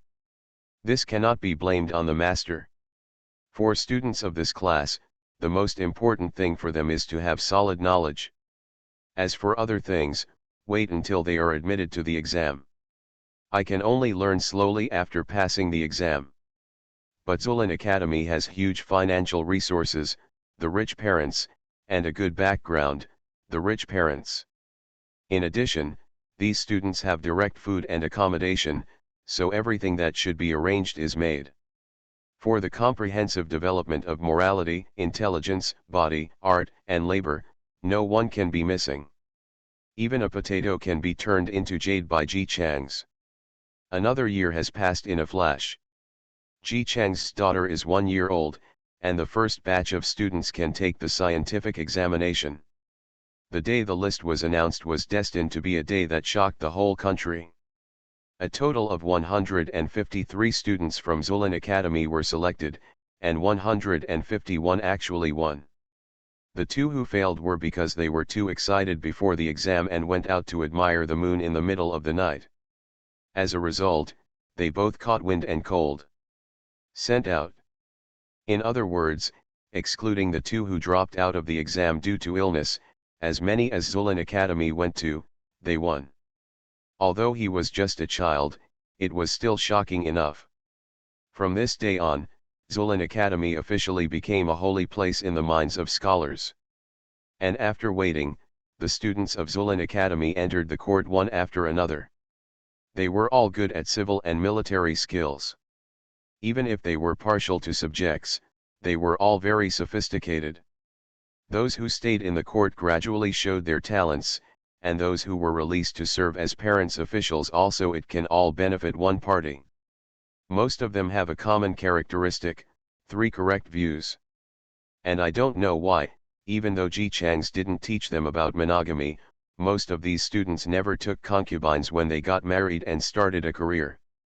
This dynasty became the largest and longest-lasting dynasty in ancient times, and the knowledge and culture it left behind far exceeded the imagination of future generations. Until the age of science and technology, everyone still likes to study this magical and peaceful era. Later studies inferred that this may be because Ji Chang's, who was later regarded as the master of the world by scholars all over the world, was a wife-loving man and had never taken a concubine in his life, and his sons and grandsons would rather have no children than take a concubine. The Ji family's daughters married the same husbands, and this was even more true for their children. Ji Chang's was the belief in the minds of many scholars of that dynasty. Naturally, whatever he did, the scholars would follow suit. The students who came out of Zulan Academy were also influenced by Ji Chang's and were very distinctive. We love money, but we love it openly and openly. We can ask your majesty to reward you with money after doing practical things for the court, or you can live your whole life without accepting any humiliation. We also love sex, but in this life we will only love the sex of our wife. On weekdays, we are strong-willed and can even argue with His Majesty for the sake of people's livelihood. But if the country is in trouble, We are all willing to stand in front of His Majesty with our flesh and blood to protect the country.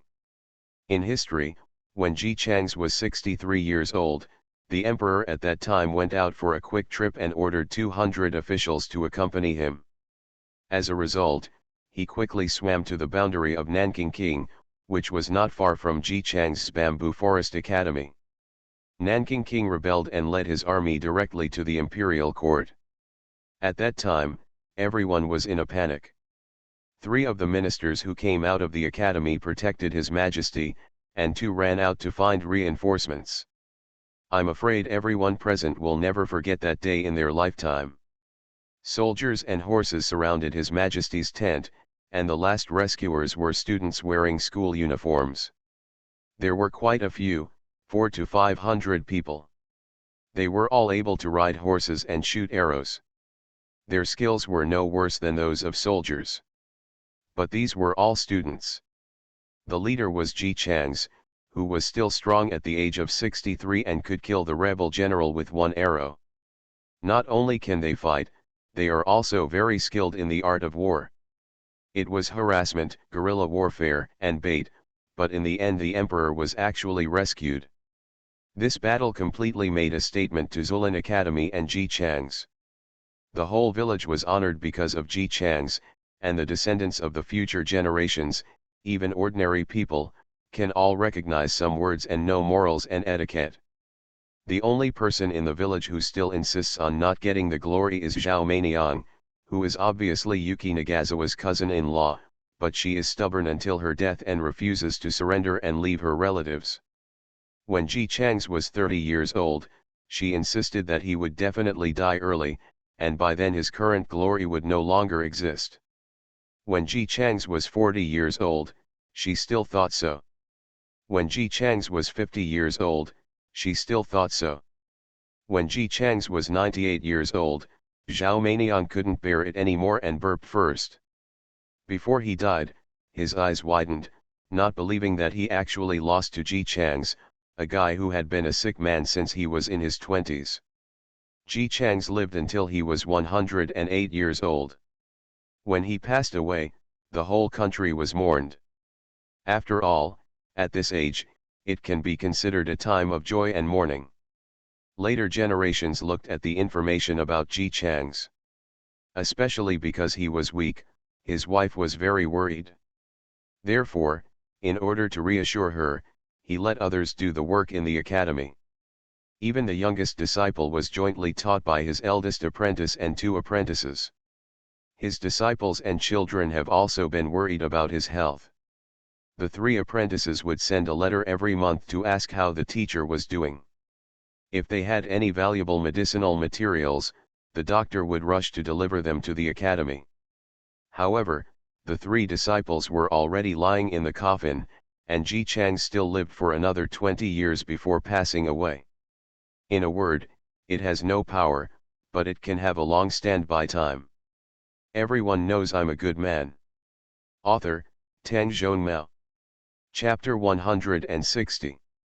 When Ji Changs opened his eyes this time, he found that he was lying on his side, and someone was massaging his calf with gentle force. Someone was sobbing in a low voice below. He glanced around and found a woman dressed as a palace maid kneeling down there. She was crying pitifully. There were many eunuchs and maids in the hall who were carefully waiting on the side, not even daring to show off. Asma. The person massaging his calves was also a eunuch. Seeing him looking around, the eunuch raised his head and carefully forced out a flattering smile. "Your Highness, is this strength okay?" Ji Changs hummed without saying a word, looked at the teapot placed in front of him, and picked it up casually, intending to take a sip of tea first to moisten his throat. But as soon as he took it off, the eyes of the palace maid who was kneeling and sobbing suddenly burst out. He looked frightened and began to kowtow frantically. "Your Highness, have mercy on me, Your Highness, please have mercy on me, please, Your Highness, have mercy on me." She was obviously afraid that Ji Changs would hit her with a teapot. If the teapot hit someone on the head or face, the injuries would be serious. As a woman, She was naturally afraid of being disfigured, but even though she was shaking with fear, she still tried her best. Didn't dare to move an inch. Ji Chang's waved his hand to ask her to stop first and began to check the memory. He originally thought that his status was obviously high, and he thought he was a prince who was favored by the emperor. After looking at his memory, he discovered that the backer behind him was his brother from the same mother, the current Emperor Yuan Shen. He is the posthumous son of the late emperor and the current younger brother. He was named King Hao when he was born and has been raised in the palace ever since. From birth to now, the young prince can only be described as smooth sailing. His mother loves him, his brother dotes on him, and the big backer behind him is his brother, the emperor. He gets whatever he wants, so he develops his arrogant and lawless character. But although he is arrogant, he is naturally smart and knows many things. He also knows how much his mother and brother love him. Although King Hao is smart, he has no big goals. He only hopes to be a happy and idle prince in this life. Everything was fine at first, but when he was 9 years old, King Hao slipped and fell into the water. When he woke up, he was a changed person. Of course, in the eyes of the people in the palace, this was a change in King Hao's temperament due to his serious illness. In fact, the original King Xiao Hao had died in the accident, and the person who remained in King Hao's body was the time traveler. Ji Chang saw nothing strange when he saw this. There are 3,000 big worlds and 3,000 small worlds. There are systematic existences, and there will naturally be travelers. In a sense, he is also a traveler, but he comes with a mission. The time traveler obviously traveled by himself. After he entered the body of King Hao, he was originally happy that he had time traveled and became the prince of the feudal dynasty, but his mind immediately fantasized about the beautiful future life of 3 wives and 4 concubines vying for hegemony over the world. But then he discovered that the person sitting in the emperor's position was not the old emperor who needed a prince, but the young Emperor Yuan Shen, who was only 11 years older than him. Emperor Yuan Shen already has a prince, so it's not like he can't have children. Unless all his princes are dead, the future emperor's position will not go to the time traveler no matter what. And even if Emperor Yuan Shen can't have children, he is only older than his younger brother. At the age of 11, you may not be able to sit on the throne even if your hair turns gray. The time traveler did not have King Hao's admiration for his brother. He tried his best to pretend to be King Hao while making plans in his mind. He is a time traveler from modern times. Isn't he better than an ancient feudal emperor? If he did not seize the throne, the princes of this dynasty would not have fiefdoms, and the emperor and the queen mother had previously expressed that they would let King Hao stay in the capital forever. Wouldn't that mean house arrest? The time traveler is not happy to not even have his own territory. The time traveler automatically ignored that in this dynasty, only the remaining royal family was the real power, and also ignored the various honors of King Hao. After finding a reason for himself, he started his plan. In fact, he didn't have any plans. After all, he was not a very smart person before time travel. Even if he was smarter, he might not even be as smart as the 9-year-old King Hao. Afraid that others would find out the clues, he pretended to be King Hao. It's just that King Xiao Hao is just arrogant and likes to lose his temper but never beats or scolds his servants. What about this time traveler? Beating and scolding his servants was a common thing, and he often came up with some weird ideas to torture the palace people for fun. The queen mother couldn't stand the reprimand, so he cursed the queen mother in his heart as an old witch and avoided the queen mother. Emperor Yuan Shen tried to persuade her, but he also felt that Emperor Yuan Shen only loved her on the surface, but in fact he was still wary of his younger brother. The time traveler was originally in his 20s, but his behavior was still inferior to that of the 9-year-old Xiao Hao Wang. He took advantage of Emperor Yuan Shen's lack of defense against him. After successfully contacting the ministers with rebellious tendencies, he planned for a period of time and then defrauded Emperor Yuan Shen of his military power. At that time, the Queen Mother was surrounded, and Emperor Yuan Chen could not get out, so King Hao had to lead the troops to rescue her. Emperor Yuan Chen gave him military power, which was equivalent to giving him and the Queen Mother's life. But he didn't know that this person was no longer his younger brother who was brought up by him, but a strategist who was only interested in the throne. The time traveler took the military power and did not go to save the Queen Mother. Instead, he directly rebelled and killed Emperor Yuan Chen. He allowed the Queen Mother to be robbed and refused to redeem her, and he comfortably sat on the throne of the emperor. He was quite able to comfort himself. This paragraph will definitely be written in some history book, but so what, he is not a pedantic ancient person. As long as he enjoys it now, it doesn't matter what history will write. At this time, King Hao was 15 years old, and he was already in contact with a certain minister who insisted on the cause of rebellion, and had a cordial and friendly conversation.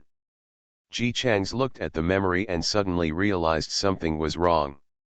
He felt his body, and sure enough, there was another person's soul in this body, not the long-dead King Xiao Hao, but the time traveler. The system is only responsible for determining worlds that need correction or help, and cannot detect the existence of time travelers. Therefore, in the eyes of the system, it is King Hao who has caused many regrets. As long as King Hao is changed, many tragedies in this world will naturally not happen again. But in fact, it was the time traveler in King Hao's body that caused the tragedy. The real King Xiao Hao had died long ago when he fell into the water at the age of 9. Ji Chang's was rarely a little worried. In this world, spiritual power cannot be cultivated. The best he can do is practice martial arts. He still can't get the time traveler out by himself. It doesn't seem possible to keep him in King Hao's body. He needs sleep, and when he falls asleep, the time traveler will still wake up. Worry. System, the host can purchase props, the prop mall is on sale, buy one and get one free, buy one and get one free is a great deal. Ji Chang's, don't buy it. System, the host doesn't want to buy this, if you don't buy it, you may end up using one body for two people. Ji Chang still insisted, I won't buy it. The system can only leave silently. It really couldn't figure out how Ji Chang's would live in this world if he didn't buy props. Do we really want to stay in the same body with the time traveler for the rest of our lives? Ji Chang's was also thinking about this issue. But soon he stopped worrying. After all, he discovered after staying for a while that although this time traveler could exist in King Hao's body had always been faintly rejecting him. Even if it was a very weak rejection, it was still rejection. Ji Chang's is different.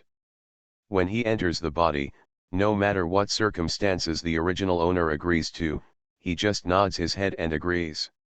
Some people regret too many sins and cannot go back, so they look for someone to make up for it.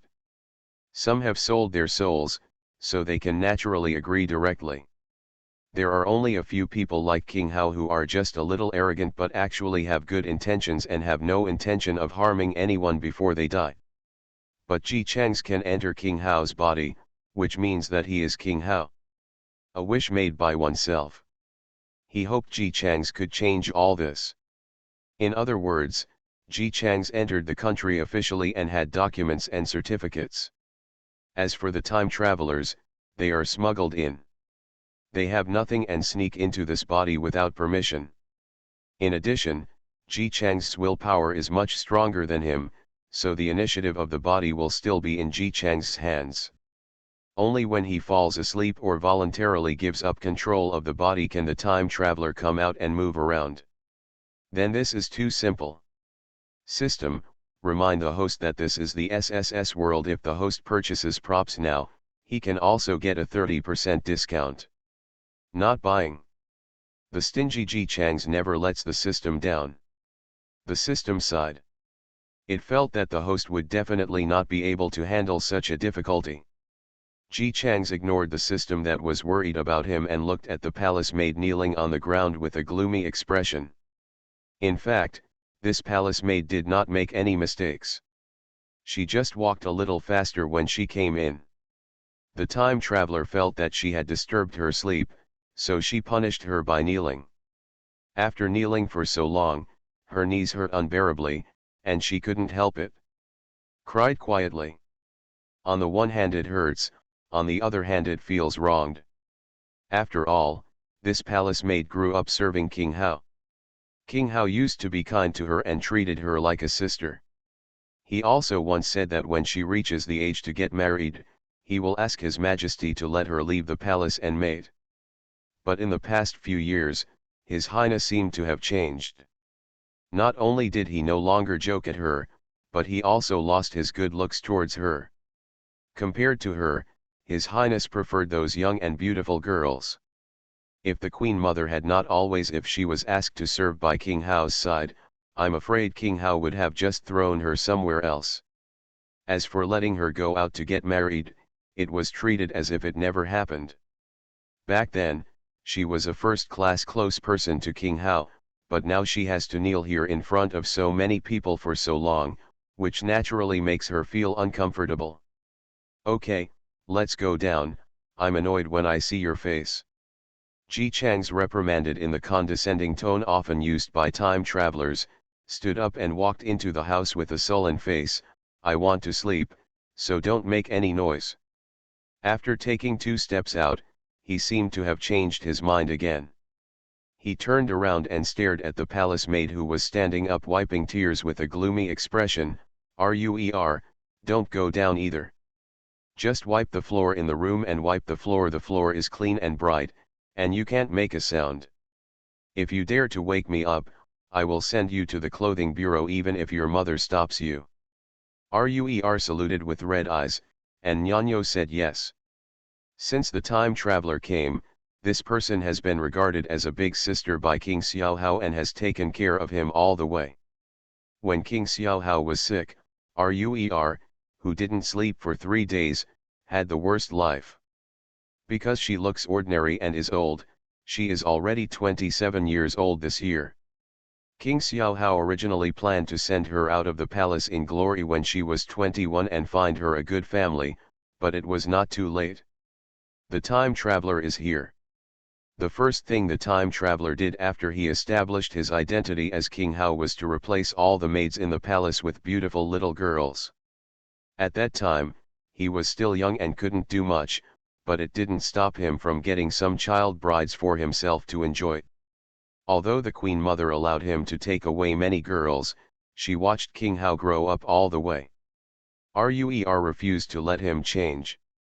After all, King Hao is not yet an adult, so he still needs a stable maid by his side. What if all these little girls are ignorant and don't know how to persuade him? What will happen if King Hao really messes around with the maid in the future? In addition to considering this factor when leaving Ruer, the Queen Mother also knew about the relationship between her younger son and Ruer, and felt that with Ruer by her side, her younger son would still listen to her opinions on whatever he did. In the end, she was sure that her younger son was someone Ruer had grown up with, but she was not sure that her younger son had been replaced by someone else. Ruer staying with King Hao will only make the time traveler dissatisfied and torment her. The time traveler didn't dare to go too far, so he was punished by kneeling and standing, but this was enough to make Ruer feel uncomfortable, especially since the two of them did have a bit of a brother-sister relationship. They had softly said that they would wait until he grew up. His Highness, who had supported Ruer since entering the palace, now wanted to drive her out immediately without even seeing her. How could he not feel sad in his heart? But after being sad for so long, I'm used to it no matter how sad I am. Ruer carried the basin into the inner hall under the sympathetic gaze of others, and carefully knelt on the ground to wipe it. She did not dare to make a sound, for fear that she would be punished if she woke up His Highness. She didn't know how long she had been wiping, but while she was wiping, she suddenly heard His Highness, who was sleeping inside, calling her name in a tone that was not yet awake. Sister Ruer. Ruer was stunned. Ever since His Highness fell into the water, He had never called her that way again. It was a bit against the rules for His Highness to call a palace maid sister. If he never called her again, Ruer would not take the initiative to ask her. But now, I heard this title from His Highness again. Ruer was stunned, not knowing whether she should go in. After all, His Highness had not allowed her to enter the back room a long time ago, saying that seeing her face turned her off. Perhaps because she didn't respond, His Highness's voice became confused. Sister Ruer? Xiao Zize. Ruer was even more confused. Xiao Zize was the little eunuch who served His Highness before. He was a lovable fat boy. His Highness said that he liked his chubby face and looked happy, so he specially asked for him from the imperial kitchen. Later, His Highness fell into the water and fell seriously ill. After he recovered, he no longer liked Xiao Zizi and let him go back to the imperial kitchen. Before that, she and Xiao Zizi were always the closest to His Highness. Ruer didn't know why His Highness suddenly did this. She was a little afraid that His Highness had come up with another way to trouble people.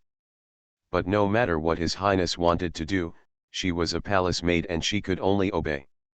She stood up and went to the house tremblingly. Ji Chang's has come out on his own. He was barefoot, yawning, and looked very sleepy. When he saw Ruer's expression, he looked confused. Why aren't you waiting by my side? I just wanted to drink water, but no one came after I called several times. When he saw the clothes Ruer was wearing and the rag he was holding in his hand, obviously after wiping the floor, King Hao looked even more confused. How do you do this kind of work? It's so tiring, and, yes, Sister Ruer, what are you wearing? No. I just slept. Why do you look so much older? When Ruer heard these words, she was confused at first, and then she gradually came to her senses and opened her eyes wide in disbelief. Your Majesty, didn't you ask me to wipe the floor? Ji Chang's face was full of innocence. He was only 15 years old. It was too easy to be believed by him with such a blank and innocent look. Sister Ruer, what are you talking about? How could I let you do such a job? The changes in His Highness have completely exceeded Ruer's cognition. She could only try hard to find some information in her blank brain before answering. Your Highness, there is also Xiao Zizi. Didn't Xiao Zizi ask you to be sent back to the imperial kitchen? Shall I take Xiao Zizi back to the imperial dining room? His Royal Highness King Hao in front of him was indeed full of confusion. How is it possible? Wouldn't it be nice for Xiao Zizi to be with me? Why should I send him away? Sister Ruer, you are so weird today. What's going on outside? It's so sunny, wasn't it snowing just now? Seeing Ji Chang's looking strangely out of the window while talking, Ruer had an incredible guess in her mind. It was winter when His Highness fell into the water. Originally, His Highness was supposed to be surrounded by people on 3 levels inside and 3 levels out wherever he went, but at that time, His Highness went to visit the Queen Mother and said that he wanted to sleep there during his lunch break without anyone waiting on him. As a result, when people left, he quietly climbed through the window and ran to the pond in the Queen Mother's palace. He wanted to skate on it but accidentally fell into the water. Although the guards discovered it quickly at the time, it was winter and His Highness did not know how to drink water and was frightened. He was very sick for many days before he recovered. Ruer had a deep memory of this incident. She still remembered that she stayed by the bedside all night long, hoping that His Highness would wake up. She was happily trying to get His Highness some water, but she was greeted by someone who had always treated her very well. His Highness looked over with disgust. Ruer's body stiffened, and she carefully raised her eyes to look at Ji Chang's and asked, Your Highness, do you still remember how old you are? Why are you asking this? Didn't I just celebrate my 9th birthday? Ji Chang's looked outside and smiled after hearing this and replied, Sister Ruer, Don't you still know my birthday? Oh. I understand, Sister Ruer is thinking about getting married, so she tried to remind me that you are already 21 years old and it's time to leave the palace. Ruer's tears flowed down directly after hearing the last sentence. This is the His Highness she is familiar with. But now, she is not 21 years old, but actually 27 years old. What's wrong? What's wrong? Didn't you say good things just now? Why are you crying just now? Just now I noticed that something was wrong with you. Look at what you are wearing. It makes you look older. And these clothes, don't you always like to wear them like this? Is it possible that someone is bullying you? Tell me, I will make the decision for you, but no one in this palace can be so big. Those who have the courage to bully me, King Hao. Ruer just cried and couldn't speak. What should I say? You said it was not someone else who bullied you, but you, Your Highness. She didn't know whether she should be happy that the original His Highness was back, or whether she should be annoyed that His Highness seemed to have lost the memory of the past few years and just cried heartily. Crying and crying, she couldn't help it anymore, so she threw herself directly into Ji Chang's arms, and shouted in a choked voice, Your Highness. Ji Chang's hugged her and sighed in his heart. He can pretend to be King Hao, but King Xiao Hao, who really treats Ruer as a sister and makes fun of everyone around him, but actually thinks of them in his heart, will really never come back.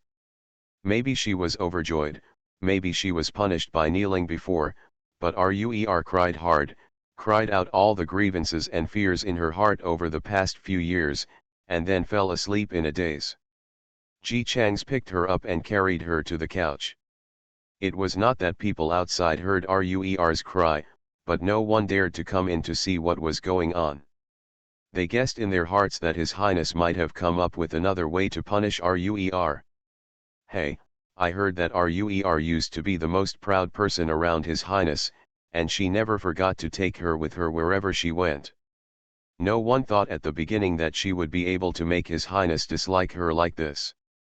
Everyone was sympathetic, but they didn't dare to help, for fear that if they made His Highness unhappy, they would be the next unlucky person. Ji Chang's opened the door, frowned and looked at the people standing outside. After they stood there tremblingly for a while, he said in a slow and hesitant tone, Ruer fainted, please call a doctor. It's okay taking care of it? He took 2 steps, looked at the palace attendants suspiciously, and asked, where is the Queen Mother? Someone from the palace hurriedly knelt down carefully and whispered, Your Highness, the Queen Mother is worshipping the Buddha. Ji Chang strode out. Some people wanted to follow him, but he yelled back, no one is allowed to follow. I have to go by myself. As expected, no one in the palace dared to move anymore, for fear of offending the little ancestor. When Ji Chang's arrived at the Queen Mother's palace, he made a special detour to the place where King Xiao Hao fell into the water.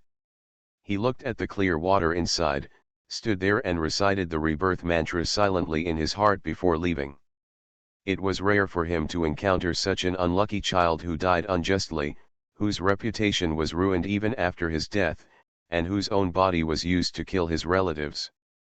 The recitation of the death curse was a bit unfamiliar, but it was better than nothing.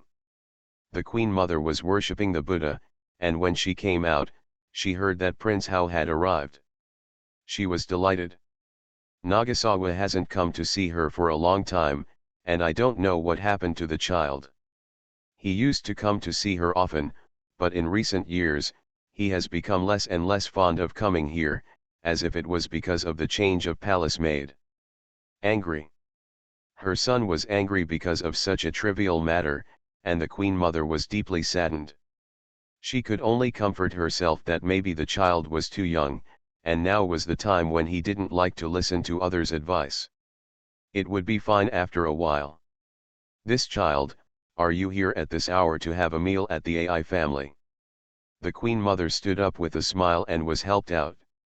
As soon as he went out, the 15-year-old His Highness King Hao came forward with eager steps and a look of anxiety and panic on his face. "Mother, what's going on, mother? I just took a nap, but why did I grow up so much when I woke up, and the entire palace has changed, only Sister Ruer is left."